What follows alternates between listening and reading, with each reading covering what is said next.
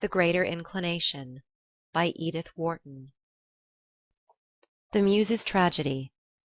Danyers afterwards liked to fancy that he had recognized Mrs. Anerton at once, but that of course was absurd, since he had seen no portrait of her.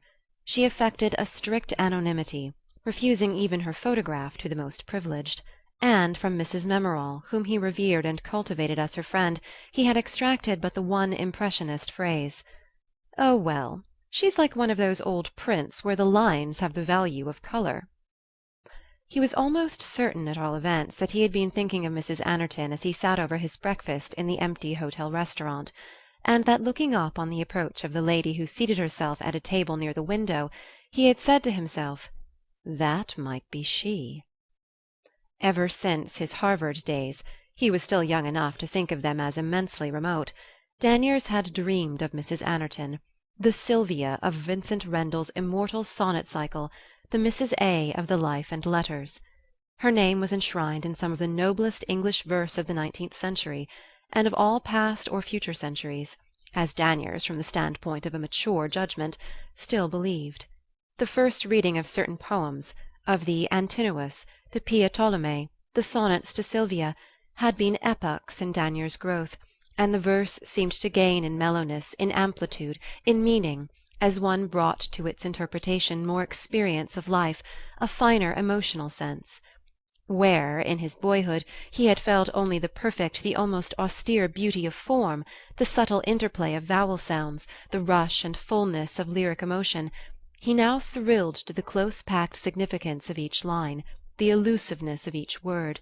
His imagination, lured hither and thither on fresh trails of thought, and perpetually spurred by the sense that, beyond what he had already discovered, more marvellous regions lay waiting to be explored. Danyers had written at college the prize essay on Rendle's poetry. It chanced to be the moment of the great man's death. He had fashioned the fugitive verse of his own storm and stress period on the forms which Rendle had first given to English metre, and when 2 years later the Life and Letters appeared, and the Sylvia of the sonnets took substance as Mrs. A., he had included in his worship of Rendle the woman who had inspired not only such divine verse, but such playful, tender, incomparable prose. Danyers never forgot the day when Mrs. Memorall happened to mention that she knew Mrs. Anerton. He had known Mrs. Memorall for a year or more, and had somewhat contemptuously classified her as the kind of woman who runs cheap excursions to celebrities, when one afternoon she remarked, as she put a second lump of sugar in his tea, "Is it right this time? You're almost as particular as Mary Anerton." "Mary Anerton?" "Yes, I never can remember how she likes her tea. Either it's lemon with sugar, or lemon without sugar, or cream without either, and whichever it is, must be put into the cup before the tea is poured in, and if one hasn't remembered, one must begin all over again. I suppose it was Vincent Rendle's way of taking his tea, and has become a sacred rite." "Do you know Mrs. Anerton?" cried Danyers, disturbed by this careless familiarity with the habits of his divinity. "And did I once see Shelley plain? Mercy, yes. She and I were at school together. She's an American, you know. We were at a pension near Tours for nearly a year. Then she went back to New York, and I didn't see her again till after her marriage.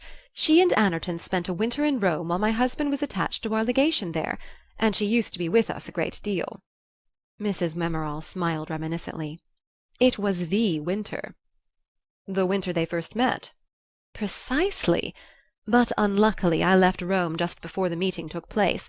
Wasn't it too bad? I might have been in the Life and Letters. You know he mentions that stupid Madame Vodki, at whose house he first saw her." "And did you see much of her after that?" "Not during Rendle's life. You know she has lived in Europe almost entirely, and though I used to see her off and on when I went abroad, she was always so engrossed, so preoccupied, that one felt one wasn't wanted. The fact is, she cared only about his friends. She separated herself gradually from all her own people. Now, of course, it's different. She's desperately lonely. She's taken to writing to me now and then, and last year, when she heard I was going abroad, she asked me to meet her in Venice, and I spent a week with her there." "And Rendle?" Mrs. Memorall smiled and shook her head. "Oh, I was never allowed a peep at him. None of her old friends met him, except by accident. Ill-natured people say that was the reason she kept him so long. If one happened in while he was there, he was hustled into Anerton's study, and the husband mounted guard till the inopportune visitor had departed. Anerton, you know, was really much more ridiculous about it than his wife. Mary was too clever to lose her head, or at least to show she'd lost it. But Anerton couldn't conceal his pride in the conquest. I've seen Mary shiver when he spoke of Rendell as "our poet." Rendell always had to have a certain seat at the dinner-table, away from the draught and not too near the fire, and a box of cigars that no one else was allowed to touch, and a writing-table of his own in Mary's sitting-room, and Anerton was always telling one of the great man's idiosyncrasies, how he would never cut the ends of his cigars, though Anerton himself had given him a gold cutter set with a star sapphire, and how untidy his writing-table was, and how the housemaid had orders always to bring the waste-paper basket to her mistress before emptying it, lest some immortal verse should be thrown into the dust-bin. The Anertons never separated, did they? Separated? Bless you, no. He never would have left Rendell. And besides, he was very fond of his wife. And she? Oh, she saw he was the kind of man who was fated to make himself ridiculous, and she never interfered with his natural tendencies.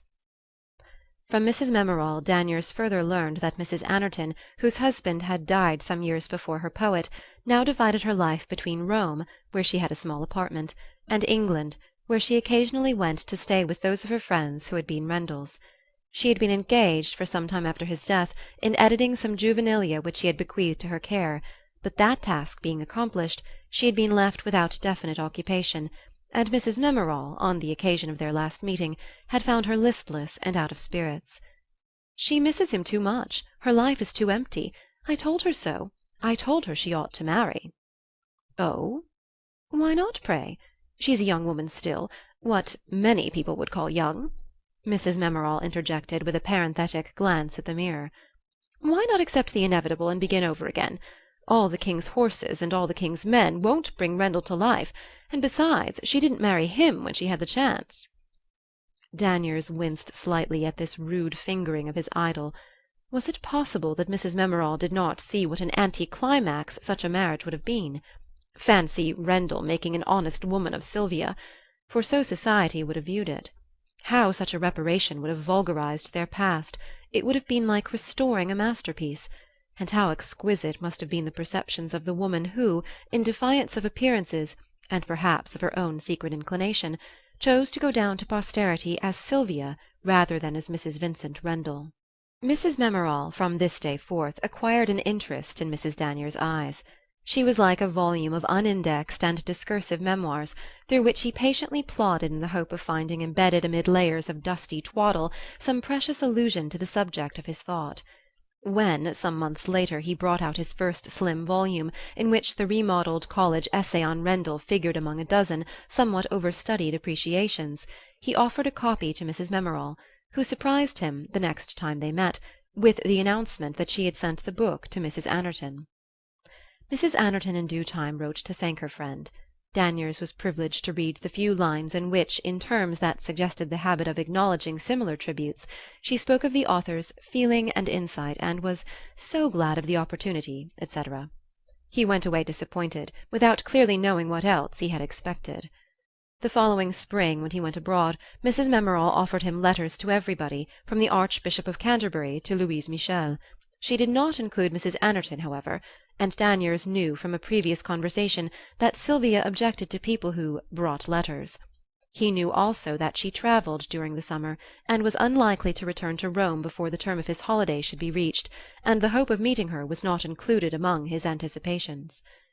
The lady whose entrance broke upon his solitary repast in the restaurant of the Hotel Villa d'Este had seated herself in such a way that her profile was detached against the window, and thus viewed, her domed forehead, small arched nose, and fastidious lip suggested a silhouette of Marie Antoinette. In the lady's dress and movements, in the very turn of her wrist as she poured out her coffee, Danyers thought he detected the same fastidiousness, the same air of tacitly excluding the obvious and unexceptional. Here was a woman who had been much bored and keenly interested. The waiter brought her a secolo, and as she bent above it, Danyers noticed that the hair rolled back from her forehead was turning grey. But her figure was straight and slender, and she had the invaluable gift of a girlish back.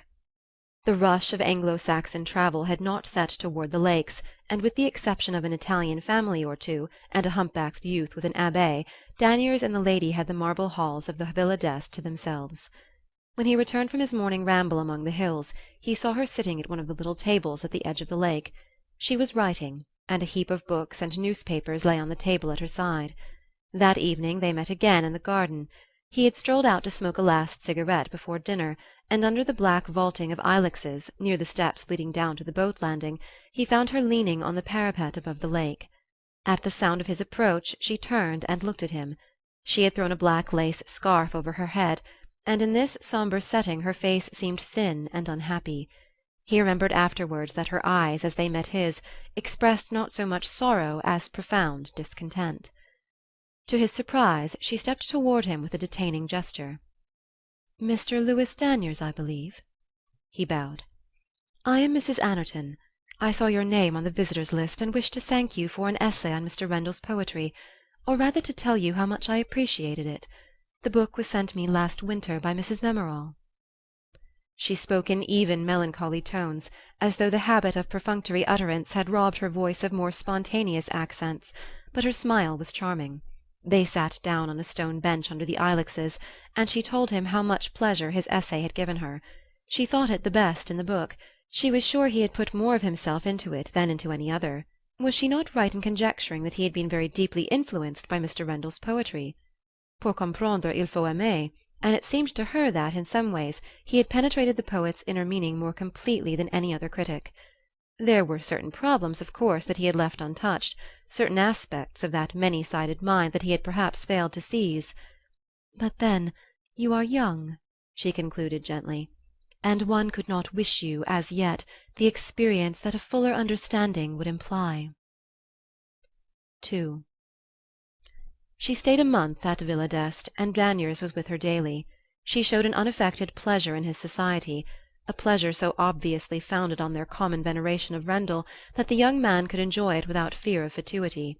At first he was merely one more grain of frankincense on the altar of her insatiable divinity, but gradually a more personal note crept into their intercourse. If she still liked him only because he appreciated Rendell, she at least perceptibly distinguished him from the herd of Rendell's appreciators. Her attitude toward the great man's memory struck Danyers as perfect. She neither proclaimed nor disavowed her identity. She was frankly Sylvia to those who knew and cared, but there was no trace of the Egeria in her pose. She spoke often of Rendell's books, but seldom of himself. There was no posthumous conjugality, no use of the possessive tense in her abounding reminiscences. Of the master's intellectual life, of his habits of thought and work, she never wearied of talking. She knew the history of each poem, by what scene or episode each image had been evoked, how many times the words in a certain line had been transposed, how long a certain adjective had been sought, and what had at last suggested it. She could even explain that one impenetrable line, the torment of critics, the joy of detractors, the last line of "The Old Odysseus." Danyers felt that in talking of these things she was no mere echo of Rendell's thought. If her identity had appeared to be merged in his, it was because they thought alike, not because he had thought for her. Posterity is apt to regard the women whom poets have sung as chance pegs on which they hung their garlands, but Mrs. Anerton's mind was like some fertile garden wherein, inevitably, Rendell's imagination had rooted itself and flowered. Danyers began to see how many threads of his complex mental tissue the poet had owed to the blending of her temperament with his. In a certain sense, Sylvia had herself created the Sonnets to Sylvia. To be the custodian of Rendell's inner self, the door, as it were, to the sanctuary, had at first seemed to Danyers so comprehensive a privilege that he had the sense, as his friendship with Mrs. Anerton advanced, of forcing his way into a life already crowded. What room was there among such towering memories for so small an actuality as his? Quite suddenly after this he discovered that Mrs. Memorall knew better. His fortunate friend was bored as well as lonely. "You have had more than any other woman," he had exclaimed to her one day, and her smile flashed a derisive light on his blunder. Fool that he was, not to have seen that she had not had enough, that she was young still (do years count?), tender, human, a woman, that the living have need of the living. After that, when they climbed the alleys of the hanging park, resting in one of the little ruined temples, or watching through a ripple of foliage the remote blue flash of the lake, They did not always talk of Rendell or of literature. She encouraged Danyers to speak of himself, to confide his ambitions to her. She asked him the questions which are the wise woman's substitute for advice. "You must write," she said, administering the most exquisite flattery that human lips could give. Of course he meant to write. Why not to do something great in his turn? His best, at least, with the resolve at the outset that his best should be the best. Nothing less seemed possible with that mandate in his ears. How she had divined him, lifted and disentangled his groping ambitions, laid the awakening touch on his spirit with her creative "Let there be light." It was his last day with her, and he was feeling very hopeless and happy. "You ought to write a book about him," she went on gently. Danyers started. He was beginning to dislike Rendell's way of walking in unannounced. "You ought to do it," she insisted. "A complete interpretation, a summing up of his style, his purpose, his theory of life and art. No one else could do it as well." He sat looking at her perplexedly. Suddenly, dared he guess? "I couldn't do it without you," he faltered. "I could help you. I would help you, of course." They sat silent, both looking at the lake. It was agreed, when they parted, that he should rejoin her 6 weeks later in Venice. There they were to talk about the book. 3. Lago d'Iseo, August 14th. When I said good-bye to you yesterday, I promised to come back to Venice in a week. I was to give you your answer then. I was not honest in saying that. I didn't mean to go back to Venice or to see you again. I was running away from you, and I mean to keep on running. If you won't, I must. Somebody must save you from marrying a disappointed woman of— well, you say years don't count, and why should they, after all, since you are not to marry me? That is what I dare not go back to say. You are not to marry me. We have had our month together in Venice. Such a good month, was it not? And now you are to go home and write a book, any book but the one we didn't talk of. And I am to stay here, attitudinizing among my memories like a sort of female Tithonus, the dreariness of this enforced immortality. But you shall know the truth. I care for you, or at least for your love, enough to owe you that. You thought it was because Vincent Rendell had loved me that there was so little hope for you. I had had what I wanted to the full. Wasn't that what you said? It is just when a man begins to think he understands a woman that he may be sure he doesn't. It is because Vincent Rendell didn't love me that there is no hope for you. I never had what I wanted, and never, never, never will I stoop to wanting anything else. Do you begin to understand? It was all a sham, then, you say? No, it was all real as far as it went. You are young. You haven't learned, as you will later, the thousand imperceptible signs by which one gropes one's way through the labyrinth of human nature. But didn't it strike you sometimes that I never told you any foolish little anecdotes about him? His trick, for instance, of twirling a paper-knife round and round between his thumb and forefinger while he talked; his mania for saving the backs of notes; his greediness for wild strawberries, the little pungent Alpine ones; his childish delight in acrobats and jugglers; his way of always calling me you, dear you, every letter began. I never told you a word of all that, did I? Do you suppose I could have helped telling you if he had loved me? These little things would have been mine then, a part of my life, of our life. They would have slipped out in spite of me. It's only your unhappy woman who is always reticent and dignified. But there never was any our life. It was always our lives to the end. If you knew what a relief it is to tell someone at last, you would bear with me, you would let me hurt you. I shall never be quite so lonely again, now that someone knows. Let me begin at the beginning. When I first met Vincent Rendell I was not 25. That was 20 years ago. From that time until his death 5 years ago we were fast friends. He gave me 15 years, perhaps the best 15 years of his life. The world, as you know, thinks that his greatest poems were written during those years. I am supposed to have inspired them, and in a sense I did. From the first, the intellectual sympathy between us was almost complete. My mind must have been to him, I fancy, like some perfectly tuned instrument on which he was never tired of playing. Someone told me of his once saying of me that I always understood. It is the only praise I ever heard of his giving me. I don't even know if he thought me pretty, though I hardly think my appearance could have been disagreeable to him, for he hated to be with ugly people. At all events, he fell into the way of spending more and more of his time with me. He liked our house, our ways suited him. He was nervous, irritable, people bored him, and yet he disliked solitude. He took sanctuary with us. When we travelled he went with us. In the winter he took rooms near us in Rome. In England or on the Continent he was always with us for a good part of the year. In small ways I was able to help him in his work. He grew dependent on me. When we were apart he wrote to me continually. He liked to have me share in all he was doing or thinking. He was impatient for my criticism of every new book that interested him. I was a part of his intellectual life. The pity of it was that I wanted to be something more. I was a young woman, and I was in love with him. Not because he was Vincent Rendle, but just because he was himself. People began to talk, of course. I was Vincent Rendle's Mrs. Anerton, and when the Sonnets to Sylvia appeared, it was whispered that I was Sylvia. Wherever he went I was invited. People made up to me in the hope of getting to know him. When I was in London my doorbell never stopped ringing. Elderly peeresses, aspiring hostesses, lovesick girls, and struggling authors overwhelmed me with their assiduities. I hugged my success, for I knew what it meant. They thought that Rendle was in love with me.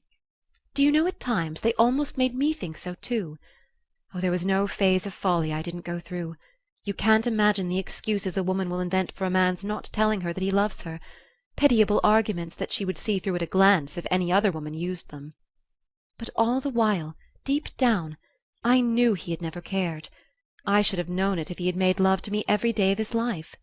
I could never guess whether he knew what people said about us. He listened so little to what people said, and cared still less when he heard. He was always quite honest and straightforward with me.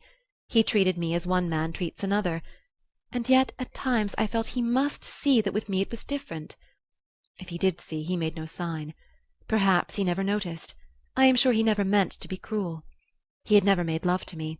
It was no fault of his if I wanted more than he could give me. The Sonnets to Sylvia, you say? But what are they? A cosmic philosophy, not a love poem, addressed to woman, not to a woman. But then, the letters. Ah, the letters. Well, I'll make a clean breast of it.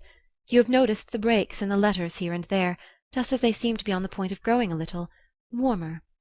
The critics, you may remember, praised the editor for his commendable delicacy and good taste, so rare in these days, in omitting from the correspondence all personal allusions, all those détails intimes which should be kept sacred from the public gaze. They referred, of course, to the asterisks in the letters to Mrs. A. Those letters I myself prepared for publication. That is to say, I copied them out for the editor, and every now and then I put in a line of asterisks to make it appear that something had been left out. You understand? The asterisks were a sham. There was nothing to leave out.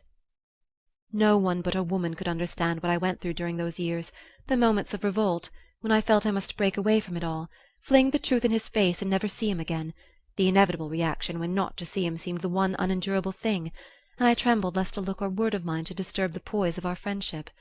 The silly days when I hugged the delusion that he must love me, since everybody thought he did. The long periods of numbness, when I didn't seem to care whether he loved me or not. Between these wretched days came others, when our intellectual accord was so perfect that I forgot everything else in the joy of feeling myself lifted up on the wings of his thought. Sometimes, then, the heavens seemed to be opened. All this time he was so dear a friend. He had the genius of friendship, and he spent it all on me. Yes, you were right when you said that I have had more than any other woman. Il faut de l'adresse pour aimer, Pascal says, and I was so quiet, so cheerful, so frankly affectionate with him, that in all those years I am almost sure I never bored him. Could I have hoped as much if he had loved me? You mustn't think of him, though, as having been tied to my skirts. He came and went as he pleased, and so did his fancies. There was a girl once, I am telling you everything, a lovely being who called his poetry deep, and gave him Lucille on his birthday. He followed her to Switzerland one summer, and all the time that he was dangling after her, a little too conspicuously, I always thought, for a great man, he was writing to me about his theory of vowel combinations, or was it his experiments in English hexameter? The letters were dated from the very places where I knew they went and sat by waterfalls together, and he thought out adjectives for her hair. He talked to me about it quite frankly afterwards. She was perfectly beautiful, and it had been a pure delight to watch her. But she would talk, and her mind, he said, was all elbows. And yet the next year, when her marriage was announced, he went away alone quite suddenly, and it was just afterwards that he published Love's Viaticum. Men are queer. After my husband died, I am putting things crudely, you see, I had a return of hope. It was because he loved me, I argued, that he had never spoken, because he had always hoped some day to make me his wife, because he wanted to spare me the reproach. Rubbish! I knew well enough, in my heart of hearts, that my one chance lay in the force of habit. He had grown used to me. He was no longer young. He dreaded new people and new ways. Il avait pris son pli. Would it not be easier to marry me? I don't believe he ever thought of it. He wrote me what people call a beautiful letter. He was kind, considerate, decently commiserating. Then, after a few weeks, he slipped into his old way of coming in every afternoon, and our interminable talks began again just where they had left off. I heard later that people thought I had shown such good taste in not marrying him. So we jogged on for 5 years longer. Perhaps they were the best years, for I had given up hoping. Then he died. After his death, this is curious, there came to me a kind of mirage of love. All the books and articles written about him, all the reviews of the life, were full of discreet allusions to Sylvia. I became again the Mrs. Anerton of the glorious days. Sentimental girls and dear lads like you turned pink when somebody whispered, "That was Sylvia you were talking to." Idiots begged for my autograph. Publishers urged me to write my reminiscence of him. Critics consulted me about the readings of doubtful lines. And I knew that, to all these people, I was the woman Vincent Rendle had loved. After a while that fire went out too, and I was alone with my past. Alone. Quite alone, for he had never really been with me. The intellectual union counted for nothing now. It had been soul to soul, but never hand in hand, and there were no little things to remember him by. Then there set in a kind of Arctic winter. I crawled into myself as into a snow hut. I hated my solitude, and yet dreaded anyone who disturbed it. That phase, of course, passed like the others.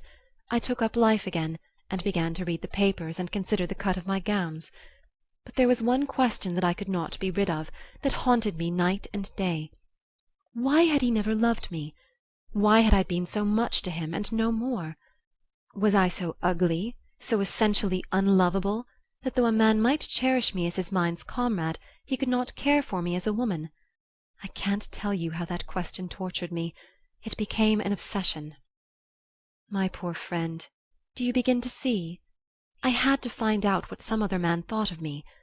Don't be too hard on me. Listen first. Consider.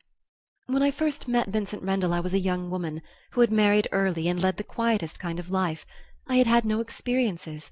From the hour of our first meeting to the day of his death I never looked at any other man, and never noticed whether any other man looked at me.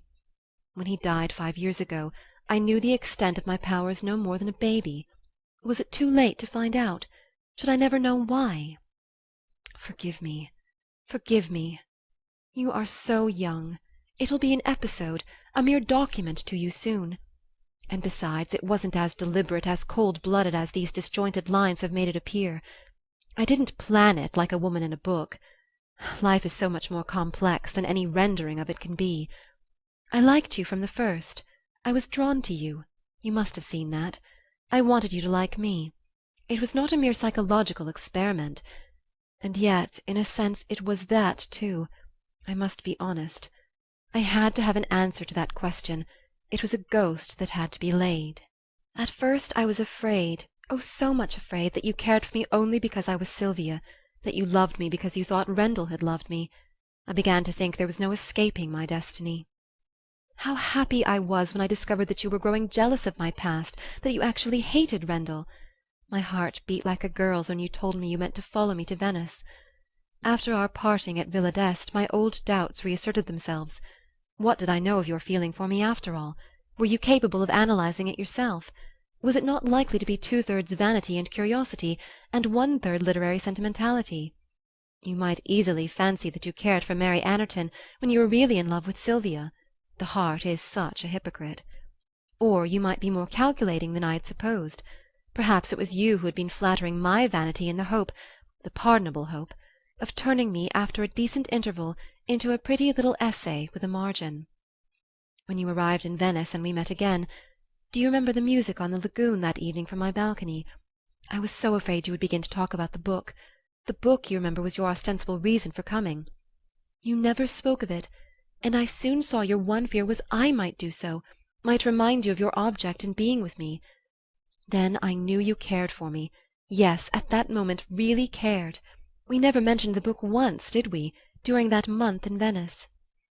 I have read my letter over, and now I wish that I had said this to you instead of writing it.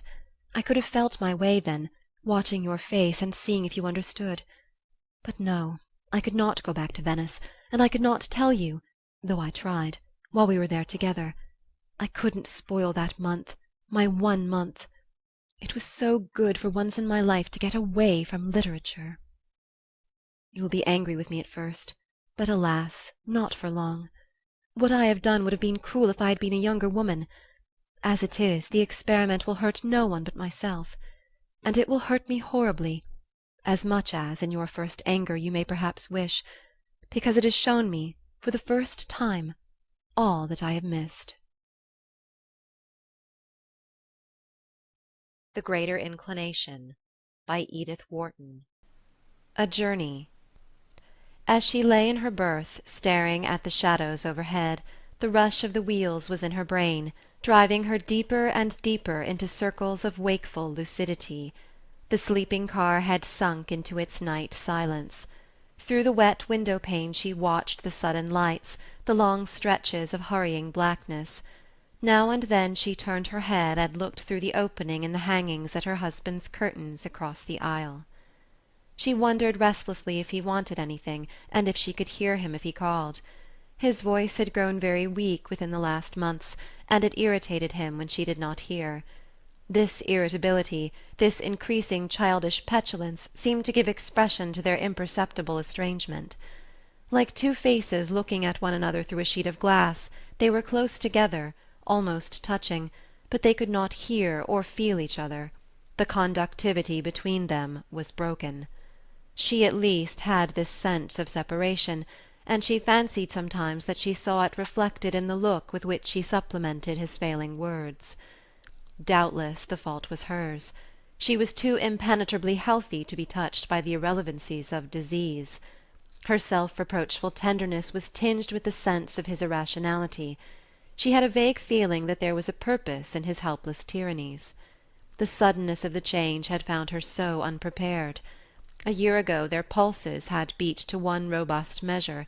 Both had the same prodigal confidence in an exhaustless future. Now their energies no longer kept step. Hers still bounded ahead of life, preempting unclaimed regions of hope and activity, while his lagged behind, vainly struggling to overtake her. When they married she had such arrears of living to make up. Her days had been as bare as the whitewashed schoolroom where she forced innutritious facts upon reluctant children. His coming had broken in on the slumber of circumstance, widening the present till it became the encloser of remotest chances. But imperceptibly the horizon narrowed.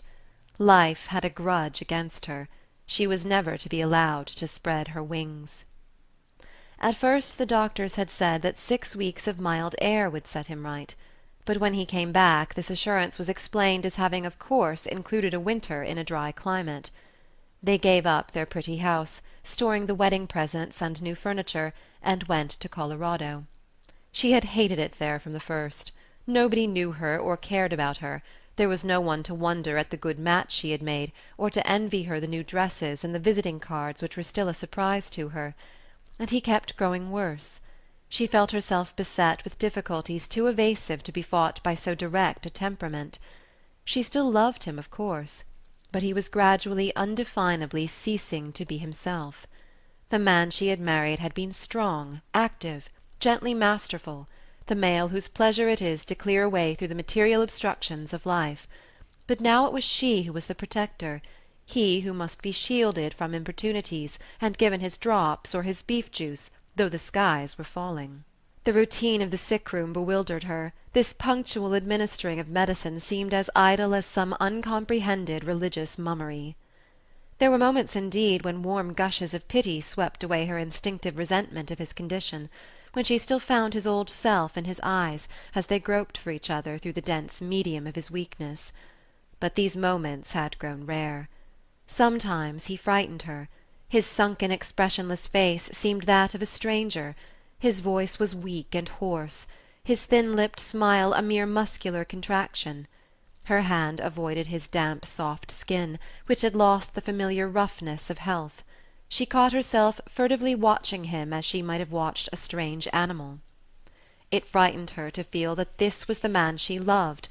There were hours when to tell him what she suffered seemed the one escape from her fears. But in general she judged herself more leniently, reflecting that she had perhaps been too long alone with him, and that she would feel differently when they were at home again, surrounded by her robust and buoyant family. How she had rejoiced when the doctors at last gave their consent to his going home! She knew, of course, what the decision meant. They both knew. It meant that he was to die. But they dressed the truth in hopeful euphemisms, and at times, in the joy of preparation, she really forgot the purpose of their journey, and slipped into an eager allusion to next year's plans. At last the day of leaving came. She had a dreadful fear that they would never get away, that somehow at the last moment he would fail her, that the doctors held one of their accustomed treacheries in reserve. But nothing happened. They drove to the station. He was installed in a seat with a rug over his knees and a cushion at his back, and she hung out of the window waving unregretful farewells to the acquaintances she had never really liked till then. The first 24 hours had passed off well. He revived a little, and it amused him to look out of the window and to observe the humours of the car. The second day he began to grow weary, and to chafe under the dispassionate stare of the freckled child with the lump of chewing-gum. She had to explain to the child's mother that her husband was too ill to be disturbed, a statement received by that lady with a resentment visibly supported by the maternal sentiment of the whole car. That night he slept badly, and the next morning his temperature frightened her. She was sure he was growing worse. The day passed slowly, punctuated by the small irritations of travel. Watching his tired face, she traced in its contractions every rattle and jolt of the train, till her own body vibrated with sympathetic fatigue. She felt the others observing him too, and hovered restlessly between him and the line of interrogative eyes. The freckled child hung about him like a fly. Offers of candy and picture-books failed to dislodge her.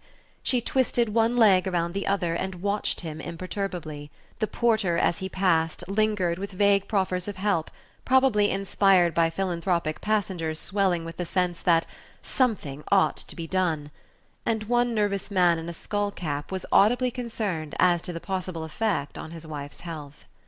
The hours dragged on in a dreary inoccupation.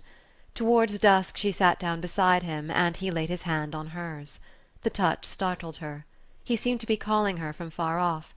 She looked at him helplessly, and his smile went through her like a physical pang. "Are you very tired?" she asked. "No, not very." "We'll be there soon now." "Yes, very soon." "This time tomorrow?" He nodded, and they sat silent.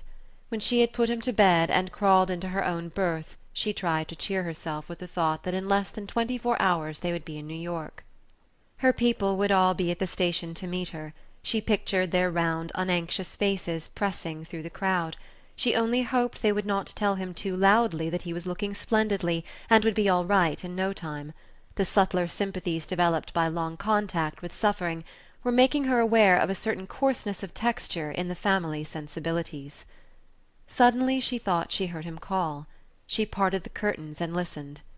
No, it was only a man snoring at the other end of the car. His snores had a greasy sound, as though they passed through tallow. She lay down and tried to sleep. Had she not heard him move? She sat up trembling. The silence frightened her more than any sound. He might not be able to make her hear. He might be calling her now. What made her think of such things? It was merely the familiar tendency of an overtired mind to fasten itself on the most intolerable chance within the range of its forebodings. Putting her head out, she listened, but she could not distinguish his breathing from that of the other pairs of lungs about her. She longed to get up and look at him, but she knew the impulse was a mere vent for her restlessness, and the fear of disturbing him restrained her. The regular movement of his curtain reassured her, she knew not why.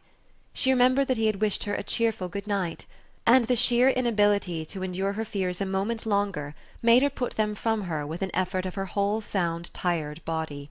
She turned on her side and slept. She sat up stiffly, staring out at the dawn. The train was rushing through a region of bare hillocks huddled against a lifeless sky. It looked like the first day of creation. The air of the car was close, and she pushed up her window to let in the keen wind. Then she looked at her watch. It was 7 o'clock, and soon the people about her would be stirring. She slipped into her clothes, smoothed her dishevelled hair, and crept to the dressing-room. When she had washed her face and adjusted her dress she felt more hopeful. It was always a struggle for her not to be cheerful in the morning. Her cheeks burned deliciously under the coarse towel, and the wet hair about her temples broke into strong upward tendrils. Every inch of her was full of life and elasticity, and in 10 hours they would be at home. She stepped to her husband's berth. It was time for him to take his early glass of milk. The window-shade was drawn, and in the dusk of the curtained enclosure she could just see that he lay sideways, with his face away from her. She leaned over him and drew up the shade. As she did so she touched one of his hands. It felt cold. She bent closer, laying her hand on his arm and calling him by name. He did not move. She spoke again, more loudly. She grasped his shoulder and gently shook it. He lay motionless. She caught hold of his hand again. It slipped from her limply, like a dead thing. A dead thing! Her breath caught. She must see his face. She leaned forward, and hurriedly, shrinkingly, with a sickening reluctance of the flesh, laid her hands on his shoulders and turned him over. His head fell back. His face looked small and smooth. He gazed at her with steady eyes. She remained motionless for a long time, holding him thus, and they looked at each other. Suddenly she shrank back. The longing to scream, to call out, to fly from him had almost overpowered her. But a strong hand arrested her. Good God! If it were known that he was dead, they would be put off the train at the next station. In a terrifying flash of remembrance there arose before her a scene she had once witnessed in travelling, when a husband and wife, whose child had died in the train, had been thrust out at some chance station. She saw them standing on the platform with the child's body between them. She had never forgotten the dazed look with which they followed the receding train. And this was what would happen to her. Within the next hour she might find herself on the platform of some strange station, alone with her husband's body. Anything but that! It was too horrible. She quivered like a creature at bay. As she cowered there she felt the train moving more slowly. It was coming, then. They were approaching a station. She saw again the husband and wife standing on the lonely platform, and with a violent gesture she drew down the shade to hide her husband's face. Feeling dizzy, she sank down on the edge of the berth, keeping away from his outstretched body, and pulling the curtains close, so that he and she were shut into a kind of sepulchral twilight. She tried to think. At all costs she must conceal the fact that he was dead. But how? Her mind refused to act. She could not plan, combine. She could think of no way but to sit there, clutching the curtains all day long. She heard the porter making up her bed. People were beginning to move about the car. The dressing-room door was being opened and shut. She tried to rouse herself. At length, with a supreme effort, she rose to her feet, stepping into the aisle of the car and drawing the curtains tight behind her. She noticed that they still parted slightly with the motion of the car, and finding a pin in her dress, she fastened them together. Now she was safe. She looked round and saw the porter. She fancied he was watching her.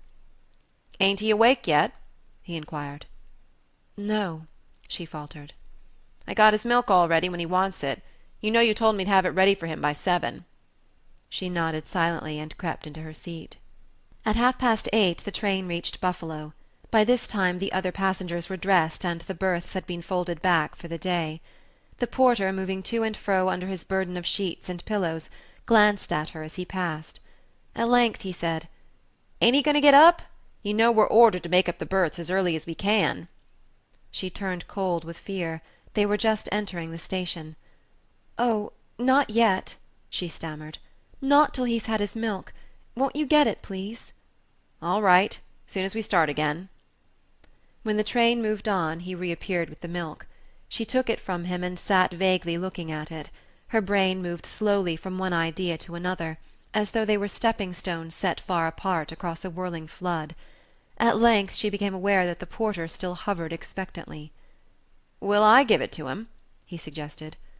"Oh, no," she cried, rising. He's asleep yet, I think." She waited till the porter had passed on, then she unpinned the curtains and slipped behind them. In the semi-obscurity her husband's face stared up at her like a marble mask with agate eyes. The eyes were dreadful. She put out her hand and drew down the lids.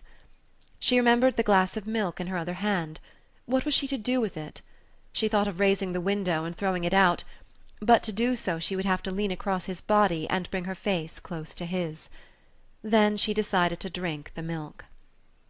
She returned to her seat with the empty glass, and after a while the porter came back to get it. "When'll I fold up his bed?" he asked.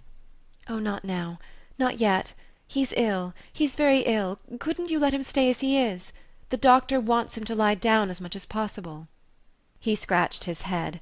"Well, if he's really sick." He took the empty glass and walked away, explaining to the passengers that the party behind the curtains was too sick to get up just yet. She found herself the centre of sympathetic eyes.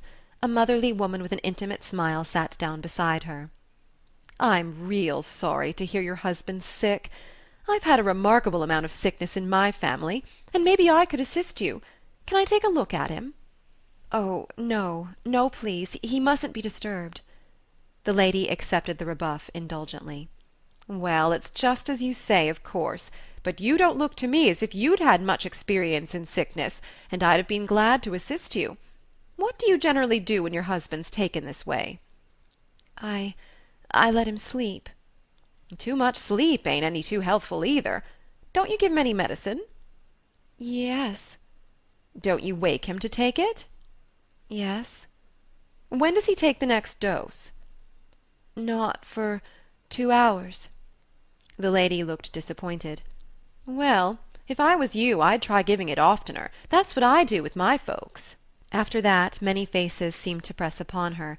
The passengers were on their way to the dining-car, and she was conscious that as they passed down the aisle they glanced curiously at the closed curtains.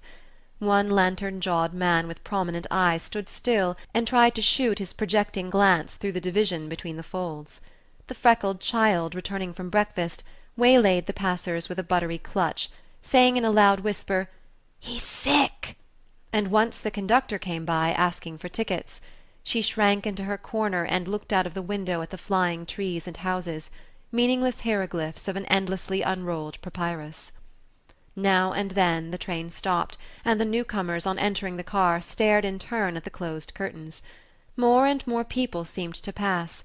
Their faces began to blend fantastically with the images surging in her brain.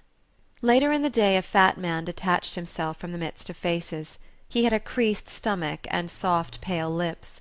As he pressed himself into the seat facing her, she noticed that he was dressed in black broadcloth, with a soiled white tie. "Husband's pretty bad this morning, is he?"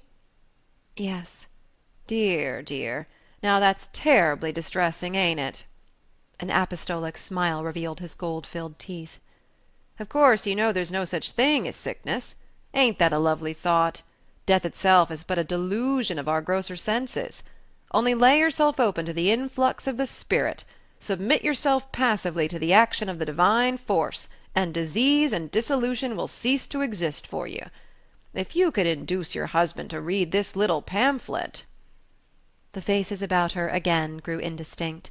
She had a vague recollection of hearing the motherly lady and the parent of the freckled child ardently disputing the relative advantages of trying several medicines at once, or of taking each in turn.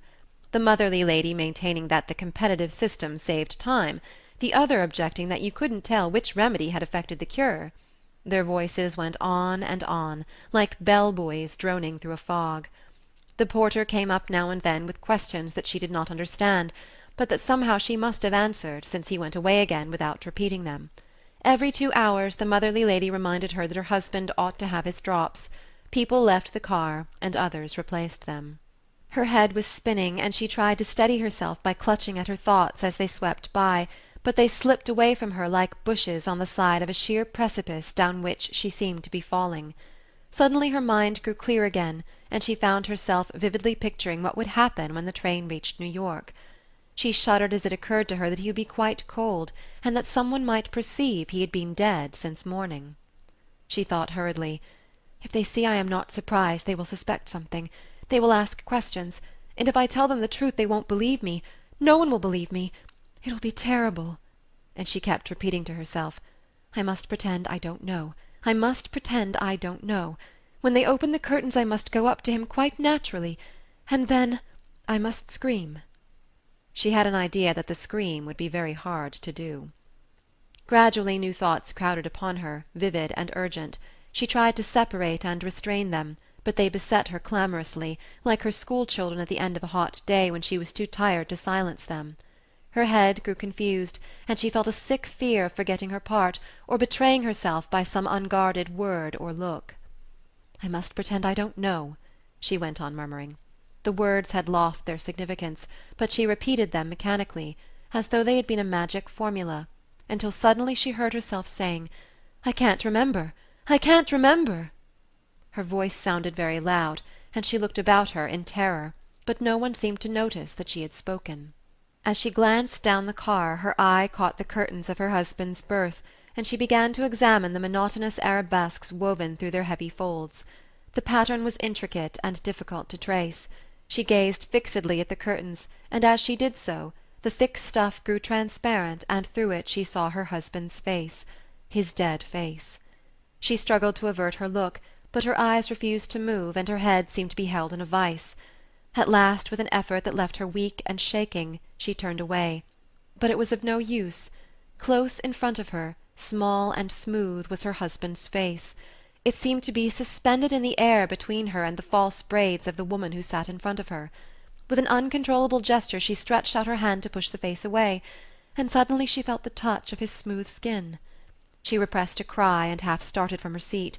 The woman with the false braids looked around, and feeling that she must justify her movement in some way, she rose and lifted her travelling bag from the opposite seat. She unlocked the bag and looked into it, but the first object her hand met was a small flask of her husband's, thrust there at the last moment in the haste of departure. She locked the bag and closed her eyes. His face was there again, hanging between her eyeballs and lids like a waxen mask against a red curtain. She roused herself with a shiver. Had she fainted or slept? Hours seemed to have elapsed, but it was still broad day, and the people about her were sitting in the same attitudes as before. A sudden sense of hunger made her aware that she had eaten nothing since morning. The thought of food filled her with disgust, but she dreaded a return of faintness, and remembering that she had some biscuits in her bag, she took one out and ate it. The dry crumbs choked her, and she hastily swallowed a little brandy from her husband's flask. The burning sensation in her throat acted as a counter-irritant, momentarily relieving the dull ache of her nerves. Then she felt a gently stealing warmth, as though a soft air fanned her, and the swarming fears relaxed their clutch, receding through the stillness that enclosed her, a stillness soothing as the spacious quietude of a summer day. She slept. Through her sleep she felt the impetuous rush of the train. It seemed to be life itself that was sweeping her on with headlong, inexorable force, sweeping her into darkness and terror and the awe of unknown days.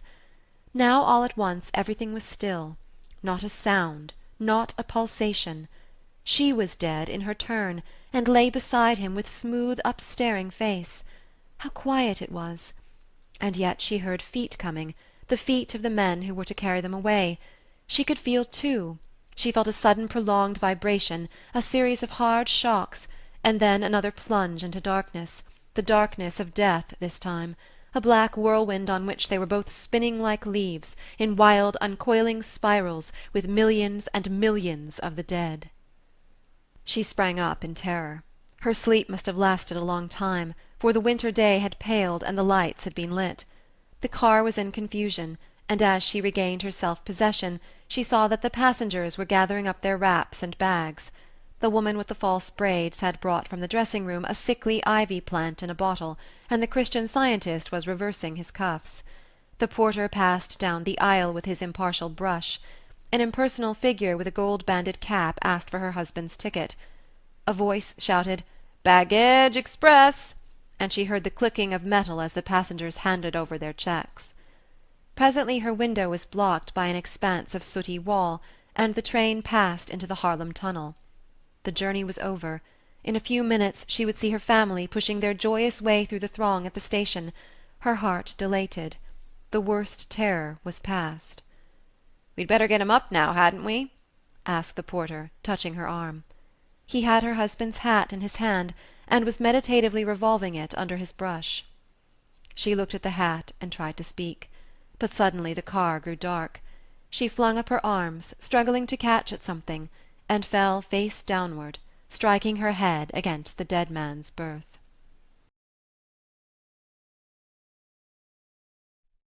The Greater Inclination by Edith Wharton. The Pelican.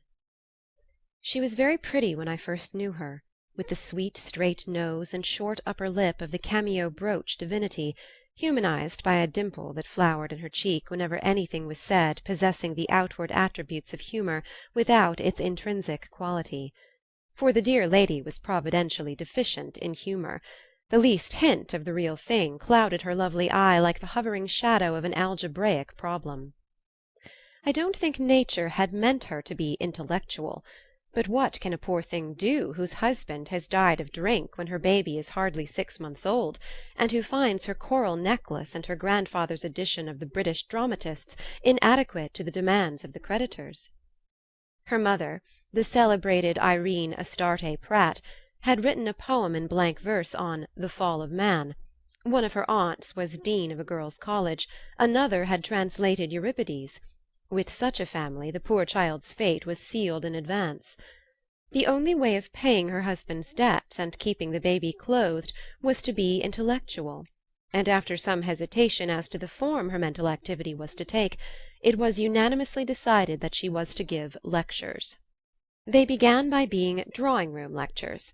The first time I saw her she was standing by the piano, against the flippant background of Dresden china and photographs, telling a roomful of women preoccupied with their spring bonnets all she thought she knew about Greek art. The ladies assembled to hear her had given me to understand that she was "doing it for the baby," and this fact, together with the shortness of her upper lip and the bewildering cooperation of her dimple, disposed me to listen leniently to her dissertation.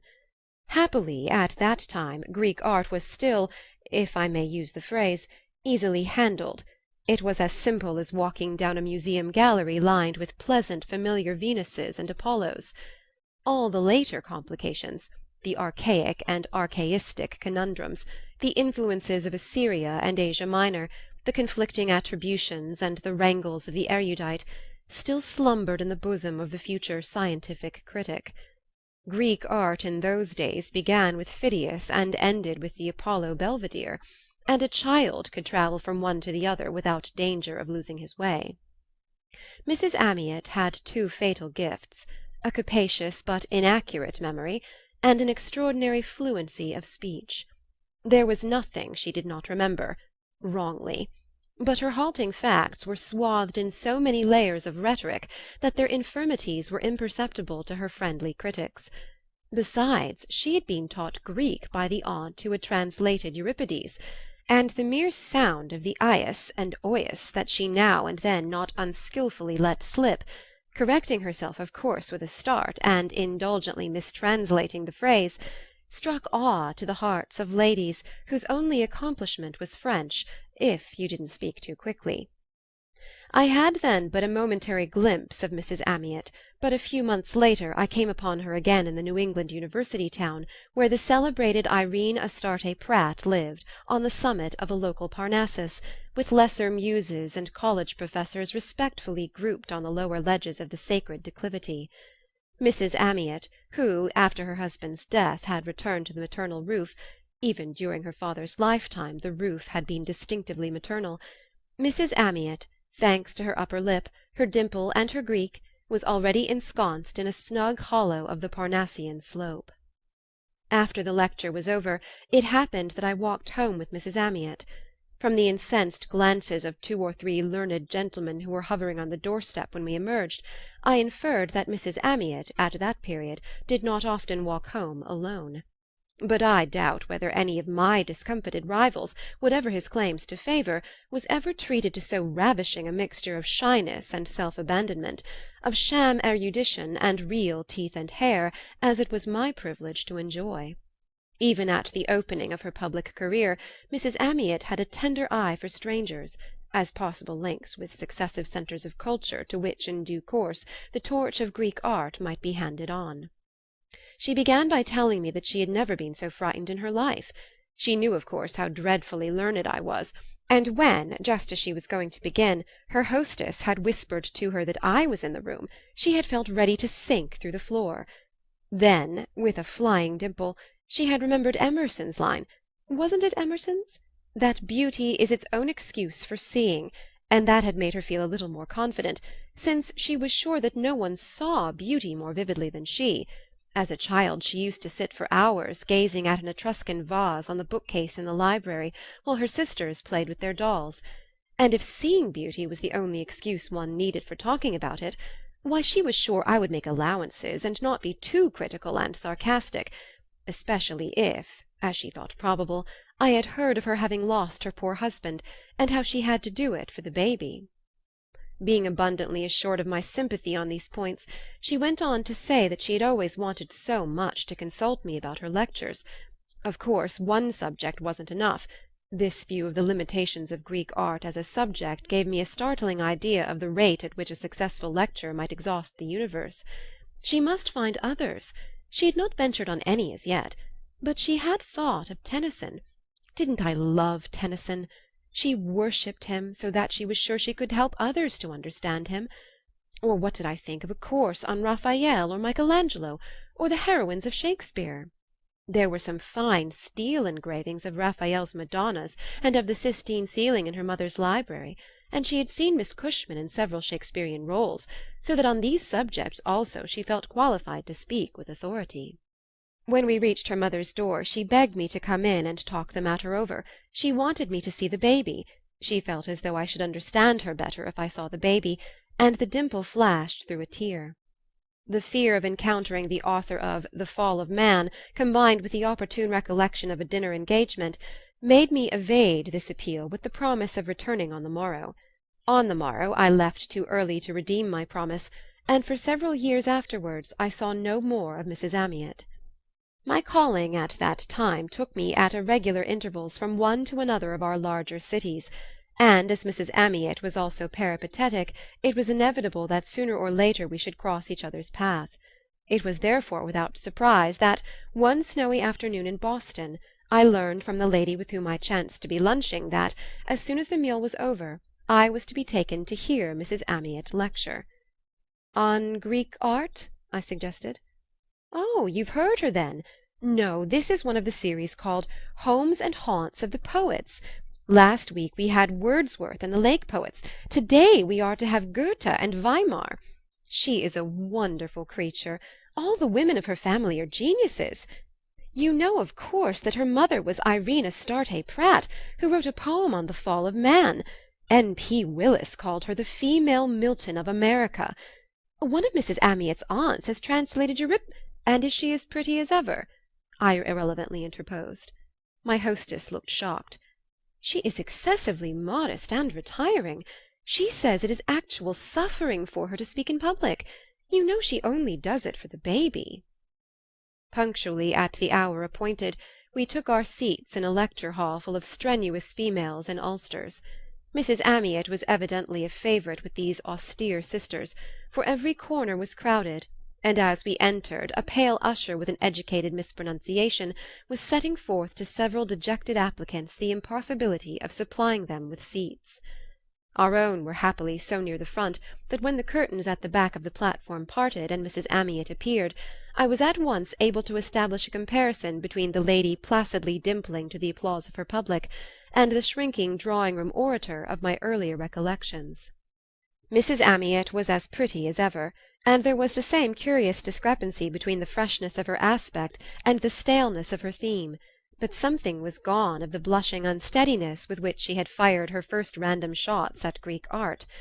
It was not that the shots were less uncertain, but that she now had an air of assuming that, for her purpose, the bull's-eye was everywhere, so that there was no need to be flustered in taking aim.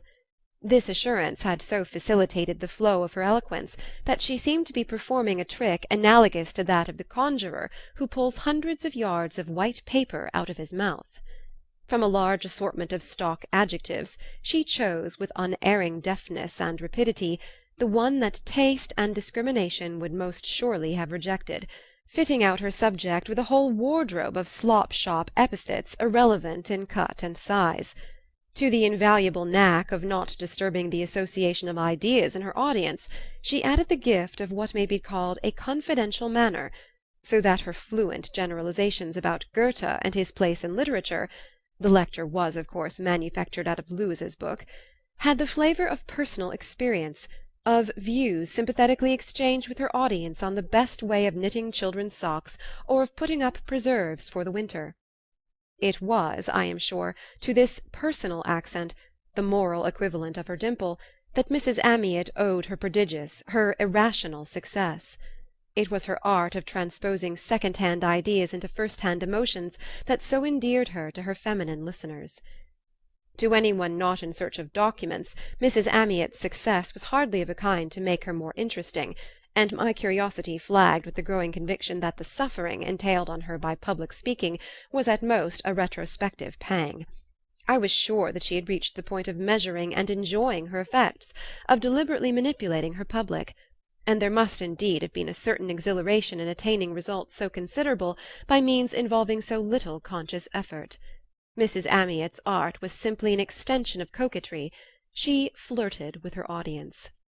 In this mood of enlightened skepticism I responded but languidly to my hostess's suggestion that I should go with her that evening to see Mrs. Amyot. The aunt who had translated Euripides was at home on Saturday evenings, and one met thoughtful people there, my hostess explained. It was one of the intellectual centres of Boston.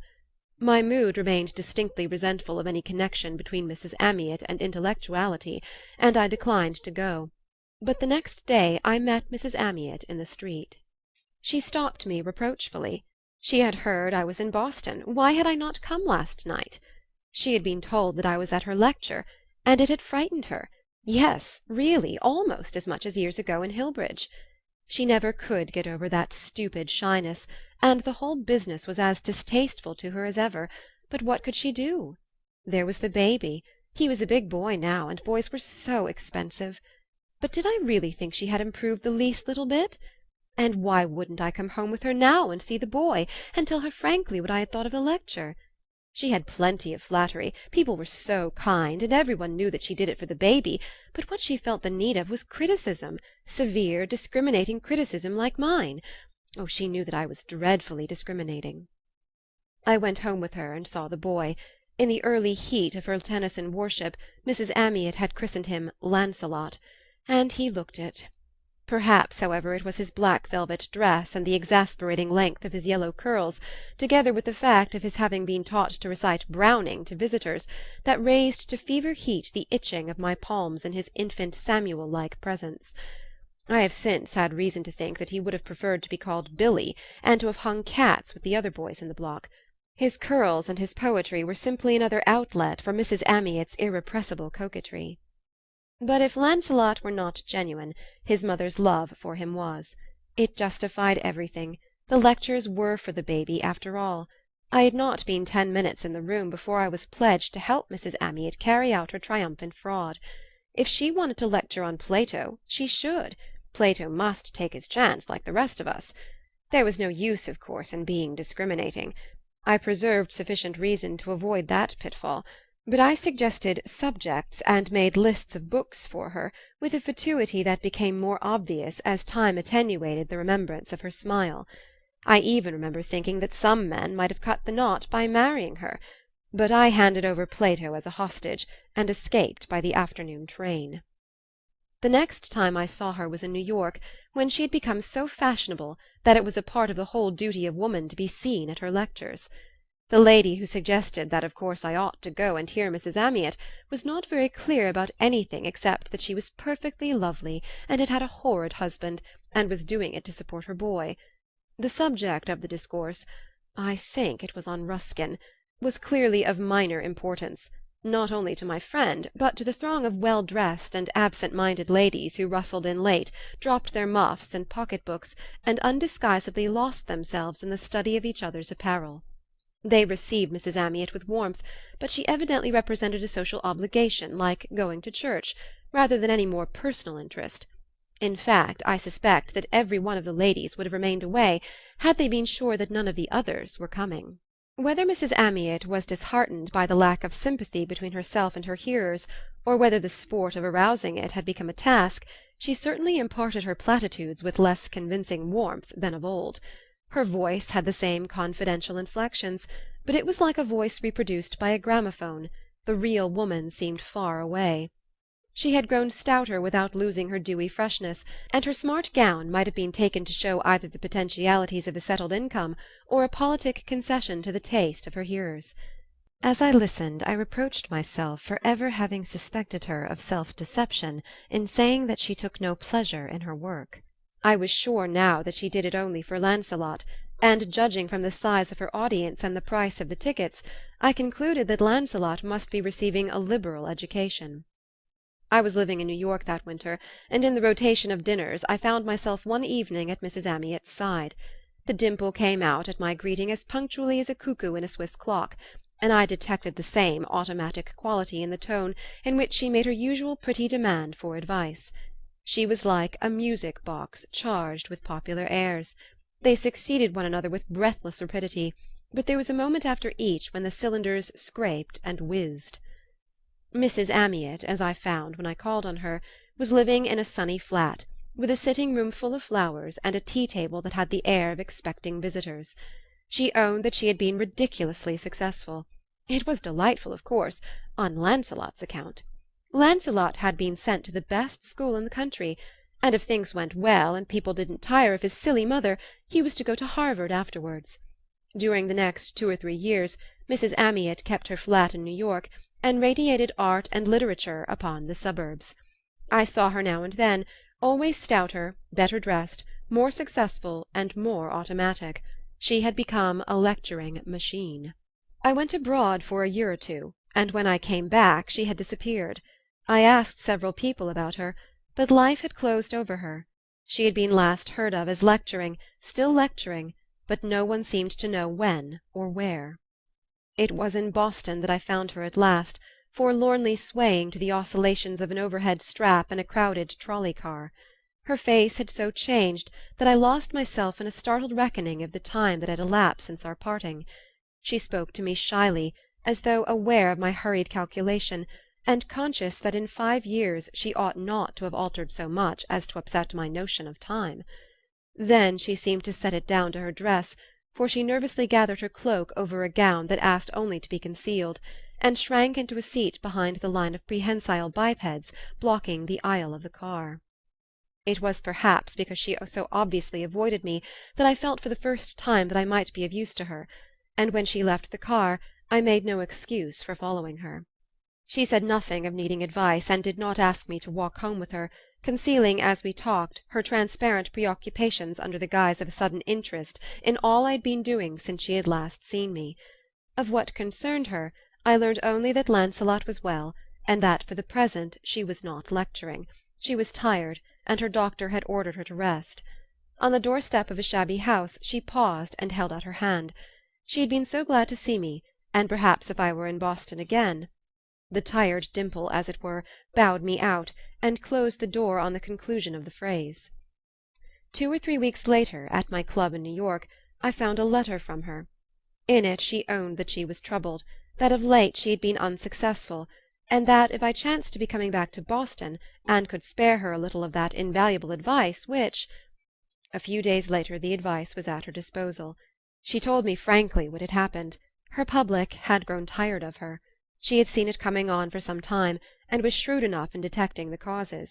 She had more rivals than formerly, younger women, she admitted, with a smile that could still afford to be generous, and then her audiences had grown more critical and consequently more exacting. Lecturing, as she understood it, used to be simple enough. You chose your topic, Raphael, Shakespeare, Gothic architecture, or some such big familiar subject, and read up about it for a week or so at the Athenaeum or the Astor Library, and then told your audience what you had read. Now, it appeared, that simple process was no longer adequate. People had tired of familiar subjects. It was the fashion to be interested in things that one hadn't always known about: natural selection, animal magnetism, sociology, and comparative folklore; while in literature the demand had become equally difficult to meet, since Matthew Arnold had introduced the habit of studying the influence of one author on another. She had tried lecturing on influences, and had done very well as long as the public was satisfied with the tracing of such obvious influences as that of Turner on Ruskin, of Schiller on Goethe, of Shakespeare on English literature; but such investigations had soon lost all charm for her too sophisticated audiences, who now demanded either that the influence or the influenced should be quite unknown, or that there should be no perceptible connection between the two. The zest of the performance lay in the measure of ingenuity with which the lecturer established a relation between two people who had probably never heard of each other, much less read each other's works. A pretty Miss Williams with red hair had, for instance, been lecturing with great success on the influence of the Rosicrucians upon the poetry of Keats, while somebody else had given a course on the influence of St. Thomas Aquinas upon Professor Huxley. Mrs. Amyot, warmed by my participation in her distress, went on to say that the growing demand for evolution was what most troubled her. Her grandfather had been a pillar of the Presbyterian ministry, and the idea of her lecturing on Darwin or Herbert Spencer was deeply shocking to her mother and aunts. In one sense the family had staked its literary as well as its spiritual hopes on the literal inspiration of Genesis. What became of the fall of man in the light of modern exegesis? The upshot of it was that she had ceased to lecture because she could no longer sell tickets enough to pay for the hire of a lecture hall; and as for the managers, they wouldn't look at her. She had tried her luck all through the Eastern States and as far south as Washington, but it was of no use; and unless she could get hold of some new subjects, or better still, of some new audiences, she must simply go out of business. That would mean the failure of all she had worked for, since Lancelot would have to leave Harvard. She paused and wept some of the unbecoming tears that spring from real grief. Lancelot, it appeared, was to be a genius. He had passed his opening examinations brilliantly, he had literary gifts, he had written beautiful poetry, much of which his mother had copied out, in reverentially slanting characters, in a velvet-bound volume which she drew from a locked drawer. Lancelot's verse struck me as nothing more alarming than growing pains, but it was not to learn this that she had summoned me. What she wanted was to be assured that he was worth working for, an assurance which I managed to convey by the simple stratagem of remarking that the poems reminded me of Swinburne, and so they did, as well as of Browning, Tennyson, Rossetti, and all the other poets who supply young authors with original inspirations. This point being established, it remained to be decided by what means his mother was, in the French phrase, to pay herself the luxury of a poet. It was clear that this indulgence could be bought only with counterfeit coin, and that the one way of helping Mrs. Amyot was to become a party to the circulation of such currency. My fetish of intellectual integrity went down like a ninepin before the appeal of a woman no longer young and distinctly foolish, but full of those dear contradictions and irrelevancies that will always make flesh and blood prevail against a syllogism.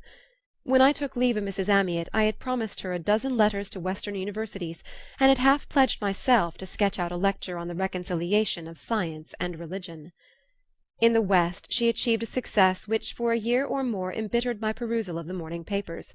The fascination that lures the murderer back to the scene of his crime drew my eye to every paragraph celebrating Mrs. Amyot's last brilliant lecture on the influence of something upon somebody, and her own letters, she overwhelmed me with them, spared me no detail of the entertainment given in her honor by the Palimpsest Club of Omaha, or of her reception at the University of Leadville.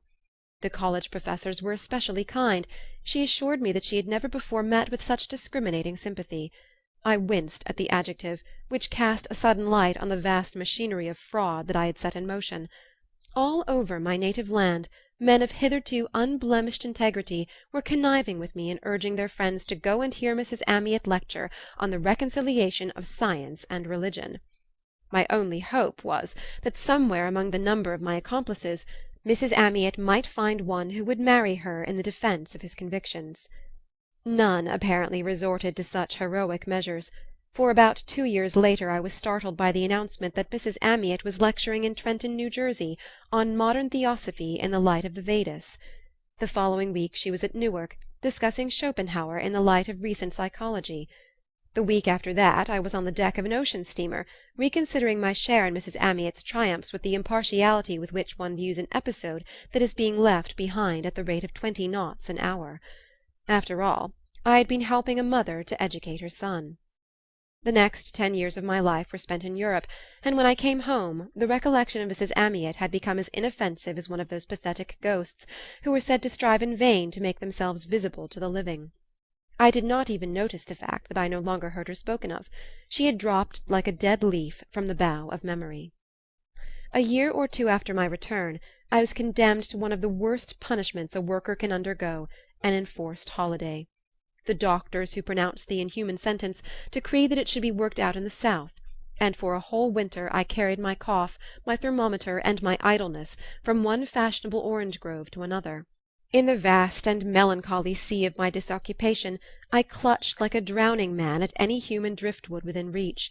I took a critical and depreciatory interest in the coughs, the thermometers, and the idleness of my fellow-sufferers, but to the healthy, the occupied, the transient, I clung with undiscriminating enthusiasm.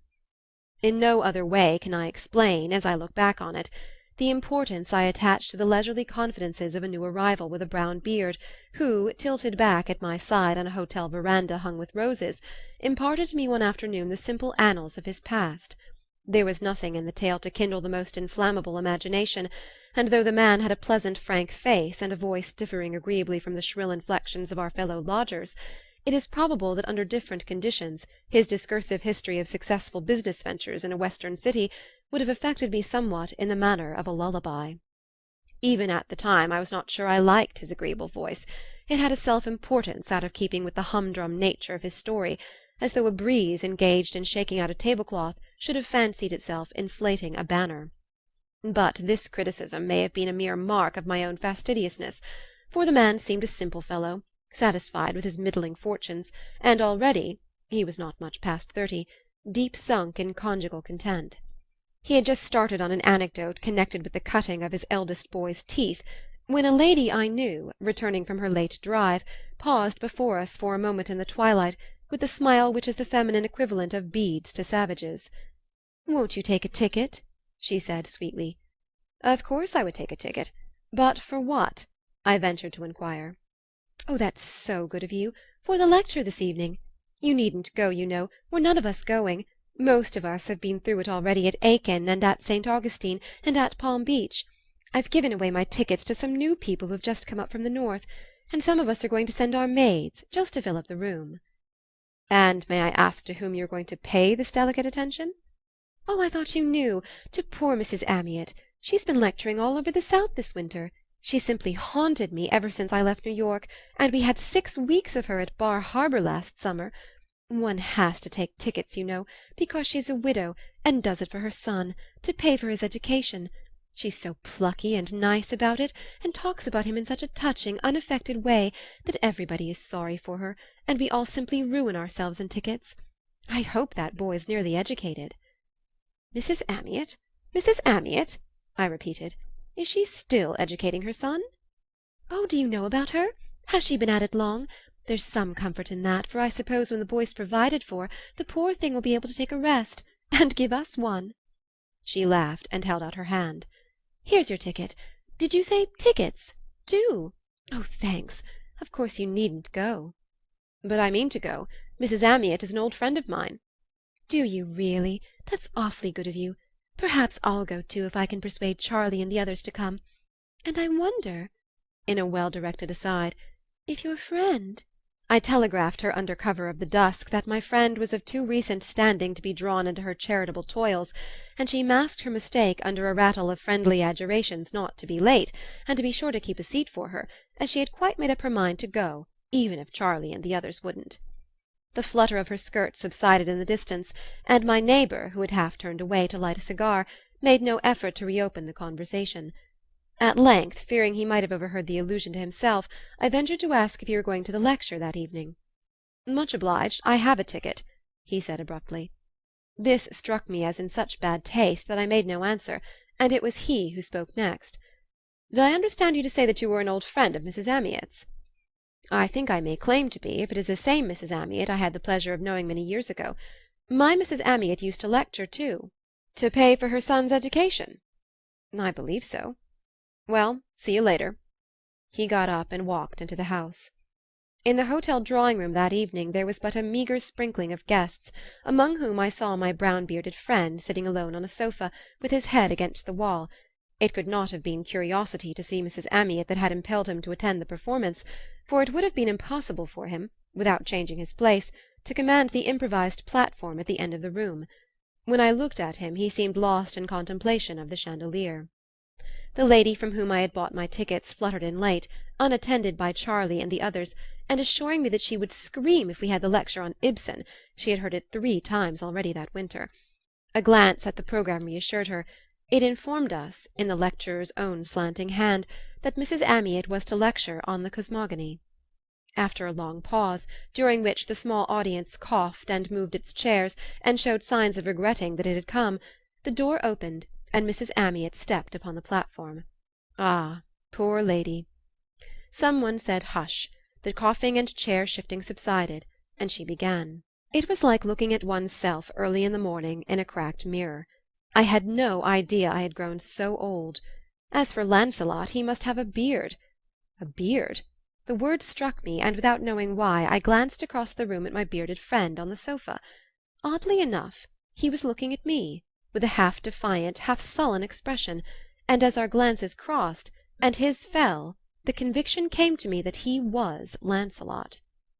I don't remember a word of the lecture, and yet there were enough of them to have filled a good-sized dictionary. The stream of Mrs. Amyot's eloquence had become a flood. One had the despairing sense that she had sprung a leak, and that until the plumber came there was nothing to be done about it. The plumber came at length, in the shape of a clock striking 10. My companion, with a sigh of relief, drifted away in search of Charlie and the others. The audience scattered with the precipitation of people who had discharged a duty, and without surprise I found the brown-bearded stranger at my elbow. We stood alone in the bare-floored room under the flaring chandelier.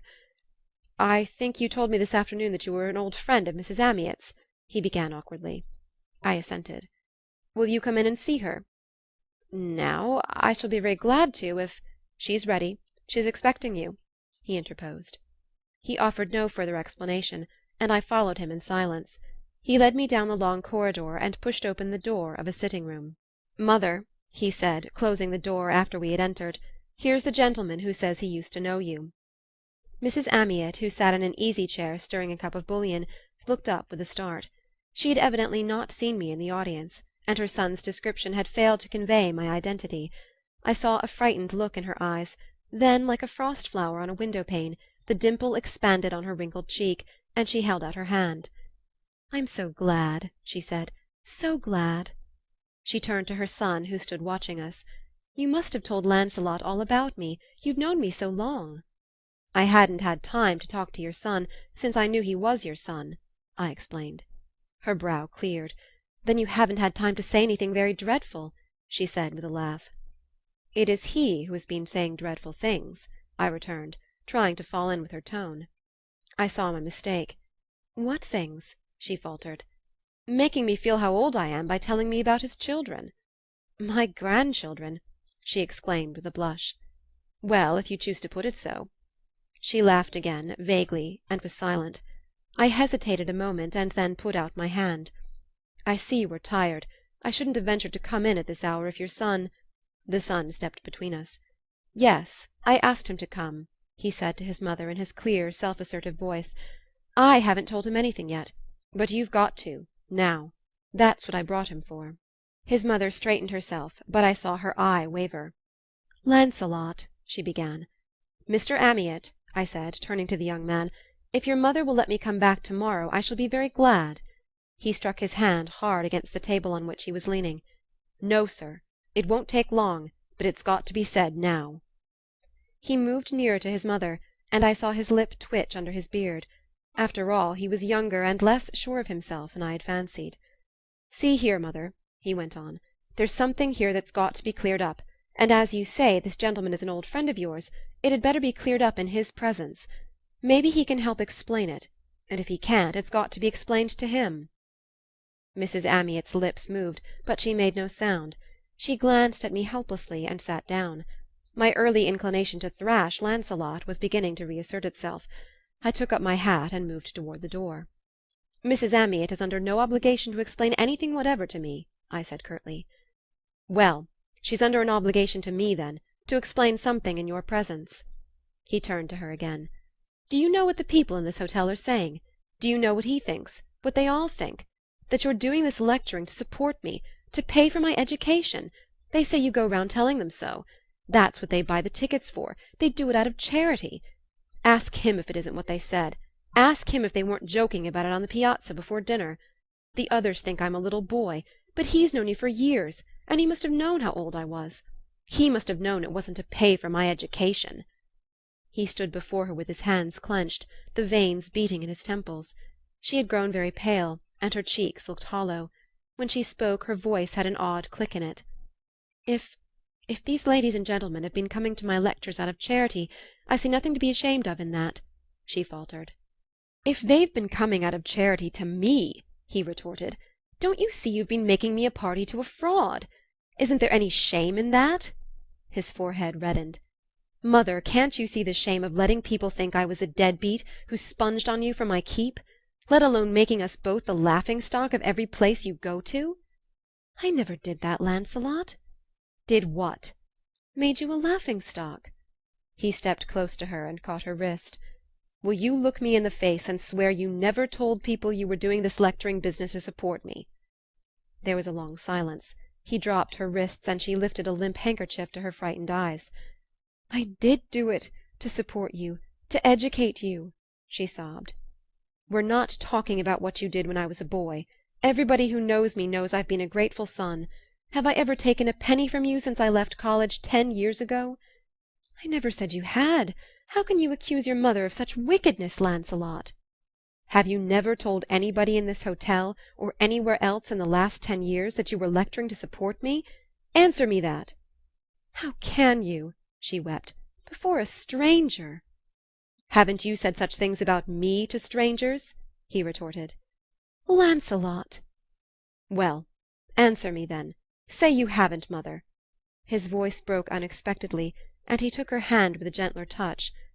"I'll believe anything you tell me," he said almost humbly. She mistook his tone and raised her head with a rash clutch at dignity. "I think you'd better ask this gentleman to excuse you first." "No, by God, I won't!" he cried. "This gentleman says he knows all about you, and I mean him to know all about me, too. I don't mean that he or anybody else under this roof shall go on thinking for another 24 hours that a cent of their money has ever gone into my pockets since I was old enough to shift for myself, and he shan't leave this room till you've made that clear to him."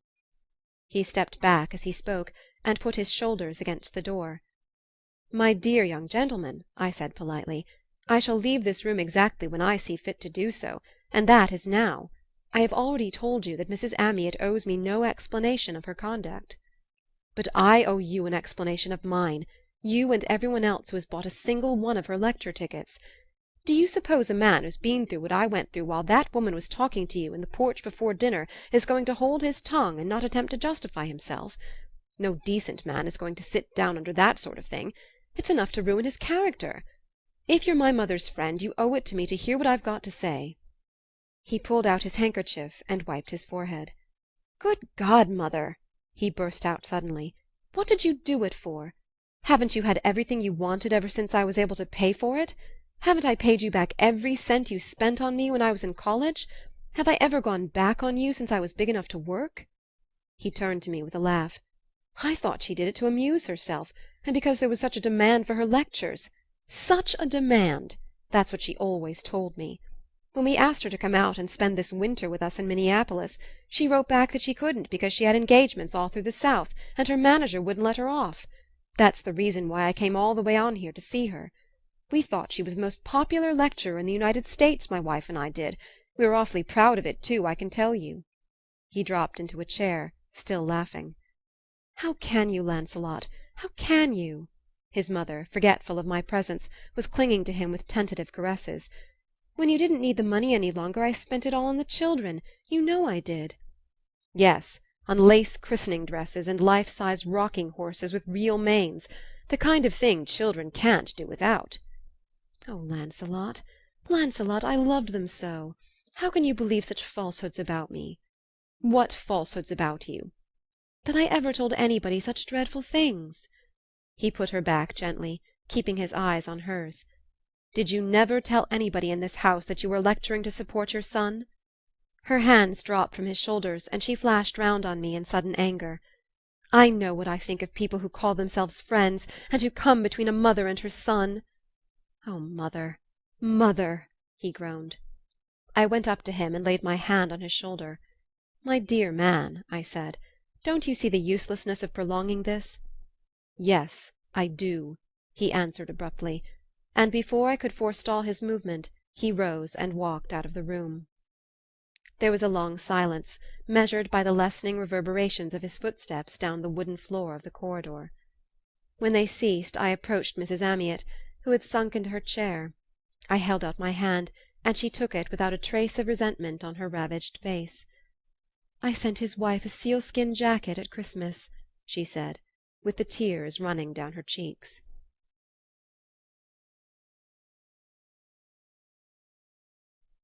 The Greater Inclination by Edith Wharton. Souls belated. Their railway carriage had been full when the train left Bologna, but at the first station beyond Milan their only remaining companion, a courtly person who ate garlic out of a carpet-bag, had left his crumb-strewn seat with a bow. Lydia's eye regretfully followed the shiny broadcloth of his retreating back till it lost itself in the cloud of touts and cab-drivers hanging about the station. Then she glanced across at Gannett and caught the same regret in his look. They were both sorry to be alone. "Partenza!" shouted the guard. The train vibrated to a sudden slamming of doors. A waiter ran along the platform with a tray of fossilized sandwiches. A belated porter flung a bundle of shawls and bandboxes into a third-class carriage. The guard snapped out a brief "Partenza!" which indicated the purely ornamental nature of his first shout, and the train swung out of the station. The direction of the road had changed, and a shaft of sunlight struck across the dusty red velvet seats into Lydia's corner. Gannett did not notice it. He had returned to his Revue de Paris, and she had to rise and lower the shade of the farther window. Against the vast horizon of their leisure such incidents stood out sharply. Having lowered the shade, Lydia sat down, leaving the length of the carriage between herself and Gannett. At length he missed her and looked up. "I moved out of the sun," she hastily explained. He looked at her curiously. The sun was beating on her through the shade. "Very well," he said pleasantly, adding, "You don't mind?" as he drew a cigarette case from his pocket. It was a refreshing touch, relieving the tension of her spirit with the suggestion that, after all, if he could smoke— The relief was only momentary. Her experience of smokers was limited. Her husband had disapproved of the use of tobacco, but she knew from hearsay that men sometimes smoked to get away from things, that a cigar might be the masculine equivalent of darkened windows and a headache. Gannett, after a puff or two, returned to his review. It was just as she had foreseen. He feared to speak as much as she did. It was one of the misfortunes of their situation that they were never busy enough to necessitate, or even to justify, the postponement of unpleasant discussions. If they avoided a question it was obviously, unconcealably, because the question was disagreeable. They had unlimited leisure and an accumulation of mental energy to devote to any subject that presented itself. New topics were in fact at a premium. Lydia sometimes had premonitions of a famine-stricken period when there would be nothing left to talk about, and she had already caught herself doling out piecemeal what, in the first prodigality of their confidences, she would have flung to him in a breath. Their silence, therefore, might simply mean that they had nothing to say, but it was another disadvantage of their position that it allowed infinite opportunity for the classification of minute differences. Lydia had learned to distinguish between real and factitious silences, and under Gannett's she now detected a hum of speech to which her own thoughts made breathless answer. How could it be otherwise, with that thing between them? She glanced up at the rack overhead. The thing was there, in her dressing-bag, symbolically suspended over her head and his. He was thinking of it now, just as she was. They had been thinking of it in unison ever since they had entered the train. While the carriage had held other travellers, they had screened her from his thoughts. But now that he and she were alone, she knew exactly what was passing through his mind. She could almost hear him asking himself what he should say to her. The thing had come that morning, brought up to her in an innocent-looking envelope with the rest of their letters, as they were leaving the hotel at Bologna. As she tore it open, she and Gannett were laughing over some ineptitude of the local guide-book. They had been driven, of late, to make the most of such incidental humours of travel. Even when she had unfolded the document, she took it for some unimportant business paper sent abroad for her signature, and her eye travelled inattentively over the curly whereases of the preamble until a word arrested her. Divorce. There it stood, an impassable barrier between her husband's name and hers. She had been prepared for it, of course, as healthy people are said to be prepared for death, in the sense of knowing it must come without in the least expecting that it will. She had known from the first that Tillotson meant to divorce her, but what did it matter? Nothing mattered, in those first days of supreme deliverance, but the fact that she was free. And not so much, she had begun to be aware, that freedom had released her from Tillotson as that it had given her to Gannett. This discovery had not been agreeable to her self-esteem. She had preferred to think that Tillotson had himself embodied all her reasons for leaving him, and those he represented had seemed cogent enough to stand in no need of reinforcement. Yet she had not left him till she met Gannett. It was her love for Gannett that had made life with Tillotson so poor and incomplete a business. If she had never from the first regarded her marriage as a full cancelling of her claims upon life, she had at least, for a number of years, accepted it as a provisional compensation. She had made it do. Existence in the commodious Tillotson mansion in Fifth Avenue, with Mrs. Tillotson senior commanding the approaches from the second-story front windows, had been reduced to a series of purely automatic acts. The moral atmosphere of the Tillotson interior was as carefully screened and curtained as the house itself. Mrs. Tillotson senior dreaded ideas as much as a draught in her back. Prudent people liked an even temperature, and to do anything unexpected was as foolish as going out in the rain. One of the chief advantages of being rich was that one need not be exposed to unforeseen contingencies. By the use of ordinary firmness and common sense one could make sure of doing exactly the same thing every day at the same hour. These doctrines, reverentially imbibed with his mother's milk, Tillotson, a model son who had never given his parents an hour's anxiety, complacently expounded to his wife, testifying to his sense of their importance by the regularity with which he wore goloshes on damp days, his punctuality at meals, and his elaborate precautions against burglars and contagious diseases. Lydia, coming from a smaller town and entering New York life through the portals of the Tillotson mansion, had mechanically accepted this point of view as inseparable from having a front pew in church and a parterre box at the opera. All the people who came to the house revolved in the same small circle of prejudices. It was the kind of society in which, after dinner, the ladies compared the exorbitant charges of their children's teachers, and agreed that, even with the new duties on French clothes, it was cheaper in the end to get everything from Worth, while the husbands, over their cigars, lamented municipal corruption, and decided that the men to start a reform were those who had no private interests at stake. To Lydia this view of life had become a matter of course, just as lumbering about in her mother-in-law's landau had come to seem the only possible means of locomotion, and listening every Sunday to a fashionable Presbyterian divine the inevitable atonement for having thought oneself bored on the other 6 days of the week. Before she met Gannett, her life had seemed merely dull. His coming made it appear like one of those dismal Cruikshank prints in which the people are all ugly and all engaged in occupations that are either vulgar or stupid. It was natural that Tillotson should be the chief sufferer from this readjustment of focus. Gannett's nearness had made her husband ridiculous, and a part of the ridicule had been reflected on herself. Her tolerance laid her open to a suspension of obtuseness from which she must, at all costs, clear herself in Gannett's eyes. She did not understand this until afterwards. At the time she fancied that she had merely reached the limits of endurance. In so large a charter of liberties as the mere act of leaving Tillotson seemed to confer, the small question of divorce or no divorce did not count. It was when she saw that she had left her husband only to be with Gannett that she perceived the significance of anything affecting their relations. Her husband, in casting her off, had virtually flung her at Gannett. It was thus that the world viewed it. The measure of alacrity with which Gannett would receive her would be the subject of curious speculation over afternoon tea-tables and in club corners. She knew what would be said. She had heard it so often said of others. The recollection bathed her in misery. The men would probably back Gannett to "do the decent thing," but the ladies' eyebrows would emphasize the worthlessness of such enforced fidelity, and after all they would be right. She had put herself in a position where Gannett owed her something, where as a gentleman he was bound to "stand the damage." The idea of accepting such compensation had never crossed her mind. The so-called rehabilitation of such a marriage had always seemed to her the only real disgrace. What she dreaded was the necessity of having to explain herself, of having to combat his arguments, of calculating, in spite of herself, the exact measure of insistence with which he pressed them. She knew not whether she most shrank from his insisting too much or too little.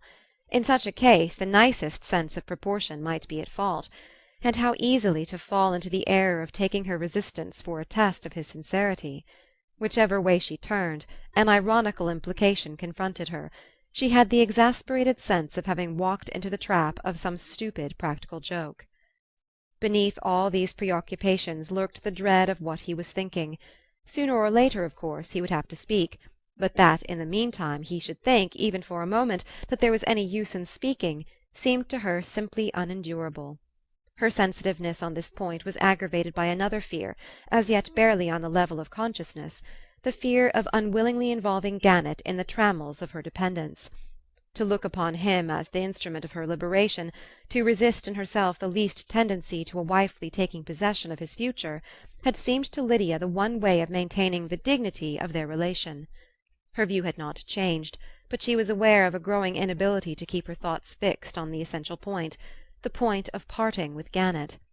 It was easy to face as long as she kept it sufficiently far off, but what was this act of mental postponement but a gradual encroachment on his future? What was needful was the courage to recognize the moment when, by some word or look, their voluntary fellowship should be transformed into a bondage the more wearing that it was based on none of those common obligations which made the most imperfect marriage in some sort a centre of gravity. When the porter at the next station threw the door open, Lydia drew back, making way for the hoped-for intruder, but none came, and the train took up its leisurely progress through the spring wheat-fields and budding copses. She now began to hope that Gannett would speak before the next station. She watched him furtively, half disposed to return to the seat opposite his, but there was an artificiality about his absorption that restrained her. She had never before seen him read with so conspicuous an air of warding off interruption. What could he be thinking of? Why should he be afraid to speak? Or was it her answer that he dreaded? The train paused for the passing of an express, and he put down his book and leaned out of the window. Presently he turned to her with a smile. "There's a jolly old villa out there," he said. His easy tone relieved her, and she smiled back at him as she crossed over to his corner. Beyond the embankment, through the opening in a mossy wall, she caught sight of the villa with its broken balustrades, its stagnant fountains, and the stone satyr closing the perspective of a dusky grass walk. "How should you like to live there?" he asked as the train moved on. "There?" "In some such place, I mean. One might do worse, don't you think so? There must be at least 2 centuries of solitude under those yew trees. Shouldn't you like it?" I don't know," she faltered. She knew now that he meant to speak. He lit another cigarette. "We shall have to live somewhere, you know," he said, as he bent above the match. Lydia tried to speak carelessly. "Je n'en vois pas la nécessité. Why not live everywhere as we have been doing?" "But we can't travel forever, can we?" "Oh, forever's a long word," she objected, picking up the review he had thrown aside. For the rest of our lives, then?" he said, moving nearer. She made a slight gesture which caused his hand to slip from hers. "Why should we make plans? I thought you agreed with me that it's pleasanter to drift." He looked at her hesitatingly. "It's been pleasant, certainly. But I suppose I shall have to get at my work again some day. You know I haven't written a line since all this time," he hastily amended. She flamed with sympathy and self-reproach. "Oh, if you mean that, if you want to write, of course we must settle down. How stupid of me not to have thought of it sooner. Where shall we go? Where do you think you could work best? We oughtn't to lose any more time." He hesitated again. "I had thought of a villa in these parts. It's quiet. We shouldn't be bothered. Should you like it?" "Of course I should like it." She paused and looked away. "But I remember your telling me once that your best work had been done in a crowd, in big cities. Why should you shut yourself up in a desert?" Gannett for a moment made no reply. At length he said, avoiding her eye as carefully as she avoided his, "It might be different now. I can't tell, of course, till I try. A writer ought not to be dependent on his milieu. It's a mistake to humour oneself in that way. And I thought that, just at first, you might prefer to be—" She faced him. "To be what?" "Well, quiet. I mean—" "What do you mean by 'at first'?" she interrupted. He paused again. "I mean after we are married." She thrust up her chin and turned toward the window. "Thank you," she tossed back at him. "Lydia!" he exclaimed blankly, and she felt in every fibre of her averted person that he had made the inconceivable, the unpardonable mistake of anticipating her acquiescence. The train rattled on, and he groped for a third cigarette. Lydia remained silent. "I haven't offended you?" he ventured at length, in the tone of a man who feels his way. She shook her head with a sigh. "I thought you understood," she moaned. Their eyes met, and she moved back to his side. "Do you want to know how not to offend me? By taking it for granted, once for all, that you've said your say on the odious question, and that I've said mine, and that we stand just where we did this morning, before that hateful paper came to spoil everything between us." "To spoil everything between us? What on earth do you mean? Aren't you glad to be free?" "I was free before." "Not to marry me," he suggested. "But I don't want to marry you!" she cried. She saw that he turned pale. "I'm obtuse, I suppose," he said slowly. "I confess I don't see what you're driving at. Are you tired of the whole business? Or was I simply an excuse for getting away? Perhaps you didn't care to travel alone. Was that it? And now you want to chuck me?" His voice had grown harsh. "You owe me a straight answer, you know. Don't be tender-hearted." Her eyes swam as she leaned to him. "Don't you see it's because I care so much? Oh, Ralph, can't you see how it would humiliate me? Try to feel it as a woman would. Don't you see the misery of being made your wife in this way? If I'd known you as a girl, that would have been a real marriage. But now this vulgar fraud upon society, and upon a society we despised and laughed at, this sneaking back into a position that we've voluntarily forfeited. Don't you see what a cheap compromise it is? We neither of us believe in the abstract sacredness of marriage. We both know that no ceremony is needed to consecrate our love for each other. What object can we have in marrying except the secret fear of each that the other may escape, or the secret longing to work our way back gradually, oh, very gradually, into the esteem of the people whose conventional morality we have always ridiculed and hated? And the very fact that, after a decent interval, these same people would come and dine with us, the women who talk about the indissolubility of marriage, and who would let me die in a gutter to-day because I am leading a life of sin, doesn't that disgust you more than their turning their backs on us now? I can stand being cut by them, but I couldn't stand their coming to call and asking what I meant to do about visiting that unfortunate Mrs. So-and-so." She paused, and Gannett maintained a perplexed silence. "You judge things too theoretically," he said at length, slowly. "Life is made up of compromises." "The life we ran away from, yes. If we had been willing to accept them," she flushed, "we might have gone on meeting each other at Mrs. Tillotson's dinners." He smiled slightly. I didn't know that we ran away to found a new system of ethics. I supposed it was because we loved each other." "Life is complex, of course. Isn't it the very recognition of that fact that separates us from the people who see it tout d'une pièce? If they are right, if marriage is sacred in itself and the individual must always be sacrificed to the family, then there can be no real marriage between us, since our being together is a protest against the sacrifice of the individual to the family." She interrupted herself with a laugh. "You'll say now that I'm giving you a lecture on sociology.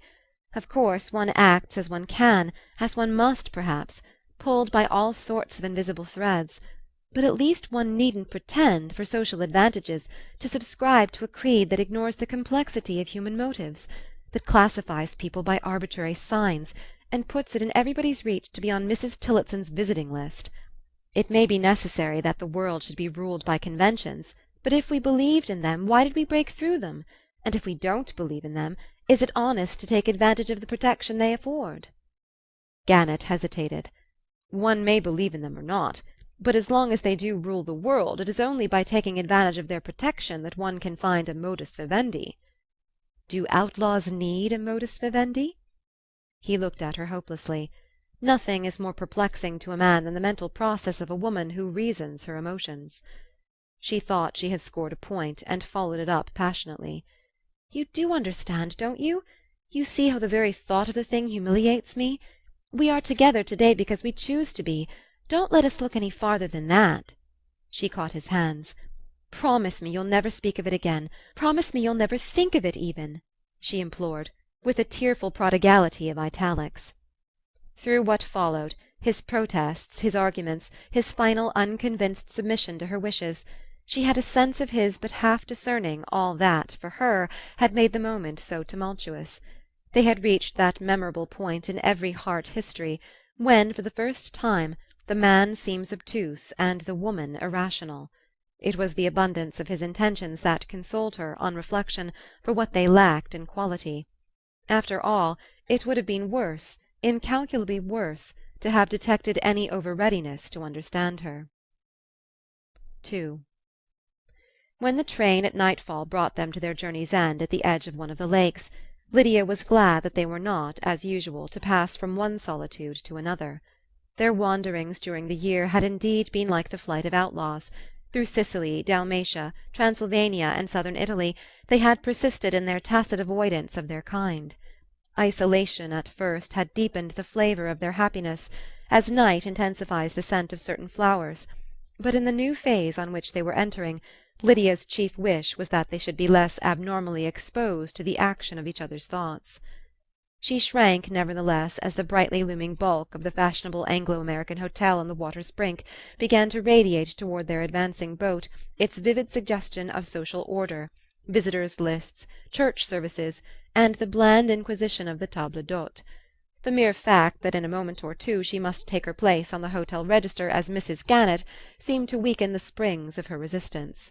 They had meant to stay for a night only, on their way to a lofty village among the glaciers of Monte Rosa, but after the first plunge into publicity, when they entered the dining-room, Lydia felt the relief of being lost in a crowd, of ceasing for a moment to be the centre of Gannett's scrutiny, and in his face she caught the reflection of her feeling. After dinner, when she went upstairs, he strolled into the smoking-room, and an hour or two later, sitting in the darkness of her window, she heard his voice below, and saw him walking up and down the terrace with a companion cigar at his side. When he came up he told her he had been talking to the hotel chaplain, a very good sort of fellow. "Queer little microcosms, these hotels. Most of the people live here all summer, and then migrate to Italy or the Riviera. The English are the only people who can lead that kind of life with dignity. Those soft-voiced old ladies in Shetland shawls somehow carry the British Empire under their caps. Civis Romanus sum. It's a curious study. There might be some good things to work up here." He stood before her with the vivid, preoccupied stare of the novelist on the trail of a subject. With a relief that was half painful, she noticed that for the first time since they had been together he was hardly aware of her presence. "Do you think you could write here?" "Here? I don't know." His stare dropped. "After being out of things so long, one's first impressions are bound to be tremendously vivid, you know. I see a dozen threads already that one might follow." He broke off with a touch of embarrassment. "Then follow them. We'll stay," she said with sudden decision. "Stay here?" He glanced at her in surprise, and then, walking to the window, looked out upon the dusky slumber of the garden. "Why not?" she said at length, in a tone of veiled irritation. "The place is full of old cats in caps who gossip with the chaplain. Shall you I mean, it would be different if—" She flamed up. "Do you suppose I care? It's none of their business." "Of course not. But you won't get them to think so." "They may think what they please." He looked at her doubtfully. "It's for you to decide." "We'll stay," she repeated. Gannett, before they met, had made himself known as a successful writer of short stories and of a novel which had achieved the distinction of being widely discussed. The reviewers called him promising, and Lydia now accused herself of having too long interfered with the fulfillment of his promise. There was a special irony in the fact, since his passionate assurances that only the stimulus of her companionship could bring out his latent faculty had almost given the dignity of a vocation to her course. There had been moments when she had felt unable to assume before posterity the responsibility of thwarting his career. And after all, he had not written a line since they had been together. His first desire to write had come from renewed contact with the world. Was it all a mistake, then? Must the most intelligent choice work more disastrously than the blundering combinations of chance? Or was there a still more humiliating answer to her perplexities? His sudden impulse of activity so exactly coincided with her own wish to withdraw, for a time, from the range of his observation, that she wondered if he too were not seeking sanctuary from intolerable problems.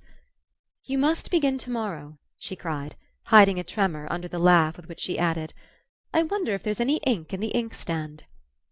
Whatever else they had at the Hotel Bellosguardo, they had, as Miss Pinsent said, a certain tone. It was to Lady Susan Condit that they owed this inestimable benefit, an advantage ranking in Miss Pinsent's opinion above even the lawn tennis courts and the resident chaplain. It was the fact of Lady Susan's annual visit that made the hotel what it was. Miss Pinsent was certainly the last to underrate such a privilege. "It's so important, my dear, forming as we do a little family, that there should be some one to give the tone. And no one could do it better than Lady Susan, an earl's daughter, and a person of such determination. Dear Miss Ainger, now, who really ought, you know, when Lady Susan's away, absolutely refuses to assert herself." Miss Pinsent sniffed derisively. "A bishop's niece! My dear, I saw her once actually give in to some South Americans, and before us all. She gave up her seat at table to oblige them. Such a lack of dignity! Lady Susan spoke to her very plainly about it afterwards." Miss Pinsent glanced across the lake and adjusted her auburn front. "But of course I don't deny that the stand Lady Susan takes is not always easy to live up to, for the rest of us, I mean. Monsieur Grossart, our good proprietor, finds it trying at times, I know. He has said as much, privately, to Mrs. Ainger and me. After all, the poor man is not to blame for wanting to fill his hotel, is he? And Lady Susan is so difficult, so very difficult, about new people. One might almost say that she disapproves of them beforehand on principle. And yet she's had warnings. She very nearly made a dreadful mistake once with the Duchess of Levens, who dyed her hair and swore and smoked. One would have thought that might have been a lesson to Lady Susan." Miss Pinsent resumed her knitting with a sigh. "There are exceptions, of course. She took it once to you and Mr. Gannett. It was quite remarkable, really. Oh, I don't mean that either. Of course not. It was perfectly natural. We all thought you so charming and interesting from the first day. We knew at once that Mr. Gannett was intellectual, by the magazines you took in. But you know what I mean. Lady Susan is so very, I won't say prejudiced, as Mrs. Ainger does, but so prepared not to like new people, that her taking to you in that way was a surprise to us all, I confess." Miss Pinsent sent a significant glance down the long laurustinus alley, from the other end of which two people, a lady and a gentleman, were strolling toward them through the smiling neglect of the garden. "In this case, of course, it's very different. That I'm willing to admit. Their looks are against them. But as Mrs. Ainger says, one can't exactly tell them so." "She's very handsome," Lydia ventured, with her eyes on the lady, who showed, under the dome of a vivid sunshade, the hour-glass figure and superlative colouring of a Christmas chromo. "That's the worst of it. She's too handsome." "Well, after all, she can't help that." "Other people manage to," said Miss Pinsent sceptically. "But isn't it rather unfair of Lady Susan, considering that nothing is known about them?" "But, my dear, that's the very thing that's against them. It's infinitely worse than any actual knowledge." Lydia mentally agreed that, in the case of Mrs. Linton, it possibly might be. "I wonder why they came here," she mused. "That's against them too. It's always a bad sign when loud people come to a quiet place. And they've brought van-loads of boxes. Her maid told Mrs. Aingers that they meant to stop indefinitely." "And Lady Susan actually turned her back on her in the salon." "My dear, she said it was for our sakes. That makes it so unanswerable. But poor Grossart, it is in a way. The Lintons have taken his most expensive suite, you know, the yellow damask drawing-room above the portico, and they have champagne with every meal." They were silent as Mr. and Mrs. Linton sauntered by, the lady with tempestuous brows and challenging chin, the gentleman a blond stripling trailing after her, head downward like a reluctant child dragged by his nurse. "What does your husband think of them, my dear?" Miss Pinsent whispered as they passed out of earshot. Lydia stooped to pick a violet in the border. "He hasn't told me." "Of your speaking to them, I mean. Would he approve of that? I know how very particular nice Americans are.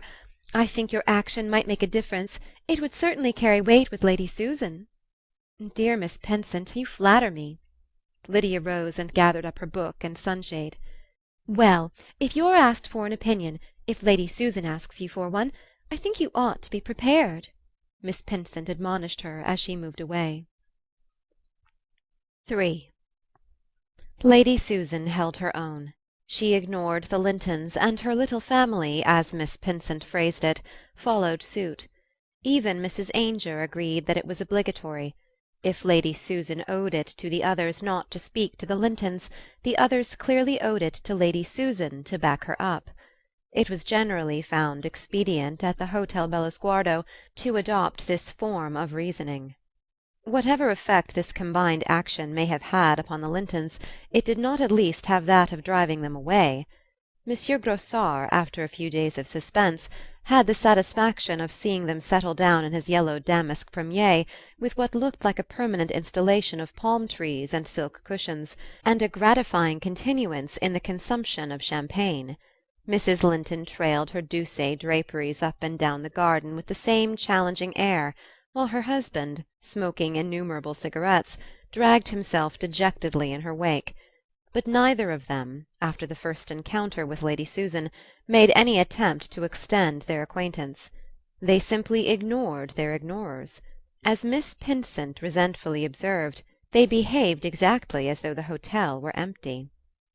It was therefore a matter of surprise as well as of displeasure to Lydia to find, on glancing up one day from her seat in the garden, that the shadow which had fallen across her book was that of the enigmatic Mrs. Linton.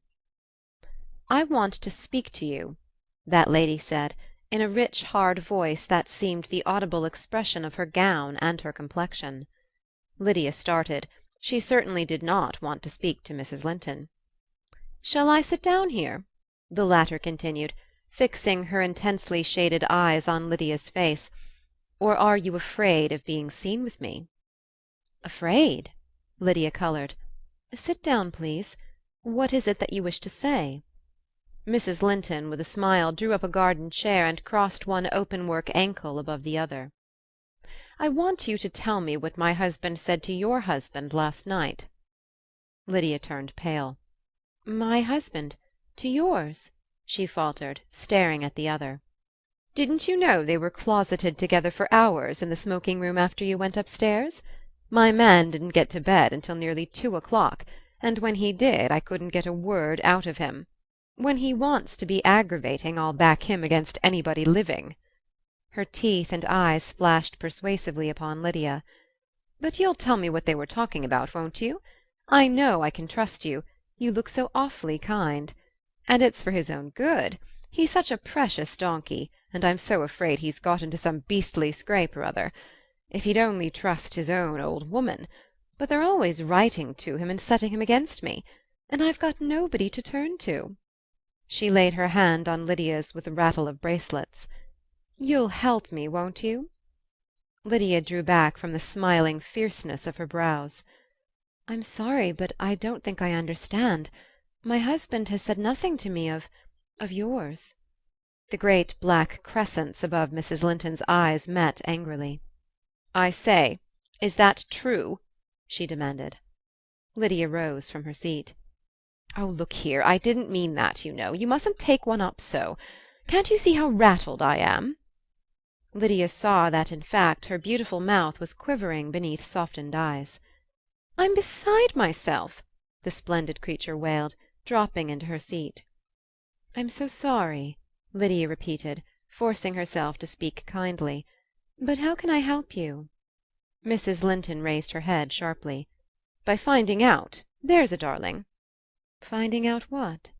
"What Trevenna told him." "Trevenna?" Lydia echoed in bewilderment.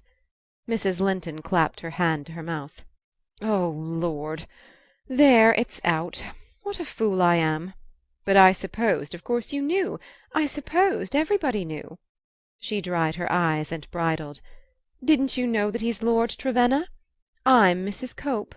Lydia recognized the names. They had figured in a flamboyant elopement which had thrilled fashionable London some 6 months earlier. "Now you see how it is. You understand, don't you?" Mrs. Cope continued on a note of appeal. "I knew you would. That's the reason I came to you. I suppose he felt the same thing about your husband. He's not spoken to another soul in the place." Her face grew anxious again. "He's awfully sensitive generally. He feels our position, he says, as if it wasn't my place to feel that. But when he does get talking, there's no knowing what he'll say. I know he's been brooding over something lately, and I must find out what it is. It's to his interest that I should. I always tell him that I think only of his interest, if he'd only trust me. But he's been so odd lately, I can't think what he's plotting. You will help me, dear?" Lydia, who had remained standing, looked away uncomfortably. "If you mean by finding out what Lord Trevenna has told my husband, I'm afraid it's impossible." "Why impossible?" "Because I infer that it was told in confidence." Mrs. Cope stared incredulously. "Well, what of that? Your husband looks such a dear. Any one can see he's awfully gone on you. What's to prevent your getting it out of him?" Lydia flushed. "I'm not a spy!" she exclaimed. "A spy? A spy? How dare you?" Mrs. Cope flamed out. "Oh, I don't mean that either. Don't be angry with me. I'm so miserable." She essayed a softer note. "Do you call that spying, for one woman to help out another? I do need help so dreadfully. I am at my wits' end with Trevenna. I am indeed. He's such a boy. A mere baby, you know. He's only 22." She dropped her orbed lids. "He's younger than me. Only fancy, a few months younger. I tell him he ought to listen to me as if I was his mother. Oughtn't he now? But he won't. He won't. All his people are at him, you see. Oh, I know their little game. Trying to get him away from me before I can get my divorce. That's what they're up to. At first he wouldn't listen to them. He used to toss their letters over to me to read. But now he reads them himself, and answers 'em too, I fancy. He's always shut up in his room writing. If I only knew what his plan is, I could stop him fast enough. He's such a simpleton. But he's dreadfully deep, too. At times I can't make him out. But I know he's told your husband everything. I knew that last night, the minute I laid eyes on him. And I must find out. You must help me. I've got no one else to turn to." She caught Lydia's fingers in a stormy pressure. "Say you'll help me. You and your husband." Lydia tried to free herself. "What you ask is impossible. You must see that it is. No one could interfere in the way you ask." Mrs. Cope's clutch tightened. "You won't, then? You won't?" "Certainly not. Let me go, please." Mrs. Cope released her with a laugh. "Oh, go, by all means. Pray don't let me detain you. Shall you go and tell Lady Susan Condit that there's a pair of us, or shall I save you the trouble of enlightening her?" Lydia stood still in the middle of the path, seeing her antagonist through a mist of terror. Mrs. Cope was still laughing. "Oh, I'm not spiteful by nature, my dear, but you're a little more than flesh and blood can stand. It's impossible, is it? Let you go, indeed? You're too good to be mixed up in my affairs, are you? Why, you little fool, the first day I laid eyes on you I saw that you and I were both in the same box. That's the reason I spoke to you." She stepped nearer, her smile dilating on Lydia like a lamp through a fog. "You can take your choice, you know. I always play fair. If you'll tell, I'll promise not to. Now then, which is it to be?" Lydia, involuntarily, had begun to move away from the pelting storm of words, but at this she turned and sat down again. "You may go," she said simply. "I shall stay here." 4. She stayed there for a long time, in the hypnotized contemplation, not of Mrs. Cope's present, but of her own past. Gannett, early that morning, had gone off on a long walk. He had fallen into the habit of taking these mountain tramps with various fellow-lodgers, but even had he been within reach she could not have gone to him just then. She had to deal with herself first. She was surprised to find how, in the last months, she had lost the habit of introspection. Since their coming to the Hotel Bellosguardo she and Gannett had tacitly avoided themselves and each other. She was aroused by the whistle of the 3 o'clock steamboat as it neared the landing just beyond the hotel gates. 3 o'clock.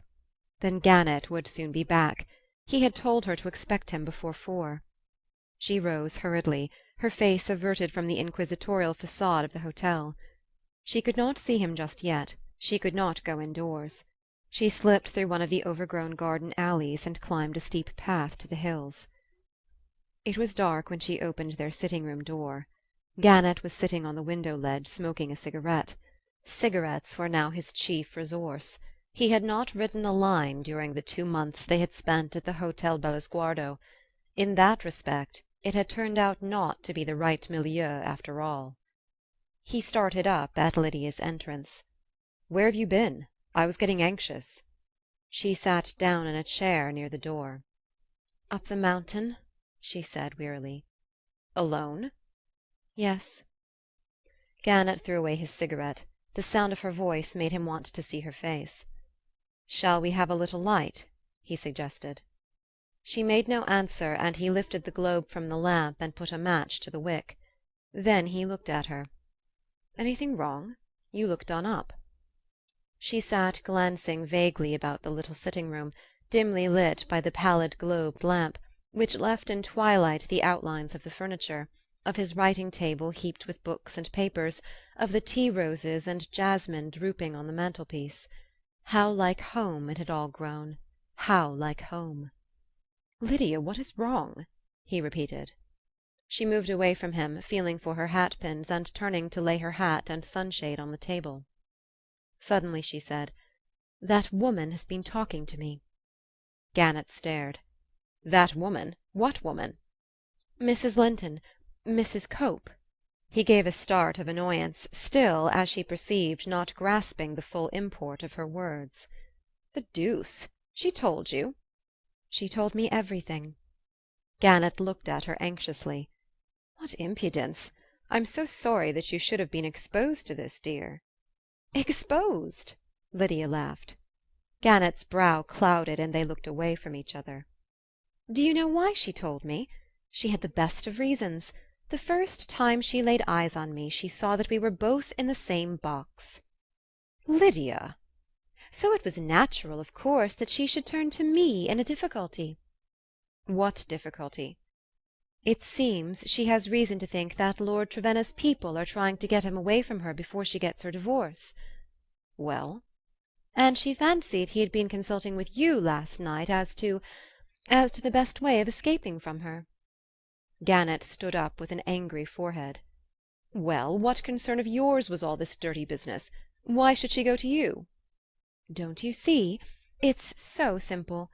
I was to wheedle his secret out of you." "To oblige that woman?" "Yes, or if I was unwilling to oblige her, then to protect myself." "To protect yourself? Against whom?" "Against her telling every one in the hotel that she and I are in the same box." "She threatened that?" "She left me the choice of telling it myself or of doing it for me." "The beast!" There was a long silence. Lydia had seated herself on the sofa, beyond the radius of the lamp, and he leaned against the window. His next question surprised her. When did this happen? At what time, I mean?" She looked at him vaguely. "I don't know. After luncheon, I think. Yes, I remember. It must have been at about 3 o'clock." He stepped into the middle of the room, and as he approached the light she saw that his brow had cleared. "Why do you ask?" she said. "Because when I came in, at about 3:30, the mail was just being distributed, and Mrs. Cope was waiting as usual to pounce on her letters. You know she was always watching for the postman. She was standing so close to me that I couldn't help seeing a big official-looking envelope that was handed to her. She tore it open, gave one look at the inside, and rushed off upstairs like a whirlwind, with the director shouting after her that she had left all her other letters behind. I don't believe she ever thought of you again after that paper was put into her hand." "Why?" "Because she was too busy. I was sitting in the window watching for you when the 5 o'clock boat left, and who should go on board, bag and baggage, valet and maid, dressing-bags and poodle, but Mrs. Cope and Trevenna. Just an hour and a half to pack up in, and you should have seen her when they started. She was radiant, shaking hands with everybody, waving her handkerchief from the desk, distributing bows and smiles like an empress. If ever a woman got what she wanted just in the nick of time, that woman did. She'll be Lady Trevenna within a week, I'll wager." "You think she has her divorce?" "I'm sure of it, and she must have got it just after her talk with you." Lydia was silent. At length she said, with a kind of reluctance, "She was horribly angry when she left me. It wouldn't have taken long to tell Lady Susan Condit." "Lady Susan Condit has not been told." "How do you know?" "Because, when I went downstairs half an hour ago, I met Lady Susan on the way." He stopped, half smiling. "Well?" "And she stopped to ask if I thought you would act as patroness to a charity concert she is getting up." In spite of themselves they both broke into a laugh. Lydia's ended in a sob, and she sank down with her face hidden. Gannett bent over her, seeking her hands. "That vile woman! I ought to have warned you to keep away from her. I can't forgive myself. But he spoke to me in confidence, and I never dreamed... Well, it's all over now." Lydia lifted her head. "Not for me. It's only just beginning." "What do you mean?" She put him gently aside and moved in her turn to the window. Then she went on, with her face turned toward the shimmering blackness of the lake. "You see, of course, that it might happen again at any moment." "What?" This risk of being found out. And we could hardly count again on such a lucky combination of chances, could we?" He sat down with a groan. Still keeping her face toward the darkness, she said, "I want you to go and tell Lady Susan and the others." Gannett, who had moved towards her, paused a few feet off. "Why do you wish me to do this?" he said at length, with less surprise in his voice than she had been prepared for. "Because I've behaved basely, abominably, since we came here, letting these people believe we were married, lying with every breath I drew." "Yes, I've felt that too!" Gannett exclaimed with sudden energy. The words shook her like a tempest. All her thoughts seemed to fall about her in ruins. "You felt so?" "Of course I have." He spoke with low-voiced vehemence. "Do you suppose I like playing the sneak any better than you do? It's damnable." He had dropped on the arm of a chair, and they stared at each other like blind people who suddenly see. "But you have liked it here," she faltered. "Oh, I've liked it." He moved impatiently. "Haven't you?" "Yes," she burst out. "That's the worst of it. That's what I can't bear. I fancied it was for your sake that I insisted on staying, because you thought you could write here, and perhaps just at first that really was the reason. But afterwards I wanted to stay myself. I loved it." She broke into a laugh. "Oh, do you see the full derision of it? These people, the very prototypes of the bores you took me away from, with the same fenced-in view of life, the same keep-off-the-grass morality, the same little cautious virtues and the same little frightened vices. Well, I've clung to them, I've delighted in them, I've done my best to please them. I've toadied Lady Susan, I've gossiped with Miss Pinsent, I've pretended to be shocked with Mrs. Ainger. Respectability! It was the one thing in life that I was sure I didn't care about, and it's grown so precious to me that I've stolen it because I couldn't get it in any other way." She moved across the room and returned to his side with another laugh. I, who used to fancy myself unconventional! I must have been born with a card-case in my hand. You should have seen me with that poor woman in the garden. She came to me for help, poor creature, because she fancied that, having sinned, as they call it, I might feel some pity for others who had been tempted in the same way. Not I. She didn't know me. Lady Susan would have been kinder, because Lady Susan wouldn't have been afraid. I hated the woman. My one thought was not to be seen with her. I could have killed her for guessing my secret. The one thing that mattered to me at that moment was my standing with Lady Susan. Gannett did not speak. "And you felt it too," she broke out accusingly. "You've enjoyed being with these people as much as I have. You've let the chaplain talk to you by the hour about the reign of law and Professor Drummond. When they asked you to hand the plate in church, I was watching you. You wanted to accept." She stepped close, laying her hand on his arm. "Do you know, I begin to see what marriage is for. It's to keep people away from each other. Sometimes I think that two people who love each other can be saved from madness only by the things that come between them: children, duties, visits, bores, relations, the things that protect married people from each other. We've been too close together. That has been our sin. We've seen the nakedness of each other's souls." She sank again on the sofa, hiding her face in her hands. Gannett stood above her perplexedly. He felt as though she were being swept away by some implacable current while he stood helpless on its bank. At length he said, "Lydia, don't think me a brute, but don't you see yourself that it won't do?" "Yes, I see it won't do," she said without raising her head. His face cleared. "Then we'll go tomorrow." "Go?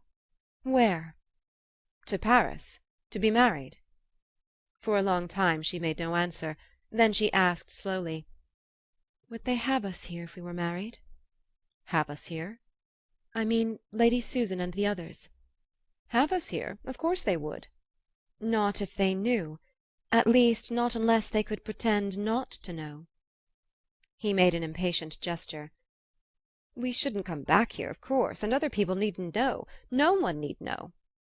She sighed. "Then it's only another form of deception, and a meaner one. Don't you see that?" "I see that we're not accountable to any Lady Susans on earth." "Then why are you so ashamed of what we are doing here?" "Because I'm sick of pretending that you're my wife when you're not, when you won't be." She looked at him sadly. "If I were your wife you'd have to go on pretending. You'd have to pretend that I'd never been anything else. And our friends would have to pretend that they believed what you pretended." Gannett pulled off the sofa tassel and flung it away. "You're impossible," he groaned. "It's not I, it's our being together that's impossible. I only want you to see that marriage won't help it." "What will it help, then?" She raised her head. "My leaving you." "You're leaving me?" He sat motionless, staring at the tassel which lay at the other end of the room. At length some impulse of retaliation for the pain she was inflicting made him say deliberately, "And where would you go if you left me?" "Oh," she cried. He was at her side in an instant. "Lydia, Lydia, you know I didn't mean it. I couldn't mean it. But you've driven me out of my senses. I don't know what I'm saying. Can't you get out of this labyrinth of self-torture? It's destroying us both." "That's why I must leave you." "How easily you say it!" He drew her hands down and made her face him. "You're very scrupulous about yourself and others. But have you thought of me? You have no right to leave me unless you've ceased to care." "It's because I care." "Then I have a right to be heard. If you love me you can't leave me." Her eyes defied him. "Why not?" He dropped her hands and rose from her side. "Can you?" he said sadly. The hour was late, and the lamp flickered and sank. She stood up with a shiver, and turned toward the door of her room. 5. At daylight a sound in Lydia's room woke Gannett from a troubled sleep. He sat up and listened. She was moving about softly, as though fearful of disturbing him. He heard her push back one of the creaking shutters. Then there was a moment's silence which seemed to indicate that she was waiting to see if the noise had roused him. Presently she began to move again. She had spent a sleepless night, probably, and was dressing to go down to the garden for a breath of air. Gannett rose also, but some undefinable instinct made his movements as cautious as hers. He stole to his window and looked out through the slats of the shutter. It had rained in the night, and the dawn was grey and lifeless. The cloud-muffled hills across the lake were reflected in its surface as in a tarnished mirror. In the garden the birds were beginning to shake the drops from the motionless laurustinus boughs. An immense pity for Lydia filled Gannett's soul. Her seeming intellectual independence had blinded him for a time to the feminine cast of her mind. He had never thought of her as a woman who wept and clung. There was a lucidity in her intuitions that made them appear to be the result of reasoning. Now he saw the cruelty he had committed in detaching her from the normal conditions of life. He felt, too, the insight with which she had hit upon the real cause of their suffering. Their life was impossible, as she had said, and its worst penalty was that it had made any other life impossible for them. Even had his love lessened, he was bound to her now by 100 ties of pity and self-reproach, and she, poor child, must turn back to him as Latude returned to his cell. A new sound startled him. It was the stealthy closing of Lydia's door. He crept to his own and heard her footsteps passing down the corridor. Then he went back to the window and looked out. A minute or two later he saw her go down the steps of the porch and enter the garden. From his post of observation her face was invisible, but something about her appearance struck him. She wore a long travelling cloak, and under its folds he detected the outline of a bag or bundle. He drew a deep breath and stood watching her. She walked quickly down the laurustinus alley toward the gate. There she paused a moment, glancing about the little shady square. The stone benches under the trees were empty, and she seemed to gather resolution from the solitude about her, for she crossed the square to the steamboat landing, and he saw her pause before the ticket-office at the head of the wharf. Now she was buying her ticket. Gannett turned his head a moment to look at the clock. The boat was due in 5 minutes. He had time to jump into his clothes and overtake her. He made no attempt to move. An obscure reluctance restrained him. If any thought emerged from the tumult of his sensations, it was that he must let her go if she wished it. He had spoken last night of his rights. What were they? At the last issue he and she were two separate beings, not made one by the miracle of common forbearances, duties, abnegations, but bound together in a noyade of passion that left them resisting yet clinging as they went down. After buying her ticket, Lydia had stood for a moment looking out across the lake. Then he saw her seat herself on one of the benches near the landing. He and she, at that moment, were both listening for the same sound, the whistle of the boat as it rounded the nearest promontory. Gannett turned again to glance at the clock. The boat was due now. Where would she go? What would her life be when she had left him? She had no near relations and few friends. There was money enough, but she asked so much of life, in ways so complex and immaterial. He thought of her as walking barefooted through a stony waste. No one would understand her, no one would pity her, and he, who did both, was powerless to come to her aid. He saw that she had risen from the bench and walked toward the edge of the lake. She stood looking in the direction from which the steamboat was to come. Then she turned to the ticket-office, doubtless to ask the cause of the delay. After that she went back to the bench and sat down with bent head. What was she thinking of? The whistle sounded. She started up, and Gannett involuntarily made a movement toward the door. But he turned back and continued to watch her. She stood motionless, her eyes on the trail of smoke that preceded the appearance of the boat. Then the little craft rounded the point, a dead white object on the leaden water. A minute later it was puffing and backing at the wharf. The few passengers who were waiting, 2 or 3 peasants and a snuffy priest, were clustered near the ticket-office. Lydia stood apart under the trees. The boat lay alongside now. The gang-plank was run out, and the peasants went on board with their baskets of vegetables, followed by the priest. Still Lydia did not move. A bell began to ring querulously. There was a shriek of steam, and some one must have called to her that she would be late, for she started forward, as though in answer to a summons. She moved waveringly, and at the edge of the wharf she paused. Gannett saw a sailor beckon to her, the bell rang again, and she stepped upon the gang-plank. Half-way down the short incline to the deck she stopped again. Then she turned and ran back to the land. The gang-plank was drawn in, the bell ceased to ring, and the boat backed out into the lake. Lydia, with slow steps, was walking toward the garden. As she approached the hotel, she looked up furtively, and Gannett drew back into the room.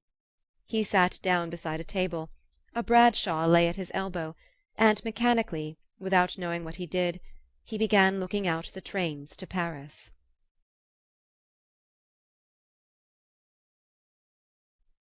The Greater Inclination by Edith Wharton. A coward. "My daughter Irene," said Mrs. Carstyle, she made it rhyme with tureen, "has had no social advantages, but if Mr. Carstyle had chosen—" She paused significantly and looked at the shabby sofa on the opposite side of the fireplace as though it had been Mr. Carstyle. Vibart was glad that it was not. Mrs. Carstyle was one of the women who make refinement vulgar. She invariably spoke of her husband as Mr. Carstyle, and though she had but one daughter, was always careful to designate the young lady by name. At luncheon she had talked a great deal of elevating influences and ideals, and had fluctuated between apologies for the overdone mutton and affected surprise that the bewildered maid-servant should have forgotten to serve the coffee and liqueurs as usual. Vibart was almost sorry that he had come.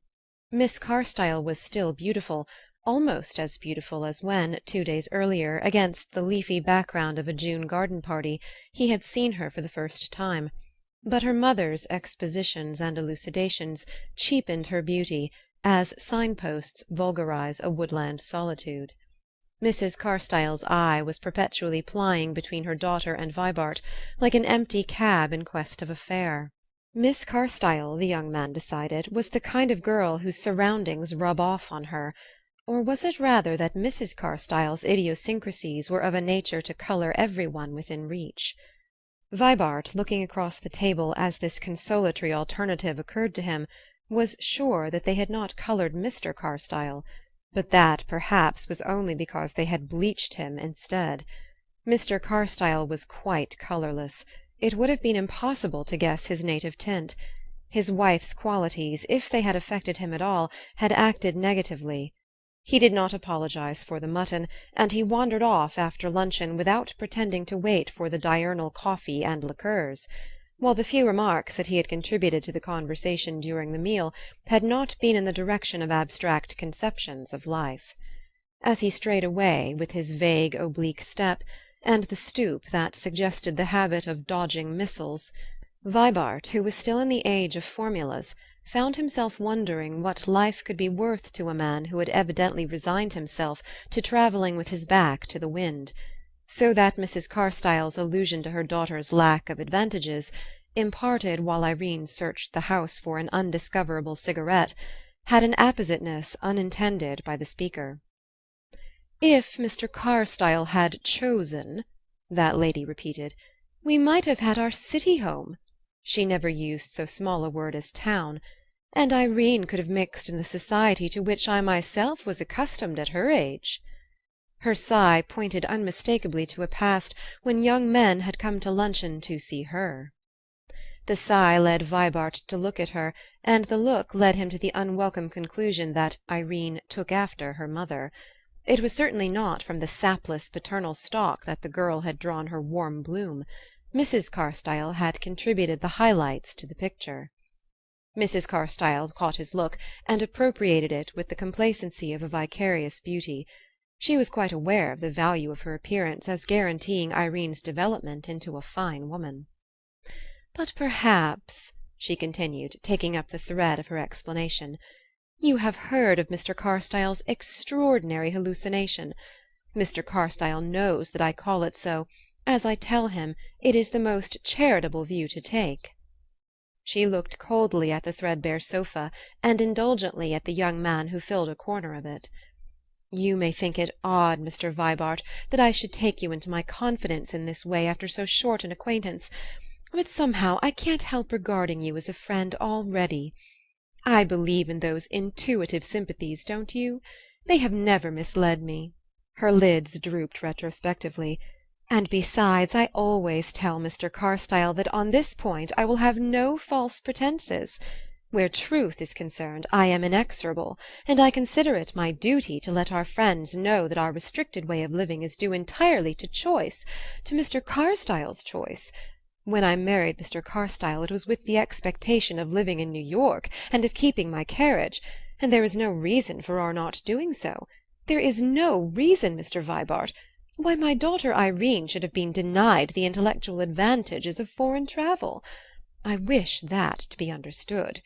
It is owing to her father's deliberate choice that Irene and I have been imprisoned in the narrow limits of Millbrook society. For myself, I do not complain. If Mr. Carstyle chooses to place others before his wife, it is not for his wife to repine. His course may be noble, quixotic. I do not allow myself to pronounce judgment on it, though others have thought that in sacrificing his own family to strangers he was violating the most sacred obligations of domestic life.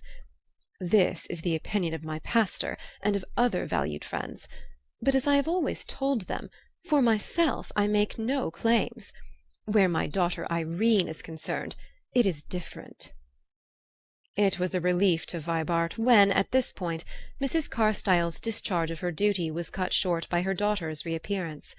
Irene had been unable to find a cigarette for Mr. Vibart, and her mother, with beaming irrelevance, suggested that in that case she had better show him the garden. The Carstyle house stood but a few yards back from the brick-paved Millbrook Street, and the garden was a very small place, unless measured, as Mrs. Carstyle probably intended that it should be, by the extent of her daughter's charms. These were so considerable that Vibart walked back and forward half a dozen times between the porch and the gate before he discovered the limitations of the Carstyle domain. It was not till Irene had accused him of being sarcastic, and had confided in him that the girls were furious with her for letting him talk to her so long at his aunt's garden party, that he awoke to the exiguity of his surroundings. And then it was with a touch of irritation that he noticed Mr. Carstyle's inconspicuous profile bent above a newspaper in one of the lower windows.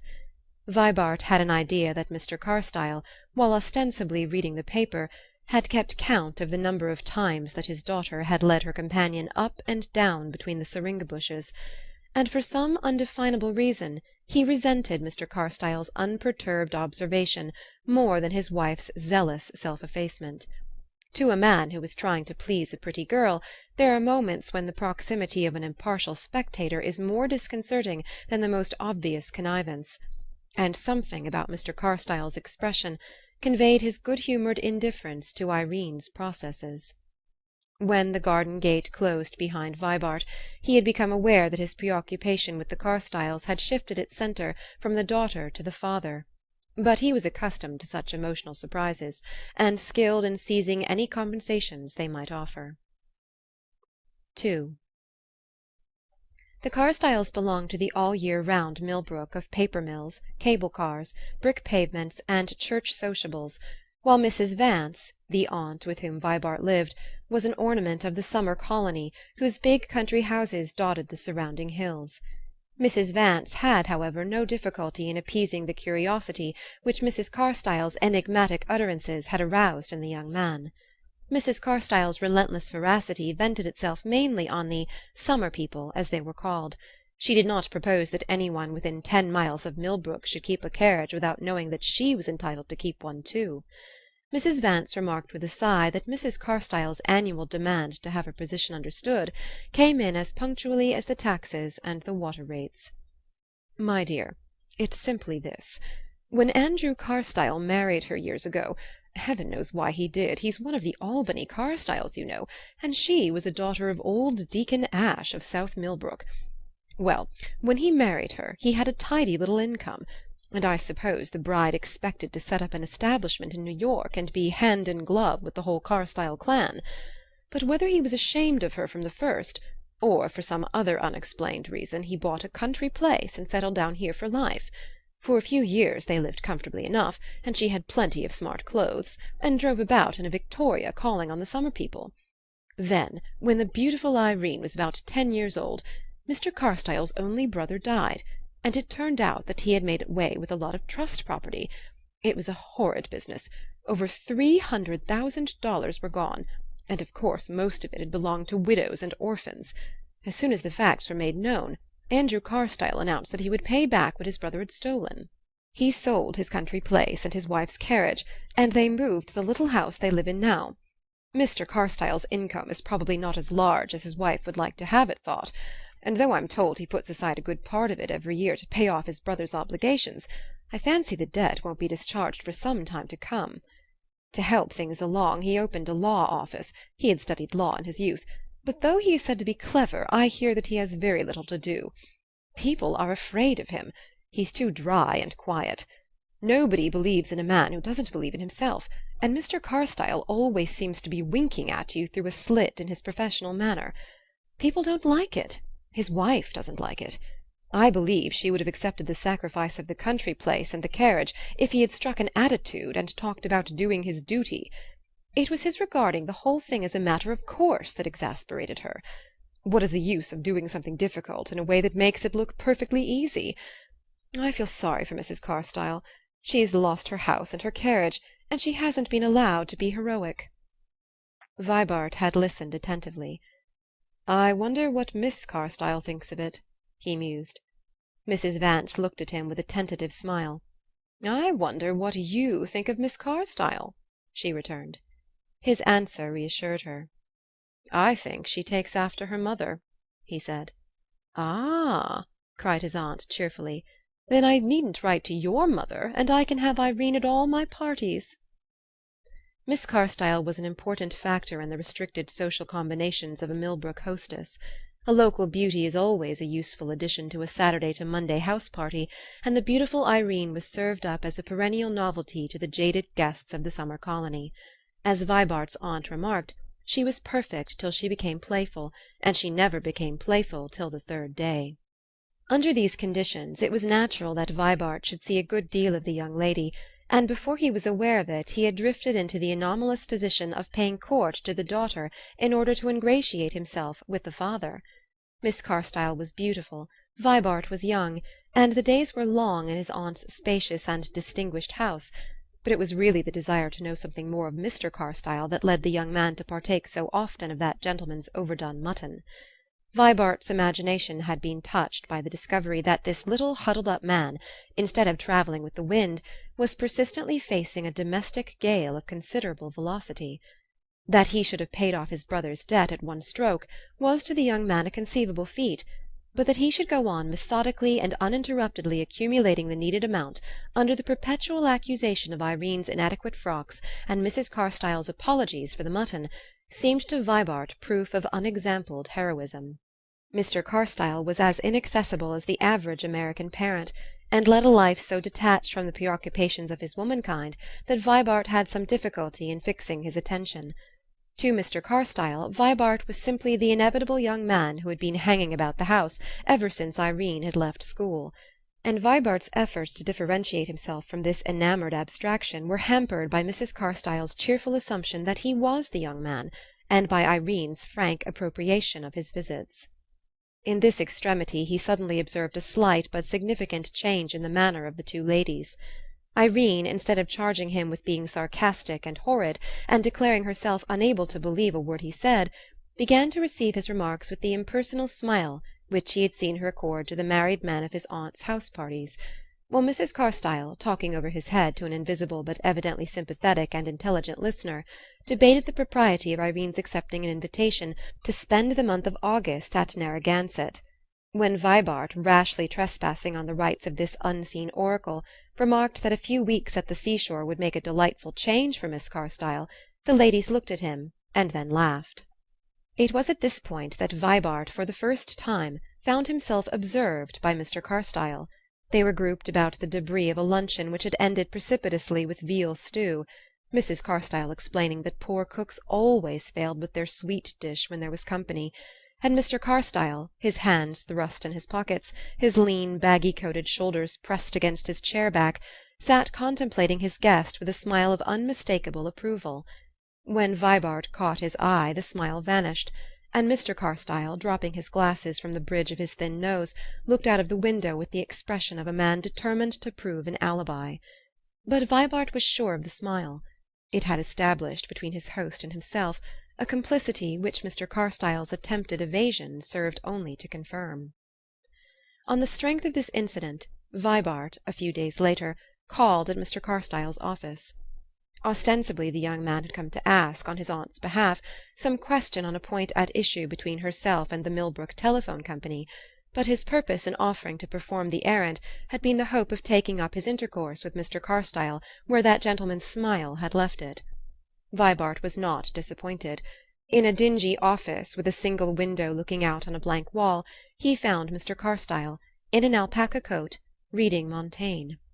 It evidently did not occur to him that Vibart had come on business, and the warmth of his welcome gave the young man a sense of furnishing the last word in a conjugal argument in which for once Mr. Carstyle had come off triumphant. The legal question disposed of, Vibart reverted to Montaigne. Had Mr. Carstyle seen young So-and-so's volume of essays? There was one on Montaigne that had a decided flavour; the point of view was curious. Vibart was surprised to find that Mr. Carstyle had heard of young So-and-so. Clever young men are given to thinking that their elders have never got beyond Macaulay, but Mr. Carstyle seemed sufficiently familiar with recent literature not to take it too seriously. He accepted Vibart's offer of young So-and-so's volume, admitting that his own library was not exactly up to date. Vibart went away musing. The next day he came back with the volume of essays. It seemed to be tacitly understood that he was to call at the office when he wished to see Mr. Carstyle, whose legal engagements did not seriously interfere with the pursuit of literature. For a week or 10 days Mrs. Carstyle, in Vibart's presence, continued to take counsel with her unseen adviser on the subject of her daughter's visit to Narragansett. Once or twice Irene dropped her impersonal smile to tax Vibart with not caring whether she went or not, and Mrs. Carstyle seized a moment of tête-à-tête to confide in him that the dear child hated the idea of leaving, and was going only because her friend Mrs. Higbee would not let her off.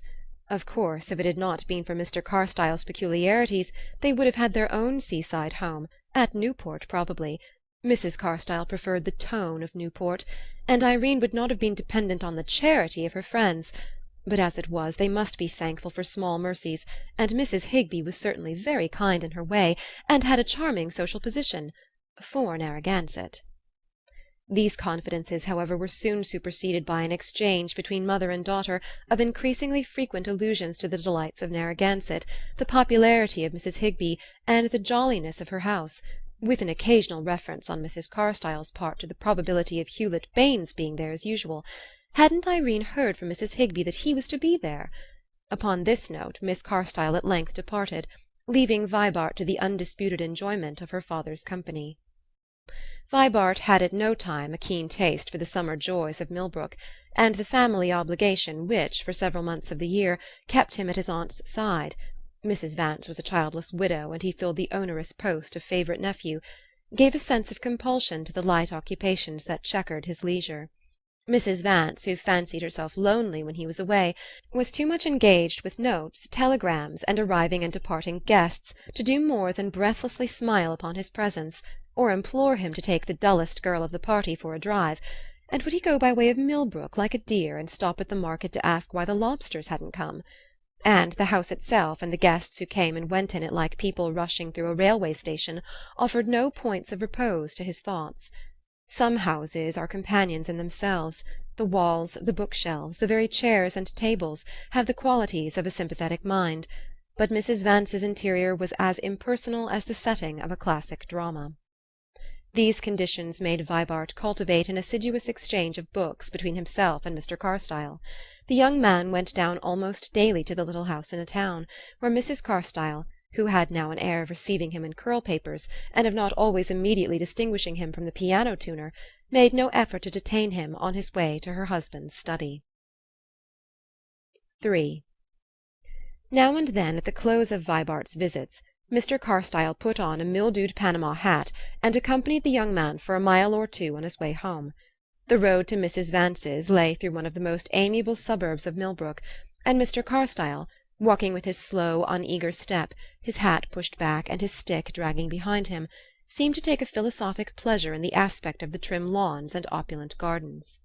Vibart could never induce his companion to prolong his walk as far as Mrs. Vance's drawing-room, but one afternoon, when the distant hills lay blue beyond the twilight of overarching elms, the two men strolled on into the country past that lady's hospitable gate-posts. It was a still day, the road was deserted, and every sound came sharply through the air. Mr. Carstyle was in the midst of a disquisition on Diderot when he raised his head and stood still. "What's that?" he said. "Listen." Vibart listened and heard a distant storm of hoof-beats. A moment later a buggy drawn by a pair of trotters swung round the turn of the road. It was about 30 yards off, coming toward them at full speed. The man who drove was leaning forward with outstretched arms. Beside him sat a girl. Suddenly Vibart saw Mr. Carstyle jump into the middle of the road in front of the buggy. He stood there immovable, his arms extended, his legs apart, in an attitude of indomitable resistance. Almost at the same moment Vibart realized that the man in the buggy had his horses in hand. "They're not running!" Vibart shouted, springing into the road and catching Mr. Carstyle's alpaca sleeve. The older man looked around vaguely; he seemed dazed. "Come away, sir! Come away!" cried Vibart, gripping his arm. The buggy swept past them, and Mr. Carstyle stood in the dust gazing after it. At length he drew out his handkerchief and wiped his forehead. He was very pale, and Vibart noticed that his hands shook. "That was a close call, sir, wasn't it? I suppose you thought they were running." "Yes," said Mr. Carstyle slowly. "I thought they were running." "It certainly looked like it for a minute. Let's sit down, shall we? I feel rather breathless myself." Vibart saw that his friend could hardly stand. They seated themselves on a tree trunk by the roadside, and Mr. Carstyle continued to wipe his forehead in silence. At length he turned to Vibart and said abruptly: "I made straight for the middle of the road, didn't I? If there had been a runaway I should have stopped it." Vibart looked at him in surprise. "You would have tried to, undoubtedly, unless I'd had time to drag you away." Mr. Carstyle straightened his narrow shoulders. "There was no hesitation, at all events. I showed no signs of avoiding it?" "I should say not, sir. It was I who funked it for you." Mr. Carstyle was silent. His head had dropped forward and he looked like an old man. "It was just my cursed luck again!" he exclaimed suddenly in a loud voice. For a moment Vibart thought that he was wandering, but he raised his head and went on speaking in more natural tones. "I dare say I appeared ridiculous enough to you just now, eh? Perhaps you saw all along that the horses weren't running. Your eyes are younger than mine, and then you're not always looking out for runaways, as I am. Do you know that in 30 years I've never seen a runaway?" "You're fortunate," said Vibart, still bewildered. "Fortunate? Good God, man, I've prayed to see one. Not a runaway especially, but any bad accident, anything that endangered people's lives. There are accidents happening all the time, all over the world. Why shouldn't I ever come across one? It's not for want of trying. At one time I used to haunt the theatres in the hope of a fire. Fires in the theatres are so apt to be fatal. Well, will you believe it? I was in the Brooklyn Theatre the night before it burned down. I left the old Madison Square Garden half an hour before the walls fell in. And it's the same way with street accidents. I always miss them. I'm always just too late. Last year there was a boy knocked down by a cable car at our corner. I got to my gate just as they were carrying him off on a stretcher. And so it goes. If anybody else had been walking along this road those horses would have been running away. And there was a girl in the buggy, too, a mere child." Mr. Carstyle's hand sank again. "You're wondering what this means," he began after another pause. "I was a little confused for a moment. I may have seemed incoherent." His voice cleared, and he made an effort to straighten himself. "Well, I was a damned coward once, and I've been trying to live it down ever since." Vibart looked at him incredulously, and Mr. Carstyle caught the look with a smile. "Why not? Do I look like a Hercules?" He held up his loose-skinned hand and shrunken wrist. "Not built for the part, certainly. But that doesn't count, of course. Man's unconquerable soul, and all the rest of it. Well, I was a coward, every inch of me, body and soul." He paused and glanced up and down the road. There was no one in sight. "It happened when I was a young chap just out of college. I was travelling round the world with another youngster of my own age, and an older man, Charles Meriton, who has since made a name for himself. You may have heard of him." "Meriton? The archaeologist? The man who discovered those ruined African cities the other day?" "That's the man. He was a college tutor then, and my father, who had known him since he was a boy, and who had a very high opinion of him, had asked him to make the tour with us. We both, my friend Collis and I, had an immense admiration for Meriton. He was just the fellow to excite a boy's enthusiasm, cool, quick, imperturbable, the kind of man whose hand is always on the hilt of action. His explorations had led him into all sorts of tight places, and he'd shown an extraordinary combination of calculating patience and reckless courage. He never talked about his doings. We picked them up from various people on our journey. He'd been everywhere, he knew everybody, and everybody had something stirring to tell about him. I dare say this account of the man sounds exaggerated. Perhaps it is. I've never seen him since. But at that time he seemed to me a tremendous fellow, a kind of scientific Ajax. He was a capital travelling companion at any rate, good-tempered, cheerful, easily amused, with none of the been-there-before superiority so irritating to youngsters. He made us feel as though it were all as new to him as to us. He never chilled our enthusiasms or took the bloom off our surprises. There was nobody else whose good opinion I cared as much about.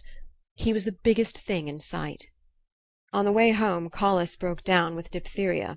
We were in the Mediterranean, cruising about the Sporades in a felucca. He was taken ill at Chios. The attack came on suddenly, and we were afraid to run the risk of taking him back to Athens in the felucca. We established ourselves in the inn at Chios, and there the poor fellow lay for weeks. Luckily there was a fairly good doctor on the island, and we sent to Athens for a sister to help with the nursing. Poor Collis was desperately bad. The diphtheria was followed by partial paralysis. The doctor assured us that the danger was past, he would gradually regain the use of his limbs, but his recovery would be slow. The sister encouraged us too. She had seen such cases before, and he certainly did improve a shade each day. Meryton and I had taken turns with the sister in nursing him, but after the paralysis had set in there wasn't much to do, and there was nothing to prevent Meryton's leaving us for a day or two. He had received word from some place on the coast of Asia Minor that a remarkable tomb had been discovered somewhere in the interior.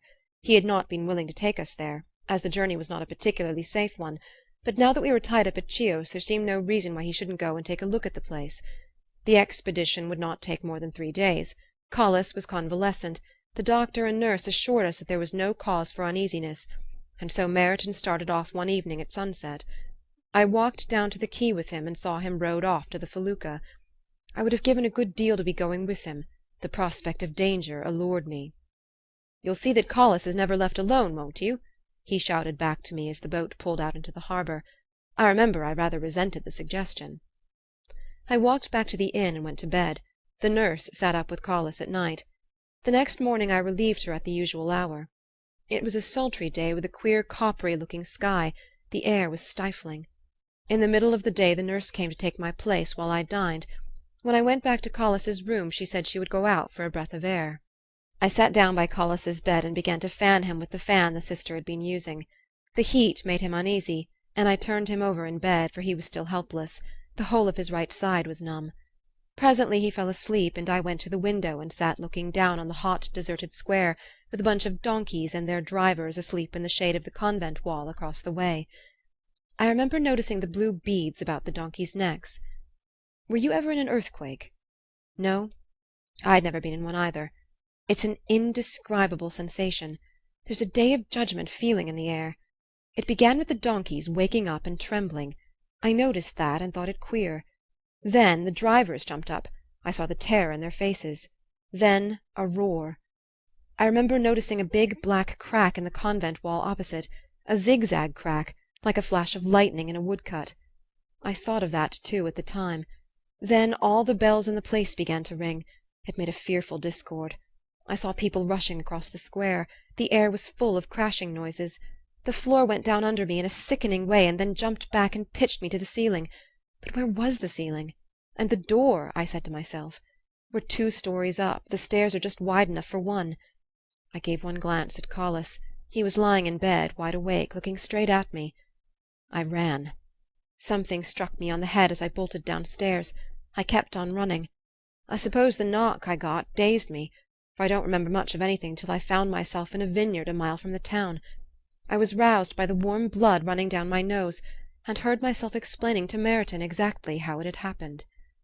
When I crawled back to the town they told me that all the houses near the inn were in ruins, and that a dozen people had been killed. Collis was among them, of course. The ceiling had come down on him. Mr. Carstyle wiped his forehead. Vibart sat looking away from him. 2 days later Meryton came back. I began to tell him the story. But he interrupted me. "There was no one with him at the time, then? You'd left him alone?" "No, he wasn't alone." "Who was with him? You said the sister was out." "I was with him." "You were with him?" I shall never forget Meryton's look. I believe I had meant to explain, to accuse myself, to shout out my agony of soul; but I saw the uselessness of it. A door had been shut between us. Neither of us spoke another word. He was very kind to me on the way home. He looked after me in a motherly way that was a good deal harder to stand than his open contempt. I saw the man was honestly trying to pity me, but it was no good. He simply couldn't. Mr. Carstyle rose slowly, with a certain stiffness. "Shall we turn toward home? Perhaps I'm keeping you." They walked on a few steps in silence. Then he spoke again. "That business altered my whole life. Of course I oughtn't to have allowed it to. That was another form of cowardice. But I saw myself only with Meryton's eyes. It is one of the worst miseries of youth that one is always trying to be somebody else. I had meant to be a Meryton. I saw I'd better go home and study law. It's a childish fancy, a survival of the primitive savage, if you like. But from that hour to this I've hankered day and night for a chance to retrieve myself, to set myself right with the man I meant to be. I want to prove to that man that it was all an accident, an unaccountable deviation from my normal instincts, that having once been a coward doesn't mean that a man's cowardly. And I can't. I can't." Mr. Carstyle's tone had passed insensibly from agitation to irony. He had got back to his usual objective standpoint. "Why, I'm a perfect olive branch," he concluded, with his dry indulgent laugh. "The very babies stop crying at my approach. I carry a sort of millennium about with me. I'd make my fortune as an agent of the Peace Society. I shall go to the grave leaving that other man unconvinced." Vibart walked back with him to Millbrook. On her doorstep they met Mrs. Carstyle, flushed and feathered, with a card-case and dusty boots. "I don't ask you in," she said plaintively to Vibart, "because I can't answer for the food this evening. My maid-of-all-work tells me that she's going to a ball, which is more than I've done in years. And besides, it would be cruel to ask you to spend such a hot evening in our stuffy little house. The air is so much cooler at Mrs. Vance's. Remember me to Mrs. Vance, please, and tell her how sorry I am that I can no longer include her in my round of visits. When I had a carriage, I saw the people I liked, but now that I have to walk, my social opportunities are more limited. I was not obliged to do my visiting on foot when I was younger, and my doctor tells me that to persons accustomed to a carriage no exercise is more injurious than walking." She glanced at her husband with a smile of unforgiving sweetness. "Fortunately," she concluded, "it agrees with Mr. Carstyle." The Greater Inclination by Edith Wharton. The Twilight of the God. Read by Elizabeth Klett. M.B. Bruce Perry. A Newport drawing-room. Tapestries, flowers, bric-a-brac. Through the windows a geranium-edged lawn, the cliffs and the sea. Isabel Warland sits reading. Lucius Warland enters in flannels and a yachting cap. "Back already?" The wind dropped. It turned into a drifting race. Langham took me off the yacht on his launch. Say, what time is it? 2 o'clock? Where's Mrs. Raynor? "On her way to New York." To New York? "Precisely. The boat must be just leaving. She started an hour ago and took Laura with her. In fact, I'm alone in the house. That is, until this evening. Some people are coming then." But what in the world? "Her aunt, Mrs. Griscom, has had a fit. She has them constantly. They're not serious, at least they wouldn't be if Mrs. Griscom were not so rich and childless. Naturally, under the circumstances, Marian feels a peculiar sympathy for her. Her position is such a sad one. There's positively no one to care whether she lives or dies, except her heirs. Of course they all rush to Newburgh whenever she has a fit. It's hard on Marian, for she lives the farthest away, but she has come to an understanding with the housekeeper, who always telegraphs her first, so that she gets a start of several hours. She will be at Newburgh tonight at 10, and has calculated that the others can't possibly arrive before midnight." You have a delightful way of putting things. I suppose you'd talk of me like that. Oh no, it's too humiliating to doubt one's husband's disinterestedness. I wish I had a rich aunt who had fits. If I were wishing, I should choose heart disease. There's no doing anything without money or influence. Have you heard from Washington? Yes, that's what I was going to speak of when I asked for Mrs. Raynor. I wanted to bid her good-bye. You're going? By the 5 train. Faggot has just wired me that the ambassador will be in Washington on Monday. He hasn't named their secretaries yet, but there isn't much hope for me. He has a nephew. They always have, like the popes. Well, I'm going all the same. You'll explain to Mrs. Raynor if she gets back before I do. Are there to be people at dinner? I don't suppose it matters. You can always pick up an extra man on a Saturday. By the way, that reminds me that Marian left me a list of the people who are arriving this afternoon. My novel is so absorbing that I forgot to look at it. Where can it be? Ah, here. Let me see. The Jack Merringtons, Adelaide Clinton, Ned Lender, all from New York by 7 p.m. train. Louis Darley tonight by Fall River boat. John Oberville from Boston at 5 p.m. Why, I didn't know. John Oberville? John Oberville here? Today at 5 o'clock? Let me see. Let me look at the list. Are you sure you're not mistaken? Why, she never said a word. Why the deuce didn't you tell me? I didn't know. Oberville. Oberville. Why, what difference does it make? What difference? What difference? Don't look at me as if you didn't understand English. Why, if Oberville's coming... Look here, Isabel, didn't you know him very well at one time? Very well, yes. I thought so. Of course. I remember now. I heard all about it before I met you. Let me see. Didn't you and your mother spend a winter in Washington when he was Under-Secretary of State? That was before the deluge. I remember. It all comes back to me. I used to hear it said that he admired you tremendously. There was a report that you were engaged. Don't you remember? Why, it was in all the papers. By Jove, Isabel, what a match that would have been. You are disinterested. Well, I can't help thinking... That I paid you a handsome compliment? Huh? Ah, yes, exactly. What was I saying? Oh, about the report of your engagement. He was awfully gone on you, wasn't he? It's not for me to diminish your triumph. By Jove, I can't think why Mrs. Raynor didn't tell me he was coming. A man like that, one doesn't take him for granted like the piano tuner. I wonder I didn't see it in the papers. Is he grown such a great man? Oberville? Great? John Oberville? I'll tell you what he is, the power behind the throne, the Black Pope, the Kingmaker, and all the rest of it. Don't you read the papers? Of course I'll never get on if you won't interest yourself in politics. And to think you might have married that man! And got you your secretaryship. Oberville has them all in the hollow of his hand. Well, you'll see him at 5 o'clock. I don't suppose he's ever heard of me, worse luck. Isabel, look here, I never ask questions, do I? But it was so long ago, and Oberville almost belongs to history. He will one of these days, at any rate. Just tell me, did he want to marry you? Since you answer for his immortality, I was very much in love with him. Then of course he did. But what in the world... As you say, it was so long ago, I don't see why I shouldn't tell you. There was a married woman who had, what is the correct expression? Made sacrifices for him. There was only one sacrifice she objected to making, and he didn't consider himself free. It sounds rather rococo, doesn't it? It was odd that she died the year after we were married. Whew!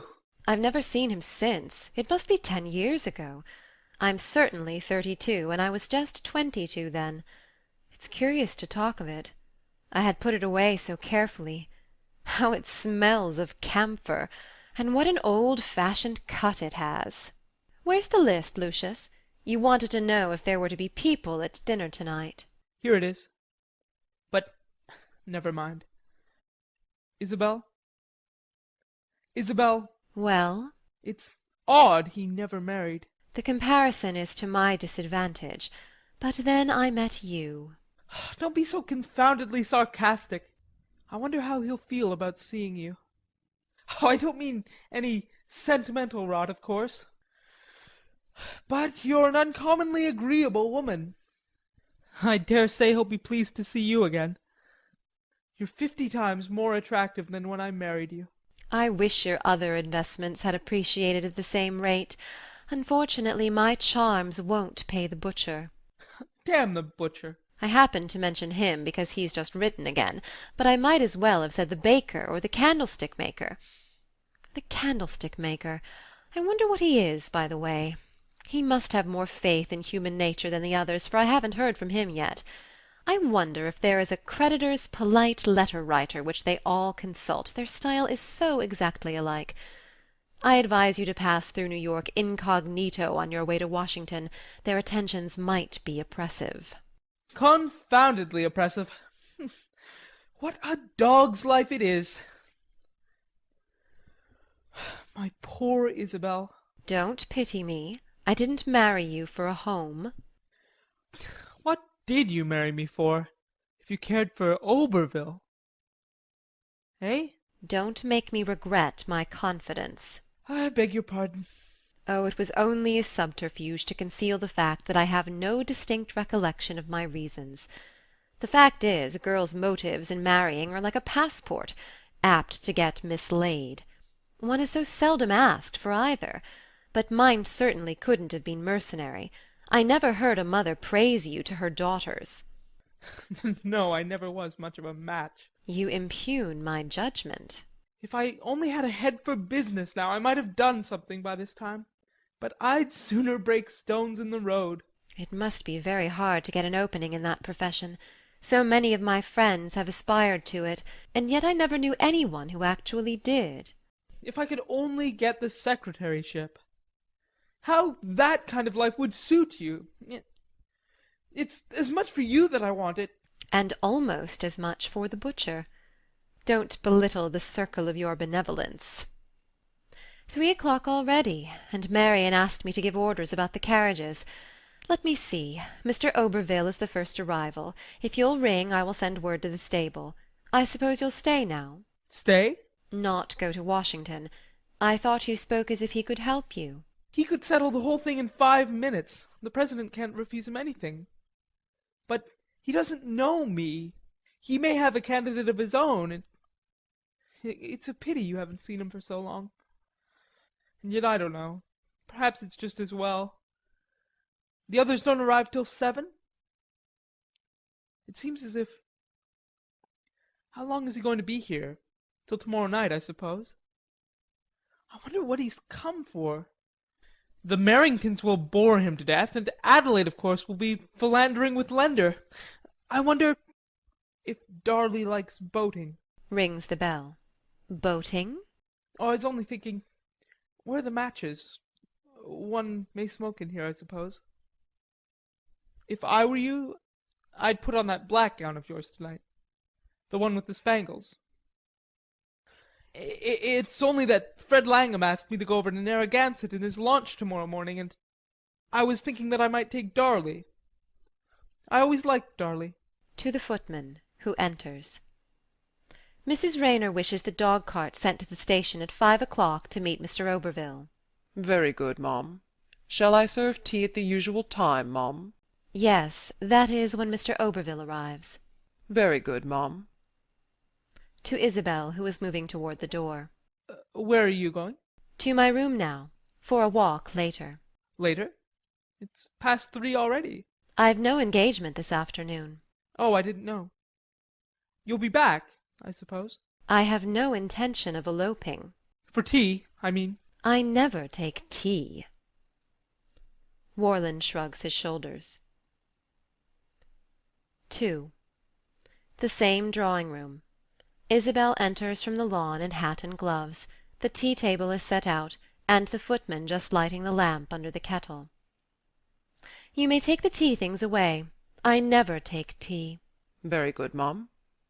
I understood, ma'am, that Mr. Oberville was to have tea. Mr. Oberville? But he was to arrive long ago. What time is it? Only 5:15, Mum. 5:15?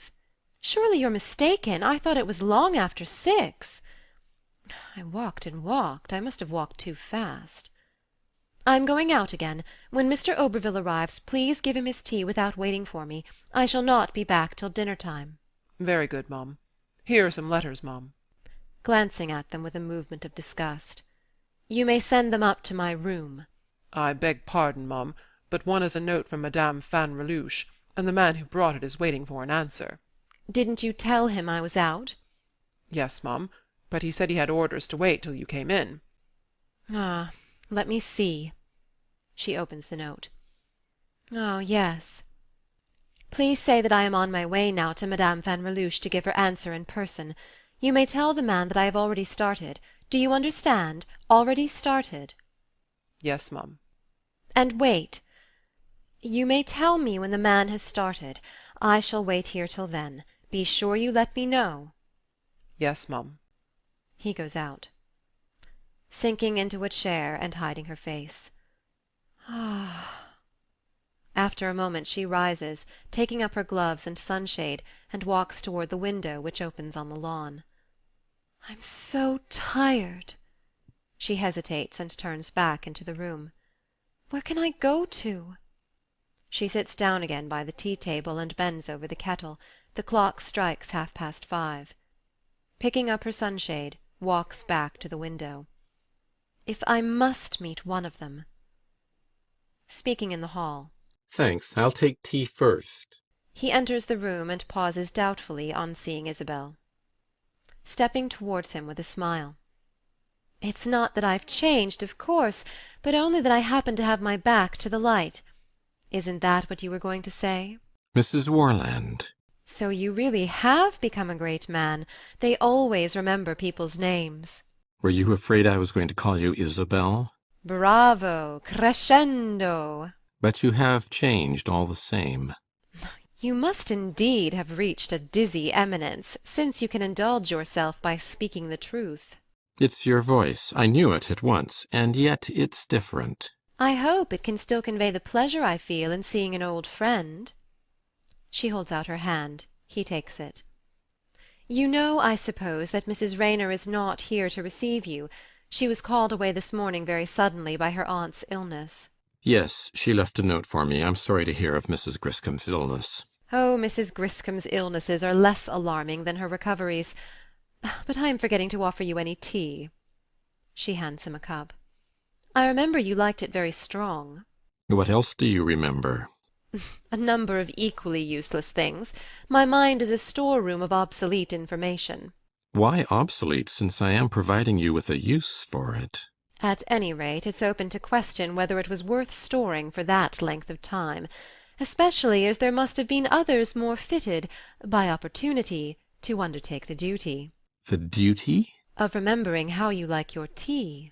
Since you call it a duty, I may remind you that it's one I have never asked anyone else to perform. As a duty? But as a pleasure? Do you really want to know? Oh, I don't require and charge you. You dislike as much as ever having the I's dotted? With a handwriting I know as well as yours. Accomplished woman. He examines her approvingly. I'd no idea that you were here. I never was more surprised. I hope you like being surprised. To my mind, it's an overrated pleasure. Is it? I'm sorry to hear that. Why? Have you a surprise to dispose of? I'm not sure that I haven't. Don't part with it too hastily. It may improve by being kept. Does that mean that you don't want it? Heaven forbid! I want everything I can get. And you get everything you want. At least you used to. Let us talk of your surprise. It's to be yours, you know.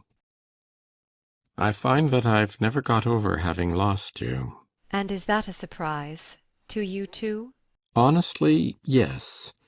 I thought I'd crammed my life full. I didn't know there was a cranny left anywhere. At first, you know, I stuffed in everything I could lay my hands on. There was such a big void to fill. And, after all, I haven't filled it. I felt that the moment I saw you. I'm talking stupidly. It would be odious if you were eloquent. What do you mean? That's a question you never used to ask me. Be merciful. Remember how little practice I've had lately. In what? Never mind. He rises and walks away, then comes back and stands in front of her. What a fool I was to give you up. Oh, don't say that. I've lived on it. On my letting you go? On your letting everything go, but the right. Oh, hang the right. What is truth? We had the right to be happy. I used to think so sometimes. Did you? Triple fool that I was. But you showed me. Why, good God, we belonged to each other, and I let you go. It's fabulous. I've fought for things since that weren't worth a crooked sixpence, fought as well as other men. And you, I lost you because I couldn't face a scene. Hang it, suppose there'd been a dozen scenes, I might have survived them. Men have been known to. They're not necessarily fatal. A scene? It's a form of fear that women don't understand. How you must have despised me. You were afraid of a scene? I was a damned coward, Isabel. That's about the size of it. Oh, I had thought it so much larger. What did you say? I said that you have forgotten to drink your tea. It must be quite cold. Ah. Let me give you another cup. No, this is perfect. You haven't tasted it. You always made it to perfection, only you never gave me enough sugar. I know better now. She puts another lump in his cup. Drinks his tea, and then says, with an air of reproach, Isn't all this chaff rather a waste of time between two old friends who haven't met for so many years? Oh, it's only an hors d'oeuvre, the tuning of the instruments. I might have practiced too. Let us come to the grand air, then. Sits down near her. Tell me about yourself. What are you doing? At this moment? You'll never guess. I'm trying to remember you. To remember me? Until you came into the room just now, my recollection of you was so vivid. You were a living whole in my thoughts. Now I am engaged in gathering up the fragments, in laboriously reconstructing you. I have changed so much, then. No, I don't believe that you've changed. It's only that I see you differently. Don't you know how hard it is to convince elderly people that the type of the evening paper is no smaller than when they were young? I've shrunk, then. You couldn't have grown bigger. Oh, I'm serious now. You needn't prepare a smile. For years you were the tallest object on my horizon. I used to climb to the thought of you, as people who live in a flat country mount to the church steeple for a view. It's wonderful how much I used to see from there. And the air was so strong and pure. And now? Now I can fancy how delightful it must be to sit next to you at dinner. You're unmerciful. Have I said anything to offend you? Of course not. How absurd. I lost my head a little. I forgot how long it is since we have met. When I saw you, I forgot everything except what you had once been to me. I thought you too generous to resent that. Perhaps I have overtaxed your generosity. Shall I confess it? When I first saw you, I thought for a moment that you had remembered, as I had. You see, I can only excuse myself by saying something inexcusable. Not inexcusable. Not? I had remembered. Isabel. But now. Ah, give me a moment before you unsay it. I don't mean to unsay it. There's no use in repealing an obsolete law. That's the pity of it. You say you lost me 10 years ago. I never lost you till now. Now? Only this morning you were my supreme court of justice. There was no appeal from your verdict. Not an hour ago you decided a case for me, against myself. And now! And the worst of it is that it's not because you've changed. How do I know if you've changed? You haven't said 100 words to me. You haven't been an hour in the room. And the years must have enriched you. I dare say you've doubled your capital. You've been in the thick of life, and the metal you're made of brightens with use. Success on some men looks like a borrowed coat. It sits on you as though it had been made to order. I see all this, I know it, but I don't feel it. I don't feel anything, anywhere. I'm numb. Don't laugh, but I really don't think I should know now if you came into the room, unless I actually saw you. Then, to put the most merciful interpretation upon your epigrams, your feeling for me was made out of poorer stuff than mine for you. Perhaps it has had harder wear.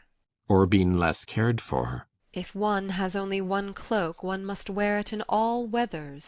Unless it is so beautiful and precious that one prefers to go cold and keep it under lock and key. In the cedar chest of indifference, the key of which is usually lost. Ah, Isabel, you're too pat. How much I preferred your hesitations. My hesitations? That reminds me how much your coming has simplified things. I feel as if I'd had an auction sale of fallacies. You speak in enigmas, and I have a notion that your riddles are the reverse of the Sphinx's, more dangerous to guess than to give up. And yet I used to find your thoughts such good reading. One cares so little for the style in which one's praises are written. You've been praising me for the last 10 minutes, and I find your style detestable. I would rather have you find fault with me like a friend than approve me like a dilettante. A dilettante? The very word I wanted. I am proud to have enriched so full a vocabulary, but I am still waiting for the word I want. Isabel, look in your heart. Give me the first word you find there. You've no idea how much a beggar can buy with a penny. It's empty, my poor friend. It's empty. Beggars never say that to each other. No, never. Unless it's true. Why do you look at me so curiously? What was it you said? Approving you as a dilettante. Don't be alarmed. You can bear examination. I don't see a crack anywhere. After all, it's a satisfaction to find that one's idol makes a handsome bibelot. I was right, then. You're a collector? One must make a beginning. I think I shall begin with you. She smiles at him. Positively, I must have you on my mantel-shelf. She rises and looks at the clock. But it's time to dress for dinner. She holds out her hand to him, and he kisses it. They look at each other, and it is clear that he does not quite understand, but is watching eagerly for his cue. Hullo, Isabel. You're here after all? And so is Mr. Oberville. She looks straight at Warland. I stayed in on purpose to meet him. My husband. The two men bow. So glad to meet you. My wife talks of you so often. She's been looking forward tremendously to your visit. It's a long time since I've had the pleasure of seeing Mrs. Warland. But now we are going to make up for lost time. As he goes to the door. I claim you tomorrow for the whole day. Oberville bows and goes out. Lucius, I think you'd better go to Washington after all. Narragansett might do for the others, though. Couldn't you get Fred Langham to ask all the rest of the party to go over there with him tomorrow morning? I shall have a headache and stay at home. He looks at her doubtfully. Mr. Oberville is a bad sailor. Warland advances demonstratively. Drawing back. It's time to go and dress. I think you said the black gown with spangles.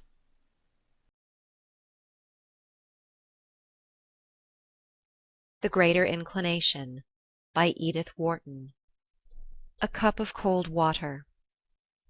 It was 3 o'clock in the morning, and the cotillion was at its height, when Woburn left the overheated splendor of the Gildermere ballroom, and after a delay caused by the determination of the drowsy footman to give him a ready-made overcoat with an imitation Astrakhan collar in place of his own unimpeachable Poole garment, found himself breasting the icy solitude of the Fifth Avenue.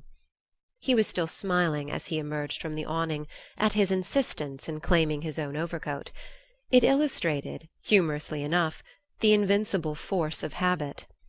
As he faced the wind, however, he discerned a providence in his persistency, for his coat was fur-lined, and he had a cold voyage before him on the morrow. It had rained hard during the earlier part of the night, and the carriages waiting in triple line before the Gildermeres' door were still domed by shining umbrellas, while the electric lamps extending down the avenue blinked narcissus-like at their watery images in the hollows of the sidewalk. A dry blast had come out of the north, with pledge of frost before daylight, and to Woburn's shivering fancy the pools on the pavement seemed already stiffening into ice. He turned up his coat collar and stepped out rapidly, his hands deep in his coat pockets. As he walked he glanced curiously up at the ladder-like doorsteps, which may well suggest to the future archaeologist that all the streets of New York were once canals, at the spectral tracery of the trees about St. Luke's, the fretted mass of the cathedral, and the mean vista of the long side streets. The knowledge that he was perhaps looking at it all for the last time caused every detail to start out like a challenge to memory, and lit the brownstone house-fronts with the glamour of sword-barred Edens. It was an odd impulse that had led him that night to the Gildermere ball, but the same change in his condition which made him stare wonderingly at the houses in the Fifth Avenue gave the thrill of an exploit to the tame business of ball-going. Who would have imagined, Woburn mused, that such a situation as his would possess the priceless quality of sharpening the blunt edge of habit? It was certainly curious to reflect, as he leaned against the doorway of Mrs. Gildermere's ballroom, enveloped in the warm atmosphere of the accustomed, that 24 hours later the people brushing by him with looks of friendly recognition would start at the thought of having seen him and slur over the recollection of having taken his hand. And the girl he had gone there to see, what would she think of him? He knew well enough that her trenchant classifications of life admitted no overlapping of good and evil, made no allowance for that incalculable interplay of motives that justifies the subtlest casuistry of compassion. Miss Talcott was too young to distinguish the intermediate tints of the moral spectrum, and her judgments were further simplified by a peculiar concreteness of mind. Her bringing up had fostered this tendency, and she was surrounded by people who focused on life in the same way. To the girls in Miss Talcott's set, the attentions of a clever man who had to work for his living had the zest of a forbidden pleasure, but to marry such a man would be as unpardonable as to have one's carriage seen at the door of a cheap dressmaker. Poverty might make a man fascinating, but a settled income was the best evidence of stability of character. If there were anything in heredity, how could a nice girl trust a man whose parents had been careless enough to leave him unprovided for?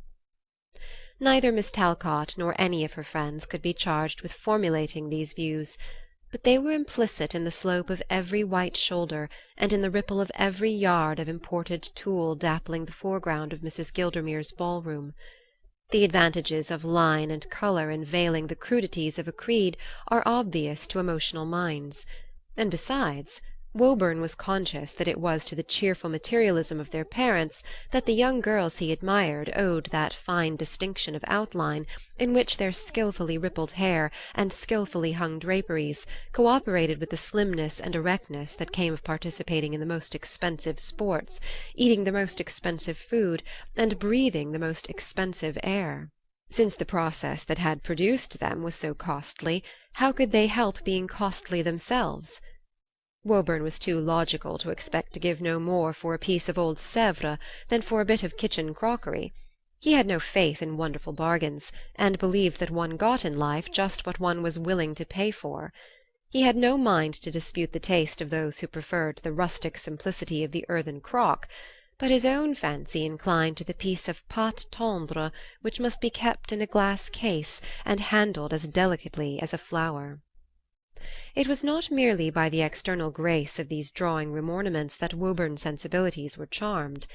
His imagination was touched by the curious exoticism of view resulting from such conditions. He had always enjoyed listening to Miss Talcott even more than looking at her. Her ideas had the brilliant bloom and audacious irrelevance of those tropical orchids which strike root in air. Miss Talcott's opinions had no connection with the actual. Her very materialism had the grace of artificiality. Woburn had been enchanted once by seeing her helpless before a smoking lamp. She had been obliged to ring for a servant because she did not know how to put it out. Her supreme charm was the simplicity that comes of taking it for granted that people are born with carriages and country places. It never occurred to her that such congenital attributes could be matter for self-consciousness, and she had none of the nouveau riche prudery which classes poverty with the nude in art and is not sure how to behave in the presence of either. The conditions of Woburn's own life had made him peculiarly susceptible to those forms of elegance which are the flower of ease. His father had lost a comfortable property through sheer inability to go over his agent's accounts, and this disaster, coming at the outset of Woburn's schooldays, had given a new bent to the family temperament. The father characteristically died when the effort of living might have made it possible to retrieve his fortunes, and Woburn's mother and sister, embittered by this final evasion, settled down to a vindictive war with circumstances. They were the kind of women who think that it lightens the burden of life to throw over the amenities, as a reduced housekeeper puts away her knick-knacks to make the dusting easier. They fought mean conditions meanly, but Woburn, in his resentment of their attitude, did not allow for the suffering which brought it about. His own tendency was to overcome difficulties by conciliation rather than by conflict. Such surroundings threw into vivid relief the charming figure of Miss Talcott. Woburn instinctively associated poverty with bad food, ugly furniture, complaints and recriminations. It was natural that he should be drawn toward the luminous atmosphere where life was a series of peaceful and good-humored acts, unimpeded by petty obstacles. To spend one's time in such society gave one the illusion of unlimited credit, and also, unhappily, created the need for it. It was here, in fact, that Woburn's difficulties began. To marry Miss Talcott it was necessary to be a rich man. Even to dine out in her set involved certain minor extravagances. Woburn had determined to marry her sooner or later, and in the meanwhile to be with her as much as possible. As he stood leaning in the doorway of the Gildermere ballroom, watching her pass him in the waltz, he tried to remember how it had begun. First there had been the tailor's bill. The fur-lined overcoat with cuffs and collar of Alaska sable had alone cost more than he had spent on his clothes for 2 or 3 years previously. Then there were theatre tickets, cab fares, florists' bills, tips to servants at the country houses where he went because he knew that she was invited, the Omar Khayyam bound by Sullivan that he sent her at Christmas, the contributions to her pet charities, the reckless purchases at fairs where she had a stall.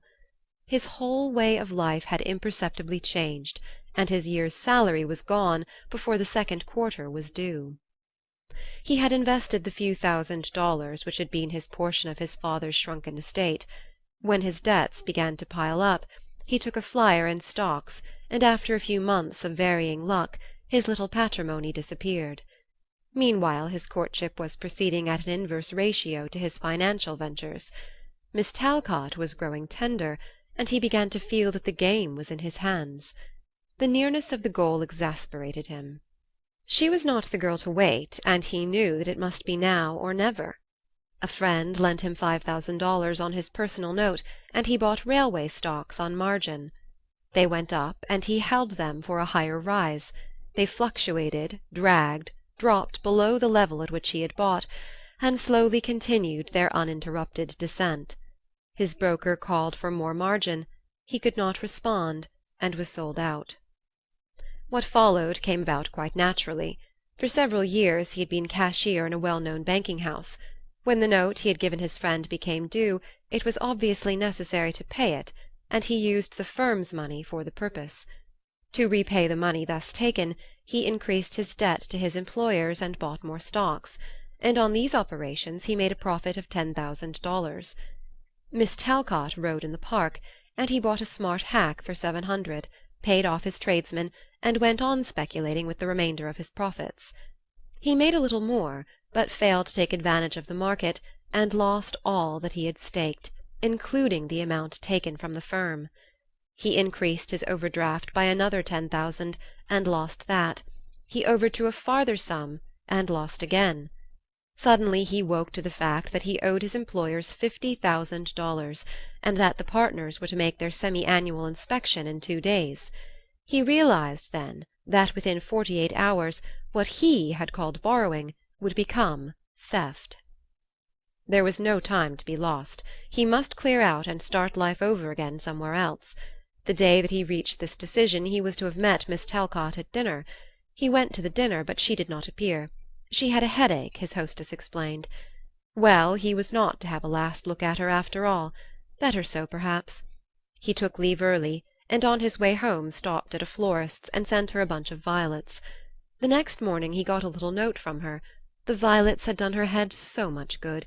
She would tell him all about it that evening at the Gildermere ball. Woburn laughed and tossed the note into the fire.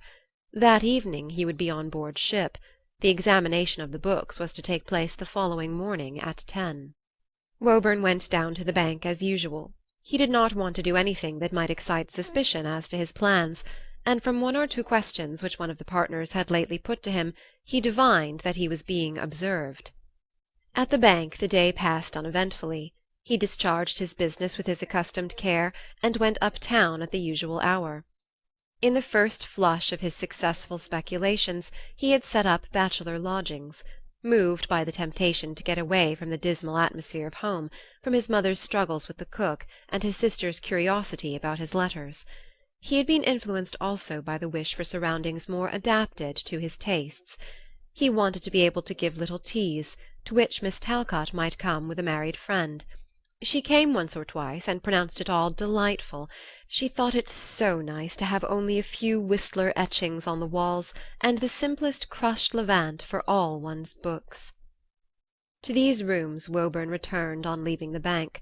His plans had taken definite shape. He had engaged a passage on a steamer sailing for Halifax early the next morning, and there was nothing for him to do before going on board but to pack his clothes and tear up a few letters. He threw his clothes into a couple of portmanteaux, and when these had been called for by an expressman he emptied his pockets and counted up his ready money. He found that he possessed just $50.75, but his passage to Halifax was paid, and once there he could pawn his watch and rings. This calculation completed, he unlocked his writing-table drawer and took out a handful of letters. They were notes from Miss Talcott. He read them over and threw them into the fire. On his table stood her photograph. He slipped it out of its frame and tossed it on top of the blazing letters. Having performed this rite, he got into his dress-clothes and went to a small French restaurant to dine. He had meant to go on board the steamer immediately after dinner, but a sudden vision of introspective hours in a silent cabin made him call for the evening paper and run his eye over the list of theatres. It would be as easy to go on board at midnight as now.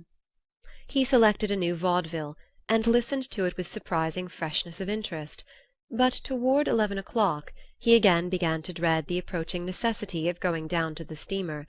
There was something peculiarly unnerving in the idea of spending the rest of the night in a stifling cabin jammed against the side of a wharf.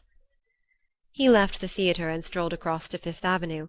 It was now nearly midnight, and a stream of carriages poured up-town from the opera and the theatres.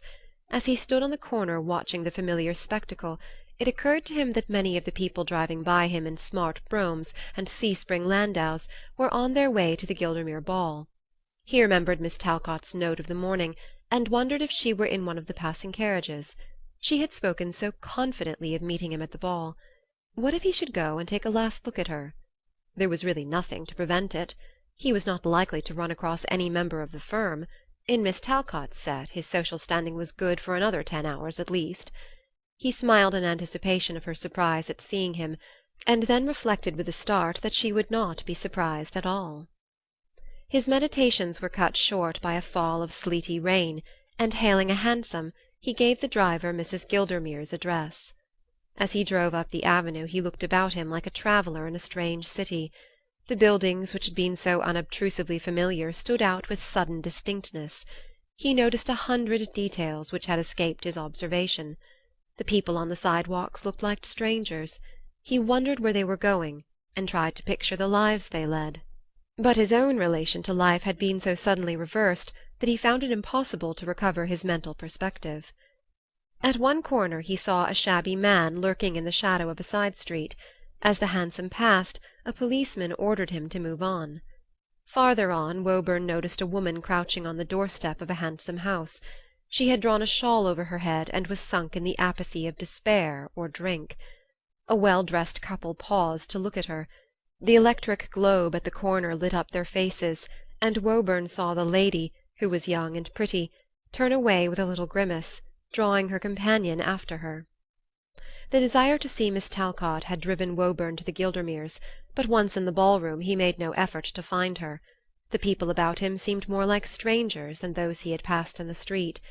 He stood in the doorway, studying the petty manoeuvres of the women and the resigned amenities of their partners. Was it possible that these were his friends? These mincing women, all paint and dye and whalebone, these apathetic men who looked as much alike as the figures that children cut out of a folded sheet of paper? Was it to live among such puppets that he had sold his soul?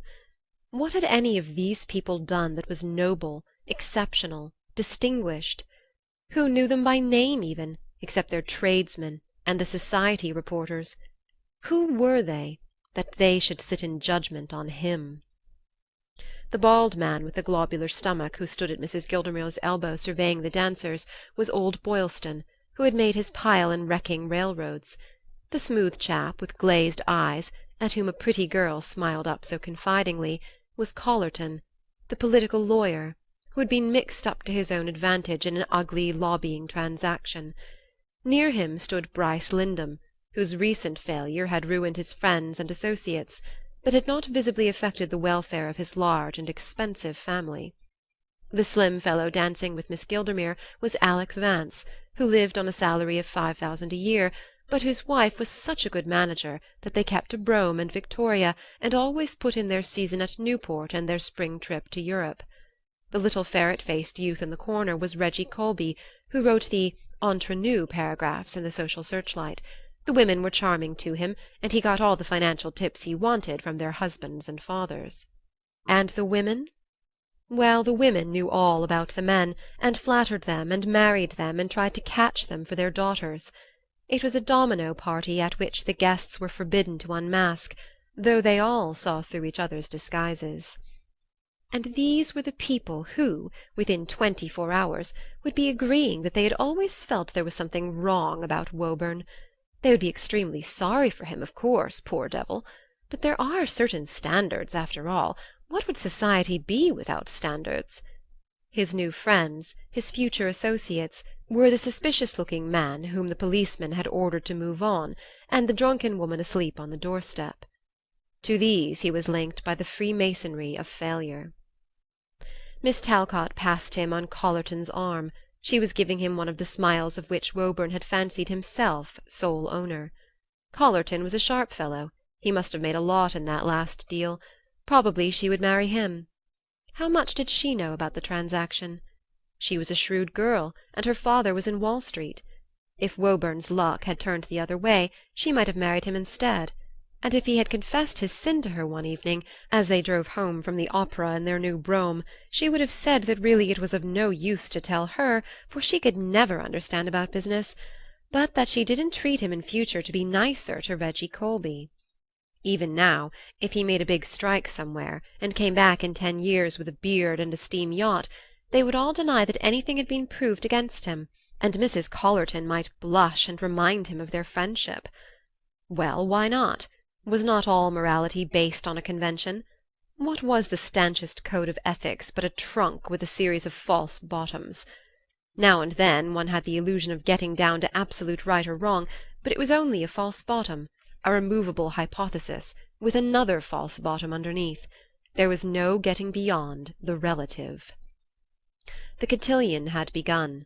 Miss Talcott sat nearly opposite him.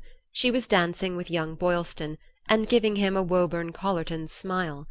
So young Boylston was in the syndicate too. Presently Woburn was aware that she had forgotten young Boylston, and was glancing absently about the room. She was looking for someone, and meant the someone to know it. He knew that lost chord look in her eyes. A new figure was being formed. The partners circled about the room, and Miss Talcott's flying tulle drifted close to him as she passed. Then the favours were distributed. White skirts wavered across the floor like thistledown on summer air. Men rose from their seats, and fresh couples filled the shining parquet. Miss Talcott, after taking from the basket a Legion of Honour in red enamel, surveyed the room for a moment. Then she made her way through the dancers and held out the favor to Woburn. He fastened it in his coat, and emerging from the crowd of men about the doorway, slipped his arm about her. Their eyes met. Hers were serious and a little sad. How fine and slender she was! He noticed the little tendrils of hair about the pink convolution of her ear. Her waist was firm and yet elastic. She breathed calmly and regularly, as though dancing were her natural motion. She did not look at him again, and neither of them spoke.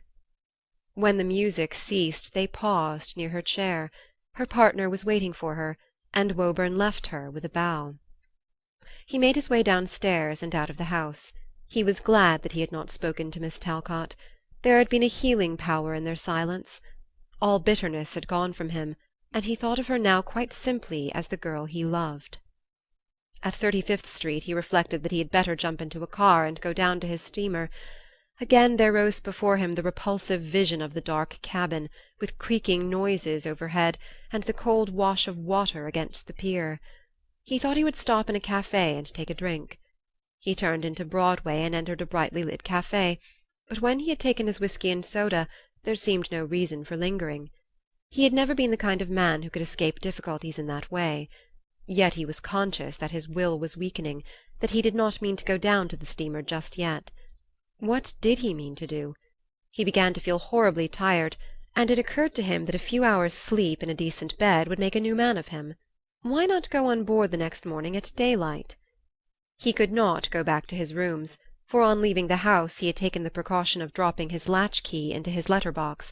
But he was in a neighborhood of discreet hotels, and he wandered on till he came to one which was known to offer a dispassionate hospitality to luggageless travellers in dress-clothes. 2. He pushed open the swinging door and found himself in a long corridor with a tessellated floor, at the end of which, in a brightly lit enclosure of plate glass and mahogany, the night clerk dozed over a copy of the Police Gazette. The air in the corridor was rich in reminiscences of yesterday's dinners, and a bronzed radiator poured a wave of dry heat into Woburn's face. The night clerk, roused by the swinging of the door, sat watching Woburn's approach with the unexpectant eye of one who has full confidence in his capacity for digesting surprises.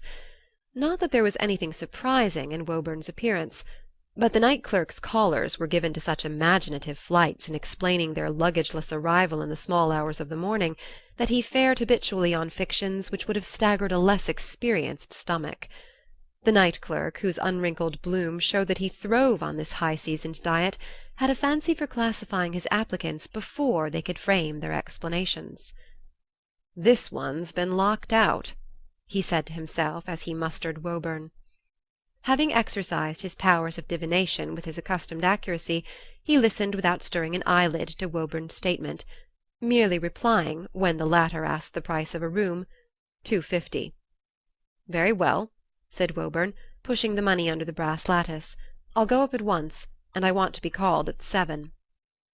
To this the night clerk proffered no reply, but stretching out his hand to press an electric button, returned apathetically to the perusal of the Police Gazette. His summons was answered by the appearance of a man in shirt-sleeves, whose rumpled head indicated that he had recently risen from some kind of makeshift repose. To him the night clerk tossed a key, with the brief comment, "97." And the man, after a sleepy glance at Woburn, turned on his heel and lounged toward the staircase at the back of the corridor. Woburn followed, and they climbed 3 flights in silence. At each landing Woburn glanced down the long passageway lit by a lowered gas jet, with a double line of boots before the doors, waiting, like yesterday's deeds, to carry their owners so many miles farther on the morrow's destined road.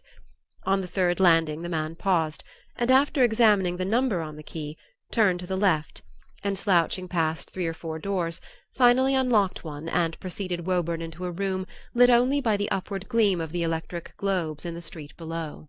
The man felt in his pockets. Then he turned to Woburn. "Got a match?" he asked. Woburn politely offered one, and he applied it to the gas fixture, which extended its jointed arm above an ash dressing-table with a blurred mirror fixed between 2 standards. Having performed this office with an air of detachment designed to make Woburn recognize it as an act of supererogation, he turned without a word and vanished down the passageway. Woburn, after an indifferent glance about the room, which seemed to afford the amount of luxury generally obtainable for $2.50 in a fashionable quarter of New York, locked the door and sat down at the ink-stained writing-table in the window. Far below him lay the pallidly lit depths of the forsaken thoroughfare. Now and then he heard the jingle of a horse-car and the ring of hoofs on the freezing pavement, or saw the lonely figure of a policeman eclipsing the illumination of the plate-glass windows on the opposite side of the street. He sat thus for a long time, his elbows on the table, his chin between his hands, till at length the contemplation of the abandoned sidewalks, above which the electric globes kept stylites-like vigil, became intolerable to him, and he drew down the window-shade and lit the gas fixture beside the dressing-table. Then he took a cigar from his case and held it to the flame. The passage from the stinging freshness of the night to the stale, overheated atmosphere of the Hazelmere Hotel had checked the preternaturally rapid working of his mind, and he was now scarcely conscious of thinking at all. His head was heavy, and he would have thrown himself on the bed had he not feared to oversleep the hour fixed for his departure. He thought it safest, instead, to seat himself once more by the table, in the most uncomfortable chair that he could find, and smoke one cigar after another, till the first sign of dawn should give an excuse for action.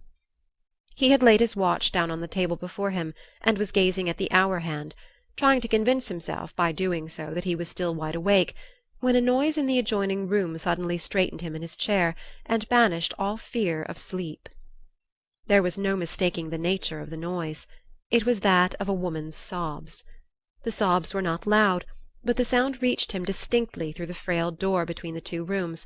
It expressed an utter abandonment to grief, not the cloudburst of some passing emotion, but the slow downpour of a whole heaven of sorrow. Woburn sat listening. There was nothing else to be done, and at least his listening was a mute tribute to the trouble he was powerless to relieve. It roused, too, the drugged pulses of his own grief. He was touched by the chance propinquity of two alien sorrows in a great city throbbing with multifarious passions. It would have been more in keeping with the irony of life had he found himself next to a mother singing her child to sleep. There seemed a mute commiseration in the hand that had led him to such neighborhood. Gradually the sobs subsided, with pauses betokening an effort at self-control. At last they died off softly, like the intermittent drops that end a day of rain. "Poor soul," Woburn mused. "She's got the better of it for the time. I wonder what it's all about." At the same moment he heard another sound that made him jump to his feet. It was a very low sound, but in that nocturnal silence which gives distinctness to the faintest noises, Woburn knew at once that he had heard the click of a pistol. "What is she up to now?" he asked himself, with his eye on the door between the two rooms, and the brightly lit keyhole seemed to reply with a glance of intelligence. He turned out the gas and crept to the door, pressing his eye to the illuminated circle. After a moment or two of adjustment, during which he seemed to himself to be breathing like a steam-engine, he discerned a room like his own, with the same dressing-table flanked by gas fixtures, and the same table in the window.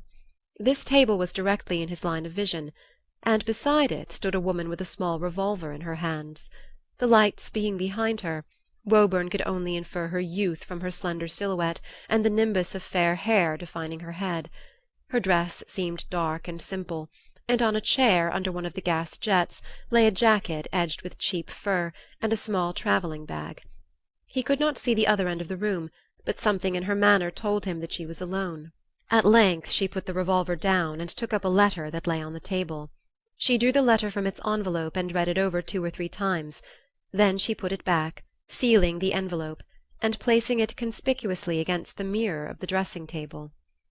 There was so grave a significance in this dumb show that Woburn felt sure that her next act would be to return to the table and take up the revolver. But he had not reckoned on the vanity of woman. After putting the letter in place, she still lingered at the mirror, standing a little sideways, so that he could now see her face, which was distinctly pretty, but of a small and unelastic mould, inadequate to the expression of the larger emotions. For some moments she continued to study herself with the expression of a child looking at a playmate who has been scolded. Then she turned to the table and lifted the revolver to her forehead.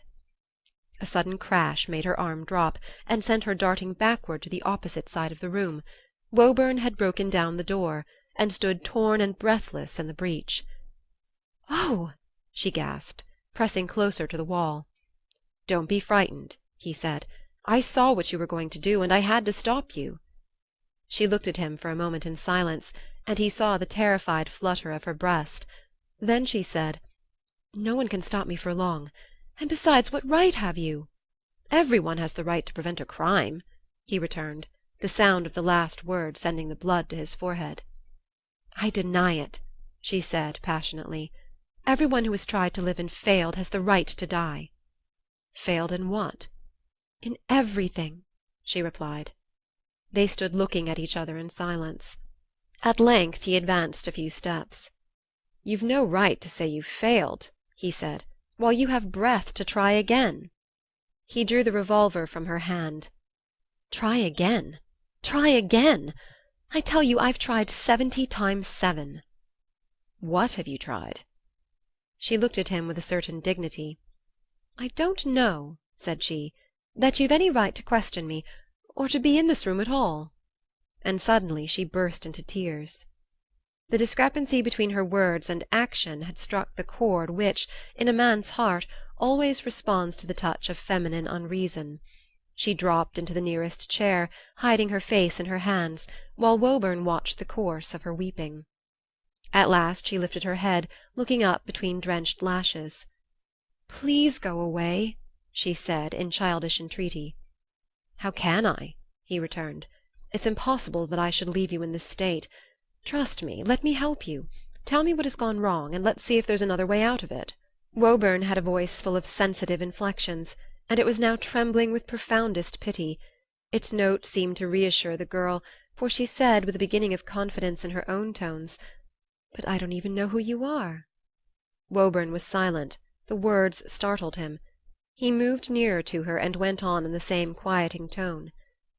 "I am a man who has suffered enough to want to help others. I don't want to know any more about you than will enable me to do what I can for you. I've probably seen more of life than you have, and if you're willing to tell me your troubles, perhaps together we may find a way out of them." She dried her eyes and glanced at the revolver. "That's the only way out," she said. "How do you know? Are you sure you've tried every other?" "Perfectly sure. I've written and written, and humbled myself like a slave before him, and she won't even let him answer my letters. Oh, but you don't understand." And she broke off with a renewal of weeping. "I begin to understand. You're sorry for something you've done." "Oh, I've never denied that. I've never denied that I was wicked."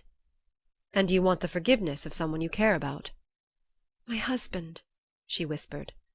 "You've done something to displease your husband?" "To displease him? I ran away with another man." There was a dismal exultation in her tone, as though she were paying Woburn off for having underrated her offense. She had certainly surprised him. At worst, he had expected a quarrel over a rival, with a possible complication of mother-in-law. He wondered how such helpless little feet could have taken so bold a step. Then he remembered that there is no audacity like that of weakness. He was wondering how to lead her to a completer avowal when she added forlornly, "You see there's nothing else to do." Woburn took a turn in the room. It was certainly a narrower strait than he had foreseen, and he hardly knew how to answer, but the first flow of confession had eased her, and she went on without further persuasion. "I don't know how I could ever have done it. I must have been downright crazy. I didn't care much for Joe when I married him. He wasn't exactly handsome, and girls think such a lot of that. But he just laid down and worshipped me, and I was getting fond of him in a way, only the life was so dull. I'd been used to a big city. I come from Detroit, and Hinksville is such a poky little place. That's where we lived. Joe is telegraph operator on the railroad there. He'd have been in a much bigger place now if he hadn't... Well, after all, he behaved perfectly splendidly about that. I really was getting fond of him, and I believe I should have realized in time how good and noble and unselfish he was, if his mother hadn't been always sitting there and everlastingly telling me so. We learned in school about the Athenians hating some man who was always called just, and that's the way I felt about Joe. Whenever I did anything that wasn't quite right, his mother would say how differently Joe would have done it, and she was forever telling me that Joe didn't approve of this and that and the other. When we were alone he approved of everything. But when his mother was round he'd sit quiet and let her say he didn't. I knew he'd let me have my way afterwards, but somehow that didn't prevent my getting mad at the time. And then the evenings were so long with Joe away, and Mrs. Glenn, that's his mother, sitting there like an image knitting socks for the heathen. The only caller we ever had was the Baptist minister, and he never took more notice of me than if I'd been a piece of furniture. I believe he was afraid to before Mrs. Glenn." She paused breathlessly, and the tears in her eyes were now of anger. "Well?" said Woburn gently. "Well, then Arthur Hackett came along. He was travelling for a big publishing firm in Philadelphia. He was awfully handsome, and as clever and sarcastic as anything. He used to lend me lots of novels and magazines, and tell me all about society life in New York. All the girls were after him, and Alice Sprague, whose father is the richest man in Hinksville, fell desperately in love with him and carried on like a fool. But he wouldn't take any notice of her. He never looked at anybody but me." Her face lit up with a reminiscent smile, and then clouded again. "I hate him now," she exclaimed, with a change of tone that startled Woburn. "I'd like to kill him, but he's killed me instead. Well, he bewitched me so I didn't know what I was doing. I was like somebody in a trance. When he wasn't there I didn't want to speak to anybody. I used to lie in bed half the day just to get away from folks. I hated Joe and Hinksville and everything else. When he came back the days went like a flash. We were together nearly all the time. I knew Joe's mother was spying on us, but I didn't care. And at last it seemed as if I couldn't let him go away again without me, so one evening he stopped at the back gate in a buggy, and we drove off together and caught the Eastern Express at River Bend. He promised to bring me to New York." She paused, and then added scornfully, "He didn't even do that." Woburn had returned to his seat and was watching her attentively. It was curious to note how her passion was spending itself in words. He saw that she would never kill herself while she had anyone to talk to. "That was 5 months ago," she continued, "and we traveled all through the southern states, and stayed a little while near Philadelphia, where his business is. He did things real stylishly at first. Then he was sent to Albany, and we stayed a week at the Delavan House. One afternoon I went out to do some shopping, and when I came back he was gone. He had taken his trunk with him, and hadn't left any address. But in my travelling bag I found a $50 bill, and a slip of paper on which he had written, 'No use coming after me. I'm married.' We'd been together less than 4 months, and I never saw him again. At first I couldn't believe it. I stayed on, thinking it was a joke, or that he'd feel sorry for me and come back. But he never came, and never wrote me a line. Then I began to hate him, and to see what a wicked fool I'd been to leave Joe. I was so lonesome I thought I'd go crazy. And I kept thinking how good and patient Joe had been, and how badly I'd used him, and how lovely it would be to be back in the little parlor at Hinksville, even with Mrs. Glenn and the minister talking about free will and predestination. So at last I wrote to Joe. I wrote him the humblest letters you ever read, one after another, but I never got any answer. Finally I found I'd spent all my money, so I sold my watch and my rings. Joe gave me a lovely turquoise ring when we married, and came to New York. I felt ashamed to stay alone any longer in Albany. I was afraid that some of Arthur's friends, who had met me with him on the road, might come there and recognize me. After I got here I wrote to Susie Price, a great friend of mine who lives in Hinksville, and she answered at once, and told me just what I had expected, that Joe was ready to forgive me and crazy to have me back, but that his mother wouldn't let him stir a step or write me a line, and that she and the minister were at him all day long, telling him how bad I was, and what a sin it would be to forgive me. I got Susie's letter 2 or 3 days ago, and after that I saw it was no use writing to Joe. He'll never dare go against his mother, and she watches him like a cat. I suppose I deserve it, but he might have given me another chance. I know he would if he could only see me." Her voice had dropped from anger to lamentation, and her tears again overflowed. Woburn looked at her with the pity one feels for a child who is suddenly confronted with the result of some unpremeditated naughtiness. "But why not go back to Hinksville?" he suggested. "If your husband is ready to forgive you, you could go to your friend's house, and once your husband knows you were there you can easily persuade him to see you." "Perhaps I could. Susie thinks I could. But I can't go back. I haven't got a cent left." "But surely you can borrow money. Can't you ask your friend to forward you the amount of your fare?" She shook her head. "Susie ain't well off. She couldn't raise $5, and it cost $25 to get back to Hinksville. And besides, what would become of me while I waited for the money?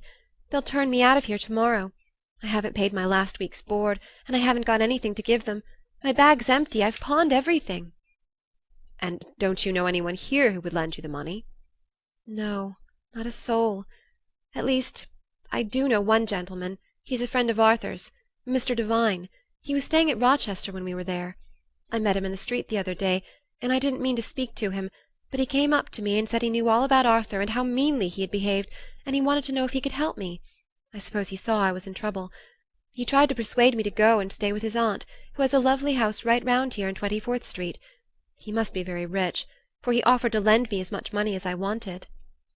"You didn't take it?" "No," she returned.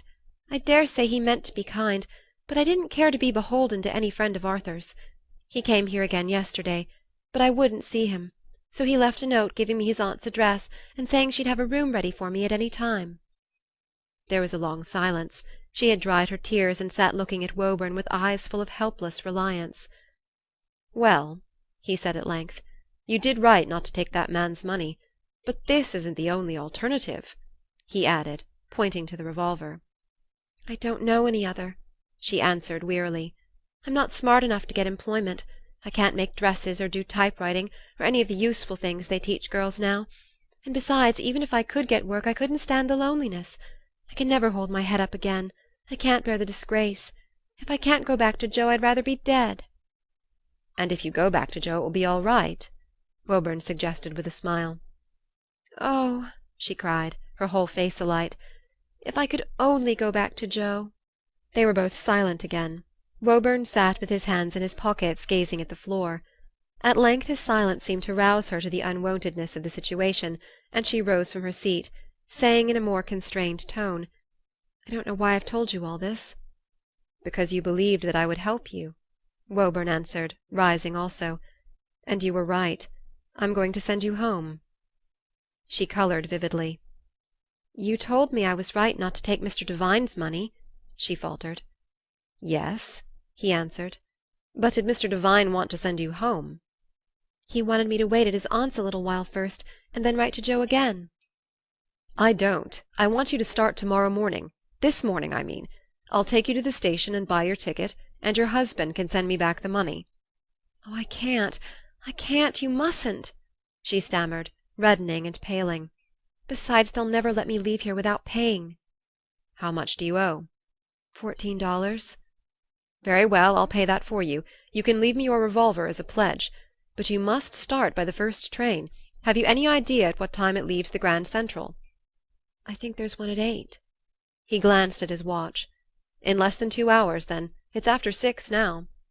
She stood before him with fascinated eyes. "You must have a very strong will," she said. "When you talk like that, you make me feel as if I had to do everything you say." "Well, you must," said Woburn lightly. "Man was made to be obeyed." "Oh, you're not like other men," she returned. "I never heard a voice like yours. It's so strong and kind. You must be a very good man. You remind me of Joe. I'm sure you've got just such a nature, and Joe is the best man I've ever seen." Woburn made no reply, and she rambled on, with little pauses and fresh bursts of confidence. "Joe's a real hero, you know. He did the most splendid thing you ever heard of. I think I began to tell you about it, but didn't finish. I'll tell you now. It happened just after we were married. I was mad with him at the time, I'm afraid, but now I see how splendid he was. He'd been telegraph operator at Hinksville for 4 years, and was hoping that he'd get promoted to a bigger place, but he was afraid to ask for a raise. Well, I was very sick with a bad attack of pneumonia, and one night the doctor said he wasn't sure whether he could pull me through. When they sent word to Joe at the telegraph office, he couldn't stand being away from me another minute. There was a poor consumptive boy always hanging round the station. Joe had taught him how to operate, just to help him along. So he left him in the office and tore home for half an hour, knowing he could get back before the Eastern Express came through. He hadn't been gone 5 minutes when a freight train ran off the rails about a mile up the track. It was a very still night, and the boy heard the smash and shouting, and knew something had happened. He couldn't tell what it was, but the minute he heard it he sent a message over the wires like a flash, and caught the Eastern Express just as it was pulling out of the station above Hinksville. If he'd hesitated a second, or made any mistake, the express would have come on, and the loss of life would have been fearful. The next day the Hinksville papers were full of Operator Glenn's presence of mind. They all said he'd be promoted. That was early in November. and Joe didn't hear anything from the company till the 1st of January. Meanwhile the boy had gone home to his father's farm out in the country, and before Christmas he was dead. Well, on New Year's Day, Joe got a notice from the company saying that his pay was to be raised, and that he was to be promoted to a big junction near Detroit, in recognition of his presence of mind in stopping the Eastern Express. It was just what we'd both been pining for, and I was nearly wild with joy. But I noticed Joe didn't say much. He just telegraphed for leave, and the next day he went right up to Detroit and told the directors there what had really happened. When he came back he told us they'd suspended him. I cried every night for a week, and even his mother said he was a fool. After that we just lived on at Hinksville, and 6 months later the company took him back. But I don't suppose they'll ever promote him now." Her voice again trembled with facile emotion. "Wasn't it beautiful of him? Ain't he a real hero?" she said. "And I'm sure you'd behave just like him. You'd be just as gentle about little things, and you'd never move an inch about big ones. You'd never do a mean action, but you'd be sorry for people who did. I can see it in your face. That's why I trusted you right off." Woburn's eyes were fixed on the window. He hardly seemed to hear her. At length he walked across the room and pulled up the shade. The electric lights were dissolving in the grey alembic of the dawn. A milk cart rattled down the street, and like a witch returning late from the Sabbath, a stray cat whisked into an area. So rose the appointed day. Woburn turned back, drawing from his pocket the roll of bills which he had thrust there with so different a purpose. He counted them out and handed her $15. "That will pay for your board, including your breakfast this morning," he said. "We'll breakfast together presently if you like. And meanwhile suppose we sit down and watch the sunrise. I haven't seen it for years." He pushed 2 chairs toward the window, and they sat down side by side. The light came gradually, with the icy reluctance of winter. At last a red disk pushed itself above the opposite housetops, and a long cold gleam slanted across their window. They did not talk much. There was a silencing awe in the spectacle. Presently Woburn rose and looked again at his watch. "I must go and cover up my dress-coat," he said, "and you had better put on your hat and jacket.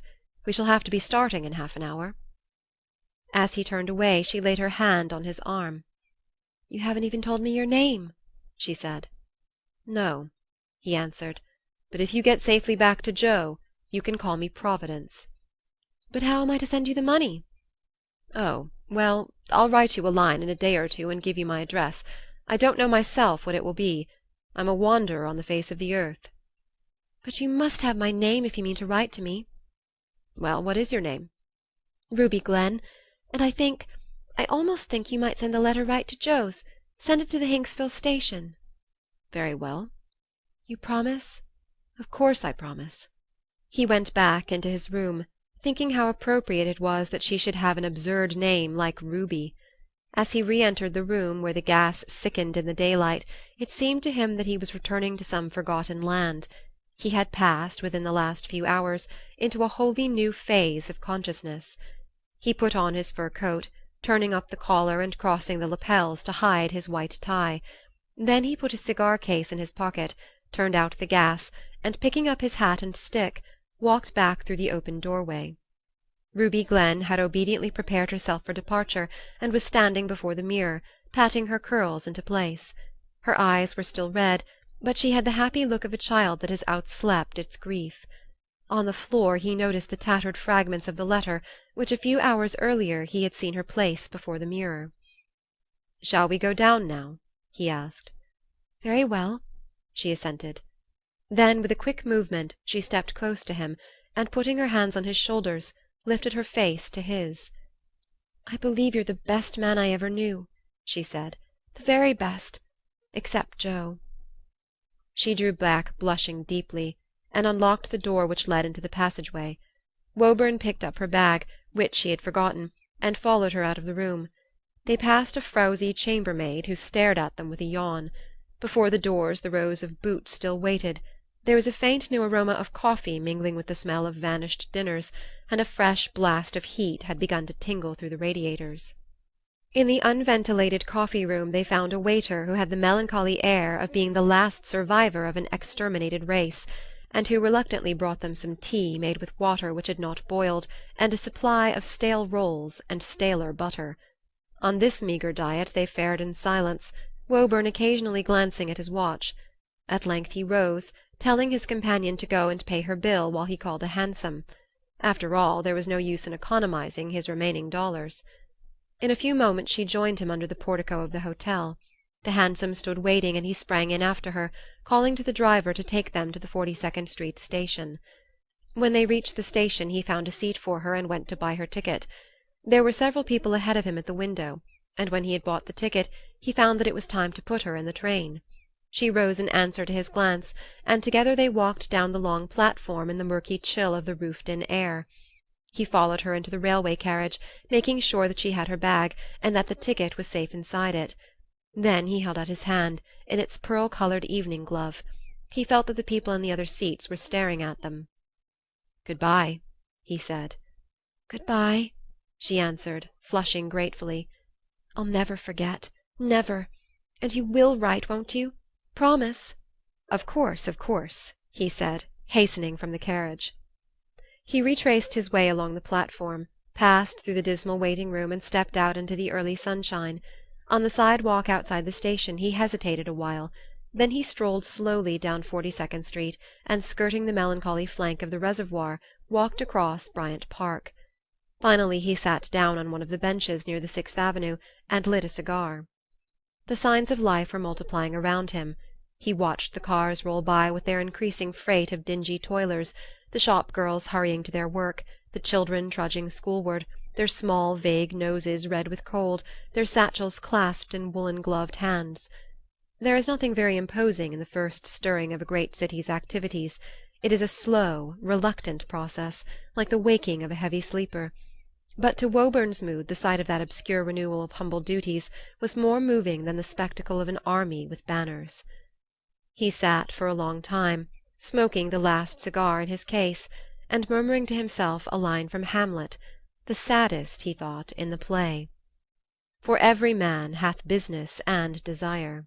Suddenly an unpremeditated movement made him feel the pressure of Ruby Glenn's revolver in his pocket. It was like a devil's touch on his arm, and he sprang up hastily. In his other pocket there were just $4.50, but that didn't matter now. He had no thought of flight. For a few minutes he loitered vaguely about the park, then the cold drove him on again, and with the rapidity born of a sudden resolve he began to walk down the Fifth Avenue towards his lodgings. He brushed past a maidservant who was watching the vestibule, and ran upstairs to his room. A fire was burning in the grate, and his books and photographs greeted him cheerfully from the walls. The tranquil air of the whole room seemed to take it for granted that he meant to have his bath and breakfast and go down-town as usual. He threw off his coat and pulled the revolver out of his pocket. For some moments he held it curiously in his hand, bending over to examine it as Ruby Glenn had done. Then he laid it in the top drawer of a small cabinet, and locking the drawer, threw the key into the fire. After that he went quietly about the usual business of his toilet. In taking off his dress-coat he noticed the Legion of Honor which Miss Talcott had given him at the ball. He pulled it out of his buttonhole and tossed it into the fireplace. When he had finished dressing he saw with surprise that it was nearly 10 o'clock. Ruby Glenn was already 2 hours nearer home. Woburn stood looking about the room of which he had thought to take final leave the night before. Among the ashes beneath the grate he caught sight of a little white heap which symbolized to his fancy the remains of his brief correspondence with Miss Talcott. He roused himself from this unseasonable musing, and with a final glance at the familiar setting of his past, turned to face the future which the last hours had prepared for him. He went downstairs and stepped out of doors, hastening down the street towards Broadway as though he were late for an appointment. Every now and then he encountered an acquaintance, whom he greeted with a nod and smile. He carried his head high, and shunned no man's recognition. At length he reached the doors of a tall granite building honeycombed with windows. He mounted the steps of the portico, and passing through the double doors of plate glass, crossed a vestibule floored with mosaic to another glass door on which was emblazoned the name of the firm. This door he also opened, entering a large room with wainscoted subdivisions, behind which appeared the stooping shoulders of a row of clerks. As Woburn crossed the threshold, a grey-haired man emerged from the inner office at the opposite end of the room. At sight of Woburn he stopped short. "Mr. Woburn!" he exclaimed. Then he stepped nearer, and added in a low tone, "I was requested to tell you when you came that the members of the firm are waiting. Will you step into the private office?"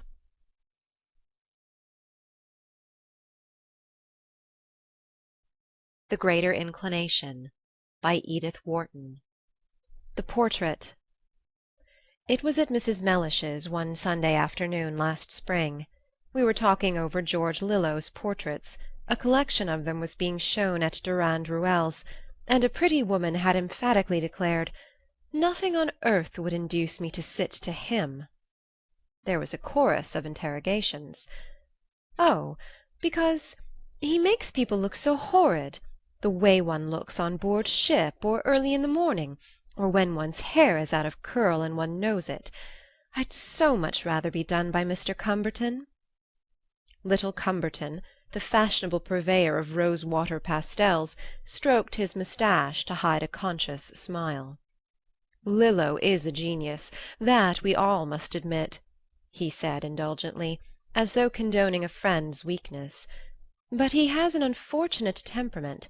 He has been denied the gift, so precious to an artist, of perceiving the ideal. He sees only the defects of his sitters. One might almost fancy that he takes a morbid pleasure in exaggerating their weak points, in painting them on their worst days. But I honestly believe he can't help himself.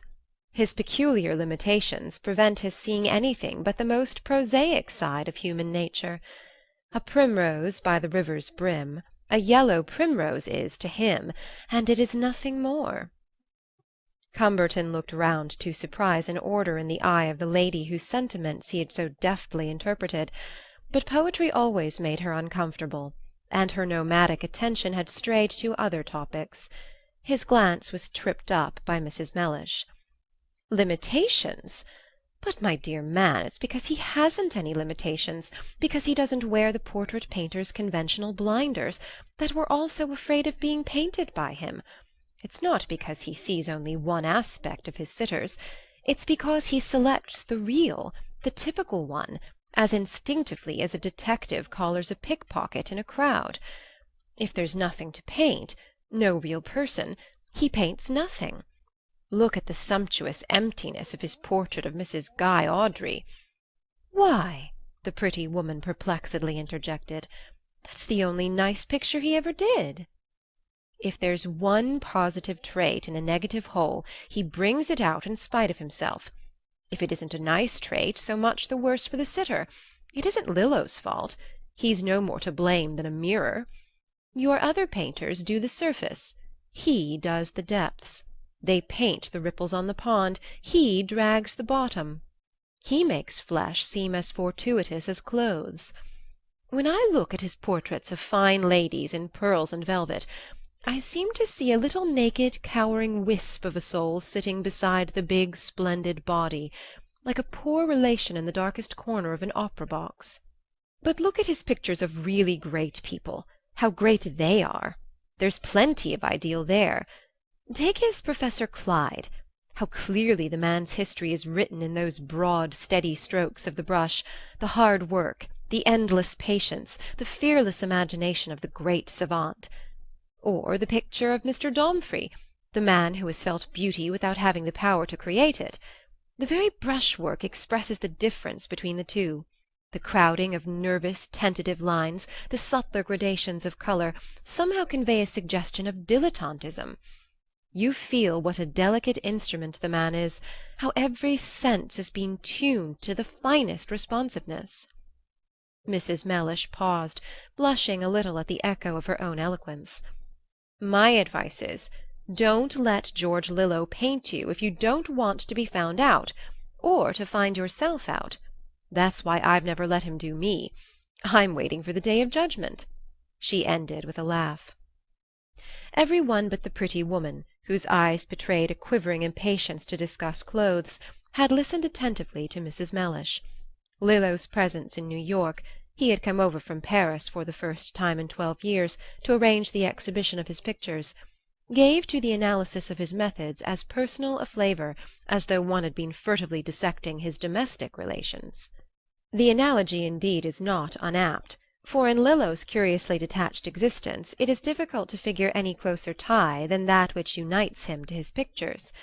In this light Mrs. Mellish's flushed harangue seemed not unfitted to the trivialities of the tea-hour, and some one almost at once carried on the argument by saying, "But according to your theory, that the significance of his work depends on the significance of the sitter, his portrait of Vard ought to be a masterpiece, and it's his biggest failure." Alonzo Vard's suicide. He killed himself, strangely enough, the day that Lillo's pictures were first shown, had made his portrait the chief feature of the exhibition. It had been painted 10 or 12 years earlier, when the terrible Boss was at the height of his power, and if ever man presented a type to stimulate such insight as Lillo's, that man was Vard. Yet the portrait was a failure. It was magnificently composed, the technique was dazzling, but the face had been, well, expurgated. It was Vard as Cumberton might have painted him, a common man trying to look at ease in a good coat. The picture had never before been exhibited, and there was a general outcry of disappointment. It wasn't only the critics and the artists who grumbled. Even the big public, which had gaped and shuddered at Vard, revelling in his genial villainy, and enjoying in his death that succumbing to divine wrath which, as a spectacle, is next best to its successful defiance, even the public felt itself defrauded. What had the painter done with their hero? Where was the big, sneering, domineering face that figured so convincingly in political cartoons and patent medicine advertisements, on cigar-boxes and electioneering posters? They had admired the man for looking his part so boldly, for showing the undisguised blackguard in every line of his coarse body and cruel face. The pseudo-gentleman of Lillo's picture was a poor thing compared to the real Vard. It had been vaguely expected that the great Boss's portrait would have the zest of an incriminating document, the scandalous attraction of secret memoirs, and instead it was as insipid as an obituary. It was as though the artist had been in league with his sitter, had pledged himself to oppose to the lust for post-mortem revelations an impassable blank wall of negation. The public was resentful, the critics were aggrieved, even Mrs. Mellish had to lay down her arms. "Yes, the portrait of Vard is a failure," she admitted, "and I've never known why. If he'd been an obscure, elusive type of villain, one could understand Lillo's missing the mark for once. But with that face from the pit—" She turned at the announcement of a name which our discussion had drowned, and found herself shaking hands with Lillo. The pretty woman started and put her hand to her curls. Cumberton dropped a condescending eyelid. He never classed himself by recognizing degrees in the profession. And Mrs. Mellish, cheerfully aware that she had been overheard, said, as she made room for Lillo, "I wish you'd explain it." Lillo smoothed his beard and waited for a cup of tea. Then, "Would there be any failures," he said, "if one could explain them?" "Ah, in some cases I can imagine it's impossible to seize the type, or to say why one has missed it. Some people are like daguerreotypes. In certain lights one can't see them at all. But surely Vard was obvious enough. What I want to know is, what became of him? What did you do with him? How did you manage to shuffle him out of sight?" "It was much easier than you think. I simply missed an opportunity." "That a sign-painter would have seen?" "Very likely. In fighting shy of the obvious one may miss the significant." "And when I got back from Paris," the pretty woman was heard to wail, "I found all the women here were wearing the very models I'd brought home with me." Mrs. Mellish, as became a vigilant hostess, got up and shuffled her guests, and the question of Vard's portrait was dropped. I left the house with Lillo, and on the way down Fifth Avenue, after one of his long silences, he suddenly asked, "Is that what is generally said of my picture of Vard? I don't mean in the newspapers, but by the fellows who know?" I said it was. He drew a deep breath. "Well," he said, "it's good to know that when one tries to fail one can make such a complete success of it." "Tries to fail?" "Well, no, that's not quite it either. I didn't want to make a failure of Vard's picture, but I did so deliberately, with my eyes open all the same. It was what one might call a lucid failure." "But why?" "The why of it is rather complicated. I'll tell you some time." He hesitated. "Come and dine with me at the club by and by, and I'll tell you afterwards. It's a nice morsel for a psychologist." At dinner he said little, but I didn't mind that. I had known him for years, and had always found something soothing and companionable in his long abstentions from speech. His silence was never unsocial. It was bland as a natural hush. One felt oneself included in it, not left out. He stroked his beard and gazed absently at me, and when we had finished our coffee and liqueurs we strolled down to his studio. At the studio, which was less draped, less posed, less consciously artistic than those of the smaller men, he handed me a cigar and fell to smoking before the fire. When he began to talk it was of indifferent matters, and I had dismissed the hope of hearing more of Vard's portrait, when my eye lit on a photograph of the picture. I walked across the room to look at it, and Lillo presently followed with a light. "It certainly is a complete disguise," he muttered over my shoulder. Then he turned away and stooped to a big portfolio propped against the wall. "Did you ever know Miss Vard?" he asked, with his head in the portfolio; and without waiting for my answer he handed me a crayon sketch of a girl's profile. I had never seen a crayon of Lillo's, and I lost sight of the sitter's personality in the interest aroused by this new aspect of the master's complex genius. The few lines, faint yet how decisive, flowered out of the rough paper with the lightness of opening petals. It was a mere hint of a picture, but vivid as some word that wakens long reverberations in the memory. I felt Lillo at my shoulder again. "You knew her, I suppose?" I had to stop and think. Why, of course I'd known her. A silent, handsome girl, showy yet ineffective, whom I had seen without seeing the winter that society had capitulated to Vard. Still, looking at the crayon, I tried to trace some connection between the Miss Vard I recalled and the grave young seraph of Lillo's sketch. Had the Vards bewitched him? By what master-stroke of suggestion had he been beguiled into drawing that terrible father as a barber's block, the commonplace daughter as this memorable creature? "You don't remember much about her?" "No, I suppose not. She was a quiet girl, and nobody noticed her much, even when—" he paused with a smile, "you were all asking Vard to dine." I winced. Yes, it was true. We had all asked Vard to dine. It was some comfort to think that fate had made him expiate our weakness. Lillo put the sketch on the mantel-shelf and drew his armchair to the fire. "It's cold to-night. Take another cigar, old man. And some whiskey. There ought to be a bottle and some glasses in that cupboard behind you. Help yourself." 2. "About Vard's portrait?" he began. "Well, I'll tell you. It's a queer story, and most people wouldn't see anything in it. My enemies might say it was a roundabout way of explaining a failure. But you know better than that. Mrs. Mellish was right. Between me and Vard there could be no question of failure. The man was made for me. I felt that the first time I clapped eyes on him. I could hardly keep from asking him to sit to me on the spot, but somehow one couldn't ask favors of the fellow. I sat still and prayed he'd come to me, though, for I was looking for something big for the next salon. It was 12 years ago, the last time I was out here, and I was ravenous for an opportunity. I had the feeling—do you writer fellows have it too?—that there was something tremendous in me if it could only be got out, and I felt Vard was the Moses to strike the rock. There were vulgar reasons, too, that made me hunger for a victim. I'd been grinding on obscurely for a good many years, without gold or glory, and the first thing of mine that had made a noise was my picture of Pepita, exhibited the year before. There had been a lot of talk about that. Orders were beginning to come in, and I wanted to follow it up with a rousing big thing at the next salon. Then the critics had been insinuating that I could only do Spanish things. I suppose I had overdone the castanet business. It's a nursery disease we all go through, and I wanted to show that I had plenty more shot in my locker. Don't you get up every morning meaning to prove you're equal to Balzac or Thackeray? That's the way I felt then.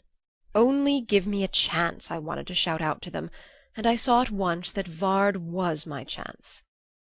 I had come over from Paris in the autumn to paint Mrs. Klingsborough, and I met Vard and his daughter at one of the first dinners I went to. After that I could think of nothing but that man's head. What a type! I raked up all the details of his scandalous history, and there were enough to fill an encyclopedia. The papers were full of him just then. He was mud from head to foot.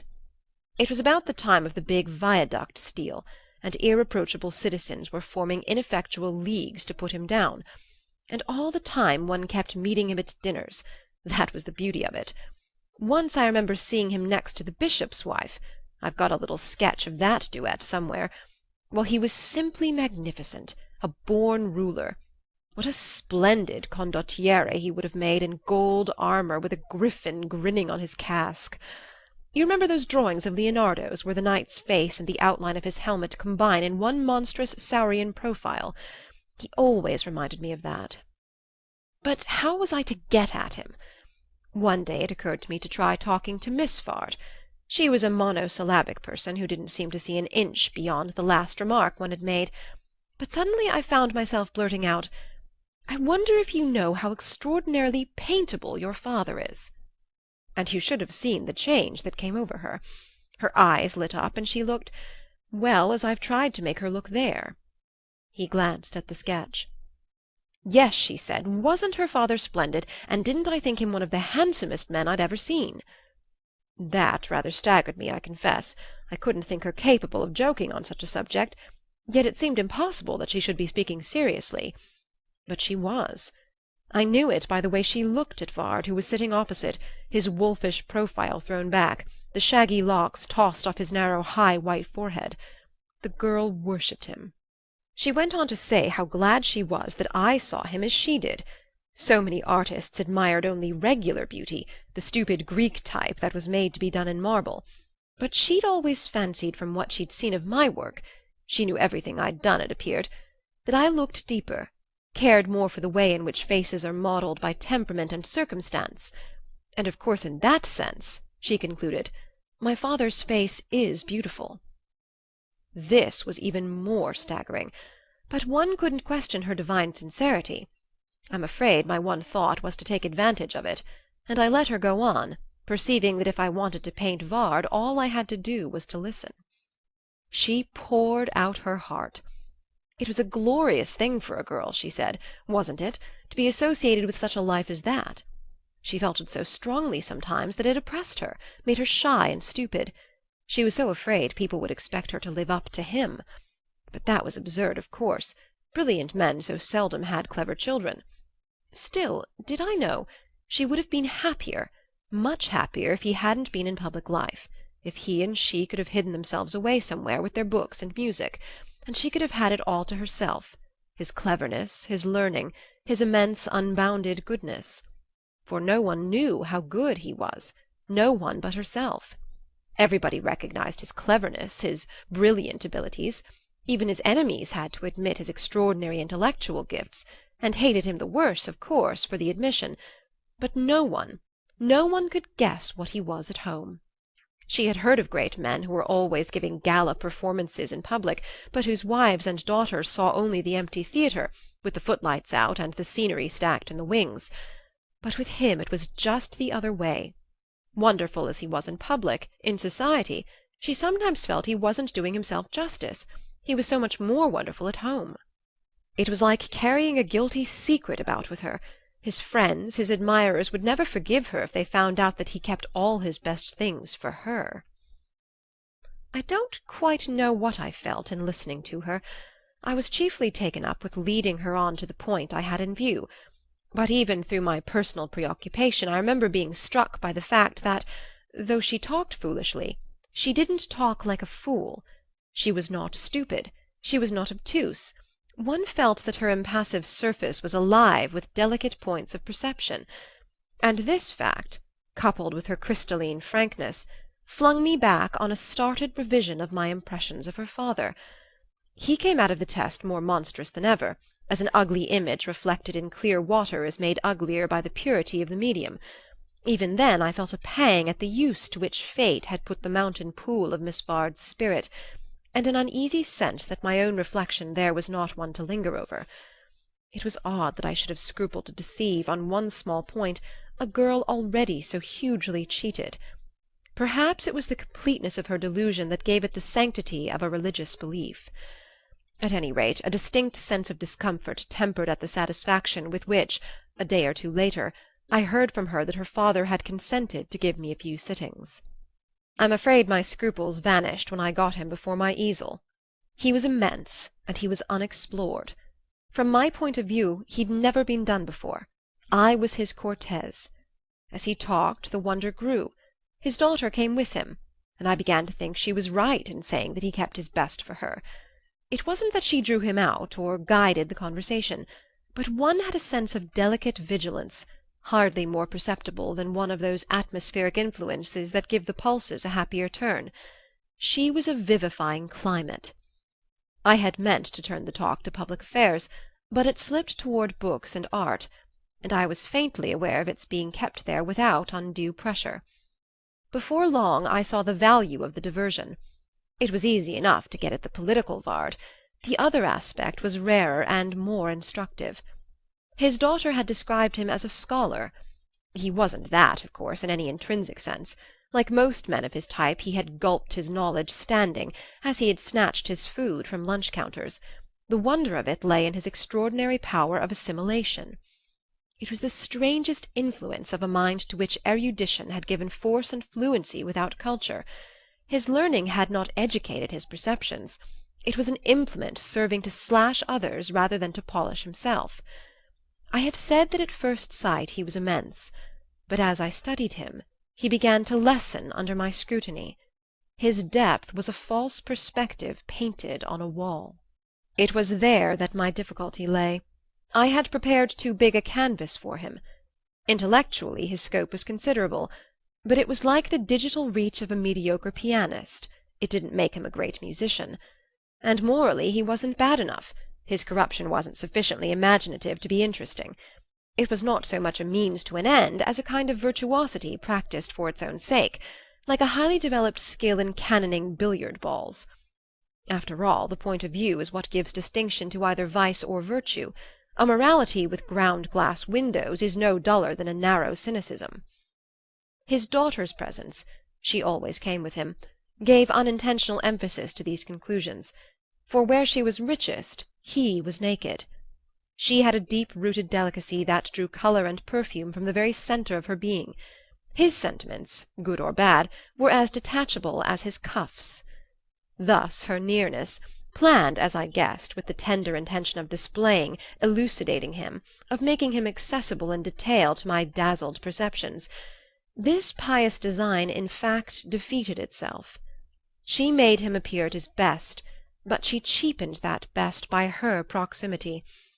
For the man was vulgar to the core, vulgar in spite of his force and magnitude, thin, hollow, spectacular, a lath-and-plaster bogey. Did she suspect it? I think not. Then. He was wrapped in her impervious faith. The papers?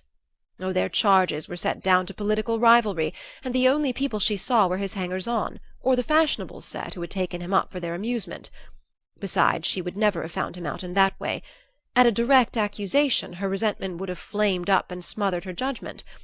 If the truth came to her, it would come through knowing intimately someone different, through, how shall I put it, an imperceptible shifting of her centre of gravity. My besetting fear was that I couldn't count on her obtuseness. She wasn't what is called clever. She left that to him. But she was exquisitely good. And now and then she had intuitive felicities that frightened me. Do I make you see her? We fellows can explain better with a brush. I don't know how to mix my words or lay them on. She wasn't clever, but her heart thought. That's all I can say. If she'd been stupid, it would have been easy enough. I could have painted him as he was. Could have. I did. Brushed the face in one day from memory. It was the very man. I painted it out before she came. I couldn't bear to have her see it. I had the feeling that I held her faith in my hands, carrying it like a brittle object through a jostling mob, a hair's breadth swerve, and it was in splinters. When she wasn't there, I tried to reason myself out of these subtleties. My business was to paint Vard as he was. If his daughter didn't mind his looks, why should I? The opportunity was magnificent. I knew that by the way his face had leapt out of the canvas at my first touch. It would have been a big thing. Before every sitting I swore to myself I'd do it. Then she came and sat near him, and I didn't. I knew that before long she'd notice I was shirking the face. Vard himself took little interest in the portrait, but she watched me closely, and one day when the sitting was over she stayed behind and asked me when I meant to begin what she called the likeness. I guessed from her tone that the embarrassment was all on my side, or that if she felt any, it was at having to touch a vulnerable point in my pride. Thus far the only doubt that troubled her was a distrust of my ability. Well, I put her off with any rot you please, told her she must trust me, must let me wait for the inspiration, that some day the face would come. I should see it suddenly, feel it under my brush. The poor child believed me. You can make a woman believe almost anything she doesn't quite understand. She was abashed at her Philistinism, and begged me not to tell her father. He would make such fun of her. After that, well, the sittings went on. Not many, of course. Vard was too busy to give me much time. Still, I could have done him 10 times over. Never had I found my formula with such ease, such assurance. There were no hesitations, no obstructions. The face was there, waiting for me. At times it almost shaped itself on the canvas. Unfortunately, Miss Vard was there too. All this time the papers were busy with the Viaduct scandal. The outcry was getting louder. You remember the circumstances?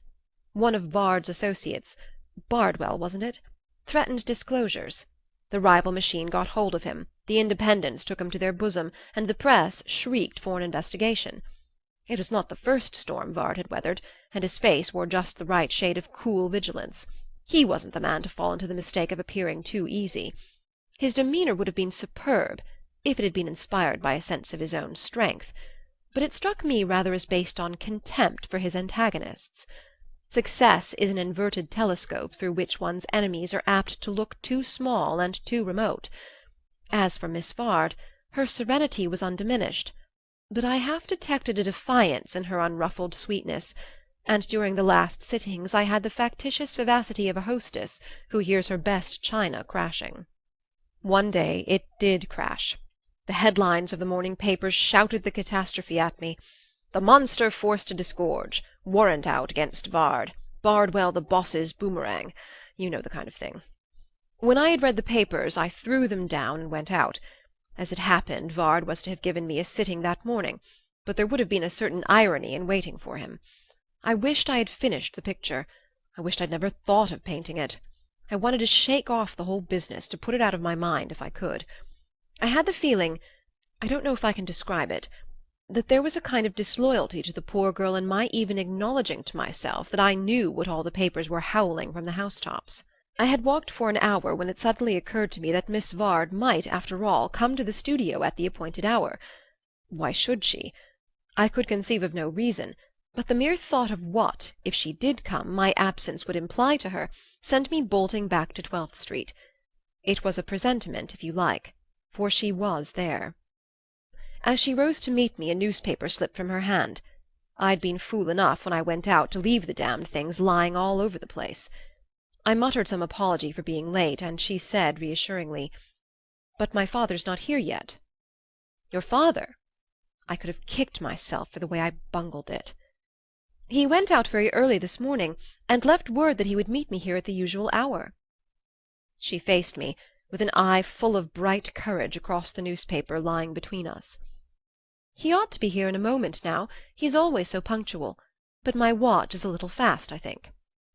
She held it out to me almost gaily, and I was just pretending to compare it with mine, when there was a smart rap on the door, and Vard stalked in.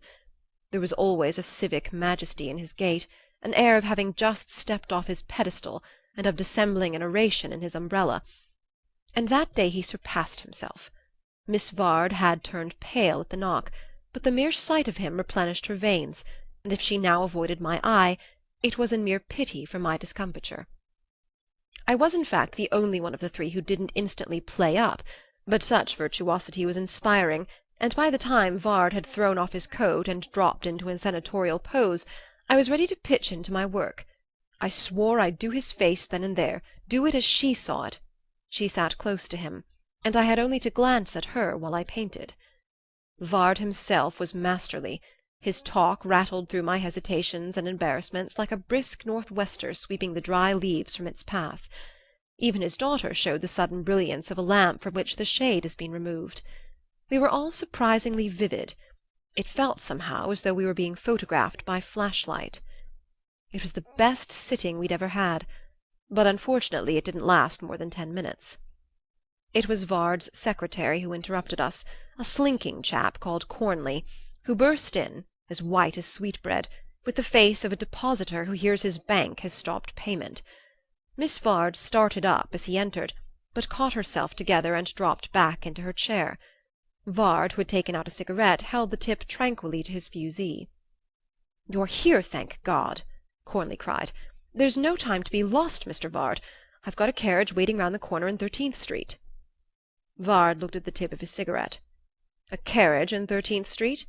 My good fellow, my own brougham is at the door." I know, but they're there too, sir, or they will be inside of a minute. For God's sake, Mr. Vard, don't trifle. There's a way out by 13th Street, I tell you." "Bardwell's myrmidons, eh?" said Vard. "Help me on with my overcoat, Cornley, will you?" Cornley's teeth chattered. "Mr. Vard, you're best friends. Miss Vard, won't you speak to your father?" He turned to me haggardly. "We can get out by the back way." I nodded. Vard stood towering. In some infernal way he seemed literally to rise to the situation, one hand in the bosom of his coat, in the attitude of patriotism in bronze. I glanced at his daughter. She hung on him with a drowning look. Suddenly she straightened herself. There was something of Vard in the way she faced her fears, a kind of primitive calm we drawing-room folk don't have. She stepped to him and laid her hand on his arm. The pause hadn't lasted 10 seconds. "Father," she said. Vard threw back his head and swept the studio with a sovereign eye. "The back way, Mr. Vard, the back way!" Cornley whimpered. "For God's sake, sir, don't lose a minute." Vard transfixed his abject henchman. "I have never yet taken the back way," he enunciated, and with a gesture matching the words he turned to me and bowed. "I regret the disturbance." And he walked to the door. His daughter was at his side, alert, transfigured.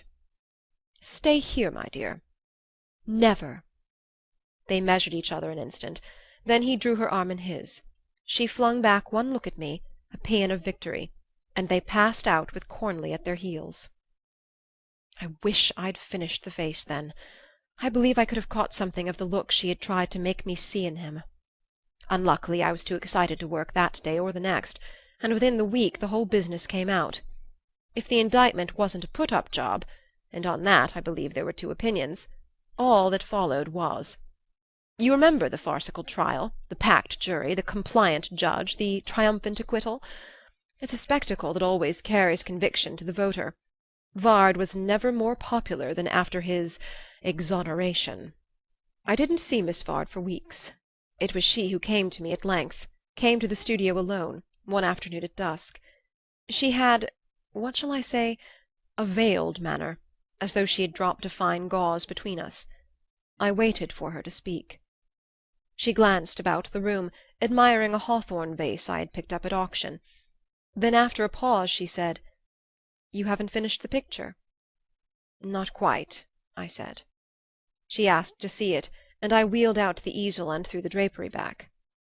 "Oh," she murmured, "you haven't gone on with the face?" I shook my head. She looked down on her clasped hands and up at the picture, not once at me. You're going to finish it?" "Of course," I cried, throwing the revived purpose into my voice. By God, I would finish it. The merest tinge of relief stole over her face, faint as the first thin chirp before daylight. "Is it so very difficult?" she asked tentatively. "Not insuperably, I hope." She sat silent, her eyes on the picture.